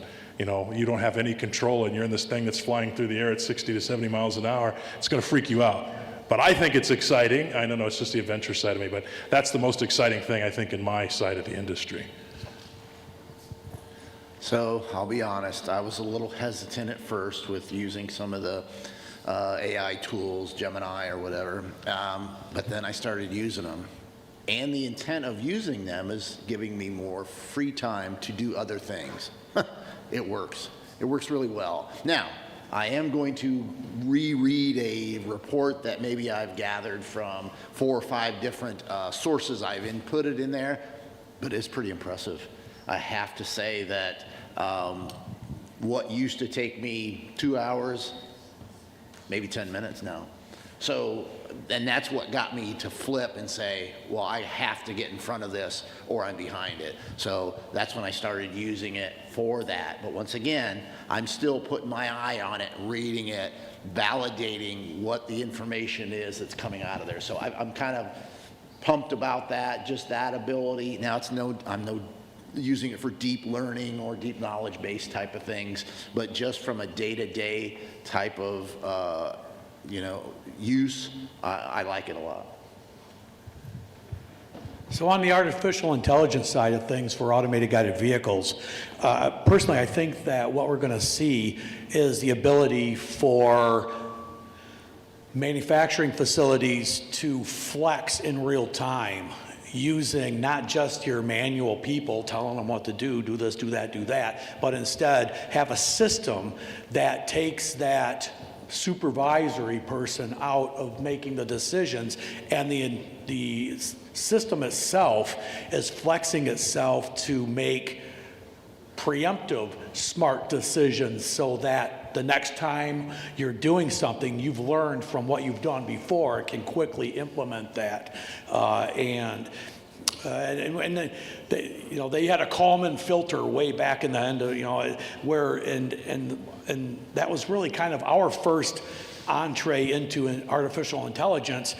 I had mentioned the inertial navigation, where he would put a magnet in the ground every so often, and you have an exact XY coordinate of that. But if you are starting to get wheel wear, so now it's taking longer, more revolutions for you to see that magnet, and you are consistently seeing that the same time over and over and over across your vehicle fleet, you now are adjusting that, so you're not having to necessarily compensate for it. Now it becomes the norm, and now you can work smarter, work faster, and use that artificial intelligence to get things done for the greater of everybody. Yeah, go ahead. I just want a quick follow-up from the academic side. Artificial intelligence. We all know every student in this room uses it. We all know every teacher probably uses it, except George. We all know that they use artificial intelligence, and at Tiffin University, we've took a stand very early on. We're not going to fight it. However, the student is responsible for the use of AI. What we're finding is people are using AI to complete maybe their homework, but then it's finding papers on the internet. The artificial intelligence is finding other people's papers that are published, and it's pulling them, and then the student's getting nailed for plagiarism. So artificial intelligence is a tool. You got to use it as a tool. Education institutions have to get behind using it, or you're going to get left behind. So you have to adopt it, and you have to change our way of thinking. Unfortunately, that means in my classroom, we go back to more 70% of exam-based that are proctored in the classroom. We go to the old school way, because how do I prove the student is actually doing their work? So that's just something with AI. I just kind of want to throw that in there, that artificial intelligence isn't going anywhere. The generative AI boom has happened. We're here. So, and again, we can add agencies and things that are going out of business because we can do videos in 3 seconds with AI. So, but with students and things, that ethical and responsible use of AI through any of these industries, I think, is a huge point. Do we have questions from anyone in the audience? Doug, we'll do a few questions, then I have a few remarks, and then we'll do our final drawing. The drone sponsored by Tiffin University. Does anyone in this room have any questions for our panel? Oh, come on. We did not do that good and answered everything in your mind. No way. Up here, we got one up there. Go ahead, just yell it out. We'll just I'll repeat it. Yeah, Okay. yeah, if you repeat it. So for a student who is seeking like a career field in servicing these automated machines, for educational wise, you guys suggest more school, like a master's program in robotics or electronics, or you guys prefer more certification and work experience? And if work experience is the way of doing this, where, like, how do you suggest a student who's either still in school or fresh out of school get to the career field of servicing these automated machines? So I'll repeat the question quick, and then I'll let the two experts beside me speak on the machinery. The question was, with students that are currently in school, in college, at a university level, what other education do you think they need? Do they need to continue on in a master's program, more certifications? Do they need to go in more of a skills trade program? What type of skills do they need to have besides just that formalized education at a university? So we'll just pick drones, all right, because that's what we've been talking about here. Really what you would want with that is some, obviously, computer science, some electrical classes, and then maybe some mechanical classes, because that all plays together with what a drone is actually doing. And truthfully, I don't know what the correct term would be, but like an aviation class to understand the physics and theories behind the thrust and the calculations going into that. But for you as a student, that's where I would concentrate. I wouldn't say that a master's degree is needed for that kind of work, to work on that, because you're going to have to understand, once again, the mechanics, the bearings, the life of those drones, the circuitry, all those things within that. So it's truly a mix of technologies with that. But yeah, as far as going into a master's, I couldn't say if that's a good thing or not. Get your master's. They can't take it away from you. So I guess with the AGVs, you may not have to go to flight school, but along with your point there, electrical engineering, software engineering, mechanical engineering, industrial engineering is huge, you know, so I would definitely do that. And do some research, find out who are the manufacturers of these equipment, and like for Daifuku, for instance, we have a huge internship program. So, and a lot of them we hire.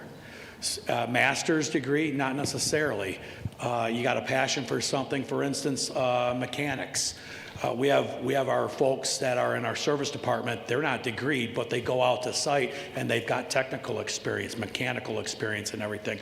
So for autonomous vehicles in factories, there's a lot of different disciplines that are needed, but not taught necessarily specifically. So you learn a lot on the job with that. So as long as you have your core curriculum down, you're motivated, high IQ, and able to get in there and do the job and get along with people, that's what's going to get you hired and get you paid well. I'm going to say one thing to piggyback off that. Yeah, master's degree. It was a joke, but I said earlier about trade skills, by the way, and I do agree with that. Also, I would say what we see in the computer science world, in the drone world, and some people, we deal with a lot of students that are introverted. They don't like to come out of their room, and they don't like people, it seems like, in some cases, right? So how do we work on their soft skills, as you were saying, basically their communication skills, and how do they become that individual that can get along with people, interacting with people, and how to make a conversation, and how to basically sell themselves at the job interview? Because what we're seeing in the field right now is people that are interviewing for jobs in computer science, for example, here's a program, or go make this program. And then, you get to explain the code on how you did that, because I don't know if AI did it, right? So explain to me what this does. So you have to have your bearings straight, but I do agree, and Tiffin, I know UF, internship experiences are huge, because it gets you that industry relationship. I know Centricom has interns. We've sent interns there. You know, internships, in my opinion, are huge, because it gives you that on-the-job experience. I can teach you all day long in the classroom, but everybody's different at every factory, at every industry. Everybody's different. There's a different culture everywhere. So you have to learn to adapt to that culture, and you have to get out there and get in the real world and figure out what that industry really is looking for and how to adapt to the ever-changing needs, because everything we're teaching in the classroom is outdated usually the next day that we're saying it, right? So it's a huge thing to get that internship. So part of that, you know, when you go to your job interviews, show up with a great attitude. Be a hard worker. Don't show up at your job interview and ask for how much PTO time I get off. But that's part of it, is getting your foot in. And once you're with a company will develop you within the company itself. If you want extra training, maybe you got hired in as a technician, but you want to become an engineer. A lot of times they have tuition reimbursement. They're very good with that. So the opportunities are endless, but once again, show up with the right attitude and be willing to work hard. Pay your dues. Other questions? Anyone? All right. Got a question right over here, gentlemen.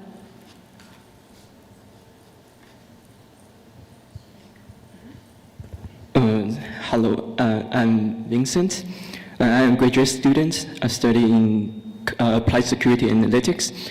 I'm just curious because we are talking about autonomous mobility. So it means that in the future we need a lot of people who are like majoring in or working in engineering. So is there any possibility like your companies can cooperate with our institutions to probably sponsor or to build an engineering school department? So because I know like we don't have any engineering program in our institution, and I'm pretty sure this engineering education will be very popular in the future, because now in the United States everybody wants like engineer, but they only can find sufficient people to work from China because they have very strong engineering system education. But in the United States, most of people emphasize finance and everything, but now Trump administration try to get more people to work as an engineering, but the education aspect, we don't really, it looks like we don't have enough people to work here. Just like the meeting in the CEO, some big company, they recruit some people in China, a meeting room, and they recruit some technical people, but people can sit whole meeting room. But in the United States, they cannot find enough professional people there. So is there any possibility for build some program for our institution, just cooperation, yeah? So being, Daifuku global company with, we've got, we're spread out globally there. So we've got our North American headquarters and our headquarters in Japan. So what I think you're asking is what corporate partnerships, right? And right now, they're probably, I just don't know off the top of my head, so I wouldn't be able to fake an answer for you on that, and I apologize. But I know that our folks are working tightly with many different industry partners and with universities. I can't go in any depth on that, on where and how that is happening. I would, this is a lame answer, but I would direct you to daifuku.com. You can find it on Google or AI. Yeah, same thing. Obviously, Tiffin University doesn't have an engineering program. What we're finding, unfortunately, is students, and in America, students are behind in mathematics and the basic skills that you would learn in STEM fields. So I think we have to tackle this problem in a different way. We have to look at how do we develop those skills early on. I am not discrediting educators at all. My family, educators, work in K-12 schools. It's not their fault. It's the system.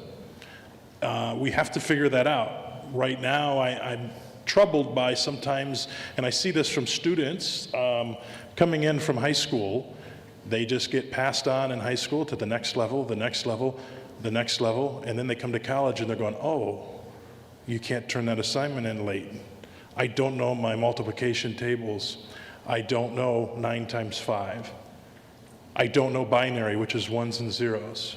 I don't know certain skills, and that's bothersome to me as an educator. And again, it's not the educators at the K-12's fault. It's the system. Back in my day, if I didn't pass a grade, I was held back, right? Until you understood the competencies. I think COVID has played a big factor in a lot of this as well. But how do we develop those skills? Because we're so reliant upon technology, students don't understand the need for some of these basic skills like multiplication tables and can't do it. And I look around at some of the students in the room, and even some of my students that are in the room, if I asked you what 8 times 8 is, would you know the answer? So it's scary to a point because 8 times 8, I need to go get a calculator out. So in the older generation, it's not a thing, right? It's okay. So But in the younger generation, I think we have to approach this holistically. I know companies would partner, certain partnerships. I know Tiffany University partners on other things, not necessarily engineering, but we partner with a lot of different industries. I think it's possible, I think, for any of these industries, if the right people got in the room, if they're developing pipelines, so to speak. I know there's pipeline programs and different companies that offer that. But again, I think the biggest thing in what we're seeing, and especially the companies up here, kind of speaking for them, is that internship process to learn the on-the-job skills. If you're getting into a true engineering program, you're going to have to find that, because you're probably at a level of education that's beyond most of, and I hate to say it, most of the students that are going in there, because you maybe start at a higher advantage. And there's tons of books and studies going on right now, but I will say I'm scared about why we're like almost last in mathematics and science. It scares me. So I think we have to fix it holistically. Okay, so I'll give you a little advice. Let's say you want to get into engineering, and I think I understood some of your question was saying, hey, I can't get a spot in engineering, but they always want experience. So show them that you have critical thinking skills. Not sure what your hobbies are, but guess what? If you want to be a mechanical engineer, tell them you built, designed, and implemented, I don't know, a lawnmower or something like that, that you can demonstrate that you have those critical thinking skills and you're able to apply them. And then show them you can work with a team. Hey, I invited all my friends over and this is what we built and what we did. So that you have the real world example of whatever facet of engineering that you're interested in. Computer, electrical, civil, all those type of things. That'll get you a step level higher than your competitor that you're interviewing against. If you show that those critical thinking skills before the next guy, if you have that and you have the ability to work in a team, then you're going to get that opportunity. Does that help? Okay. All right, with that, I think we're at about time for the event. So Lynn, I know you have some closing remarks. Well, let me throw one last piece of information. You got me thinking there for a second. So I have friends of mine at Daifuku that I work with who participate in the local high school robotics teams. I mean, those are awesome. So what you want to do is you can volunteer yourself for that type of stuff or any other type of secondary program that you can use as a hobby or whatever, like was said down there as well. So, and that's been great because these kids now are learning from experts in the field, but they're using, robotics that are not quite as, let's say, complicated. So they're getting that early learning. And the robotics teams in high schools are now feeding down into junior highs and with the Legos and stuff going down even into the late elementary schools. So if you have children, nieces, nephews, friends, neighbors, who, I don't know, whatever, if they're interested in robotics, get them to at least check to see if there's a robotics team at school, and they will go out, create autonomous vehicles and compete against other teams. It's national. It's a big, big deal. So that's one thing that made me think about. There are things that are available. It just got to look for them. Find out what in your area might be something that you can take advantage of or encourage someone else to, so that we don't have this lull of knowledge, especially coming from people that aren't interns yet. They're like pre-interns and they're learning from the expert. They're going to be great interns someday. So anyway. Okay. All right. Lynn? Just a couple of remarks and then we'll have our final drawing. Thanks to Tiffany University, we have another drone to draw. I just want to end today by saying thank you to all of our sponsors, which are listed up on the screen. I don't have to read them. To our speakers, I think all of you would agree it's been a phenomenal day. The information that was shared today was, I don't know, sometimes I don't even know how to explain it. It was so forward thinking. So also students. We had students from Tiffin University, of course, and University of Findlay. We have a whole table from Findlay City Schools because we even want the youngsters in K-12 to get involved in this. We had a couple people here from Rhodes over in Lima. So it's wonderful to see the student participation in this kind of an event. A special big thank you goes to Helen. I don't know where she is, but we want to make sure she's recognized. Helen? Did she step out? Oh, you're right there, okay. Well, Helen, you and your team have done a phenomenal job. Doug, thank you. You always do a fantastic job for us every year. We're very grateful for that. We also want to thank the UFAV team, the gentlemen running teams, UFTV. Those folks make this happen, so we not only can be here in person, but we can also bring those folks that can't physically be here. They came in either by Teams or UFTV via YouTube. So we're grateful for those folks. And I would be really remiss if I didn't say thank you to all of you that are part of our TIC group. Matt and Steve was here. There are several other folks here. We start working on this in January. And we worked tirelessly until this actual event. So a special thank you goes out to the TIC members, truly. Last point, we're looking for a theme. Our big 25th anniversary is next year. Don't know how we're going to outdo last year's, this year's, but if anybody has any theme, we'll start in January again, start working on this, and it will be October 28th, Wednesday, October 28th, so mark your calendars. So again, thank you for all of you for being here. Phenomenal day, great day of learning. Appreciate the students being here and taking this information forward. Each and every one of you are ambassadors. Our goal of this event every year is to talk about where the world's going and to help everyone that chooses to attend become ambassadors for some of the emerging tech and some of the things that are happening. And you've heard some phenomenal things, forward-thinking things that are just now being talked about. So please, please, please do take this forward. Share it with your friends, your parents, your grandparents, your nieces and nephews, your other students. It's important that we be the ambassadors and take the word out. So Doug, thank you for letting me a few remarks. It's just so proud of everyone that decided that this was worth their time. So thank you. Thank you. And I guess with that said, we'll do our last door prize drawing and call it a day. All right, Owen is going to draw. Who is the sponsor of this drone? Tiffin University.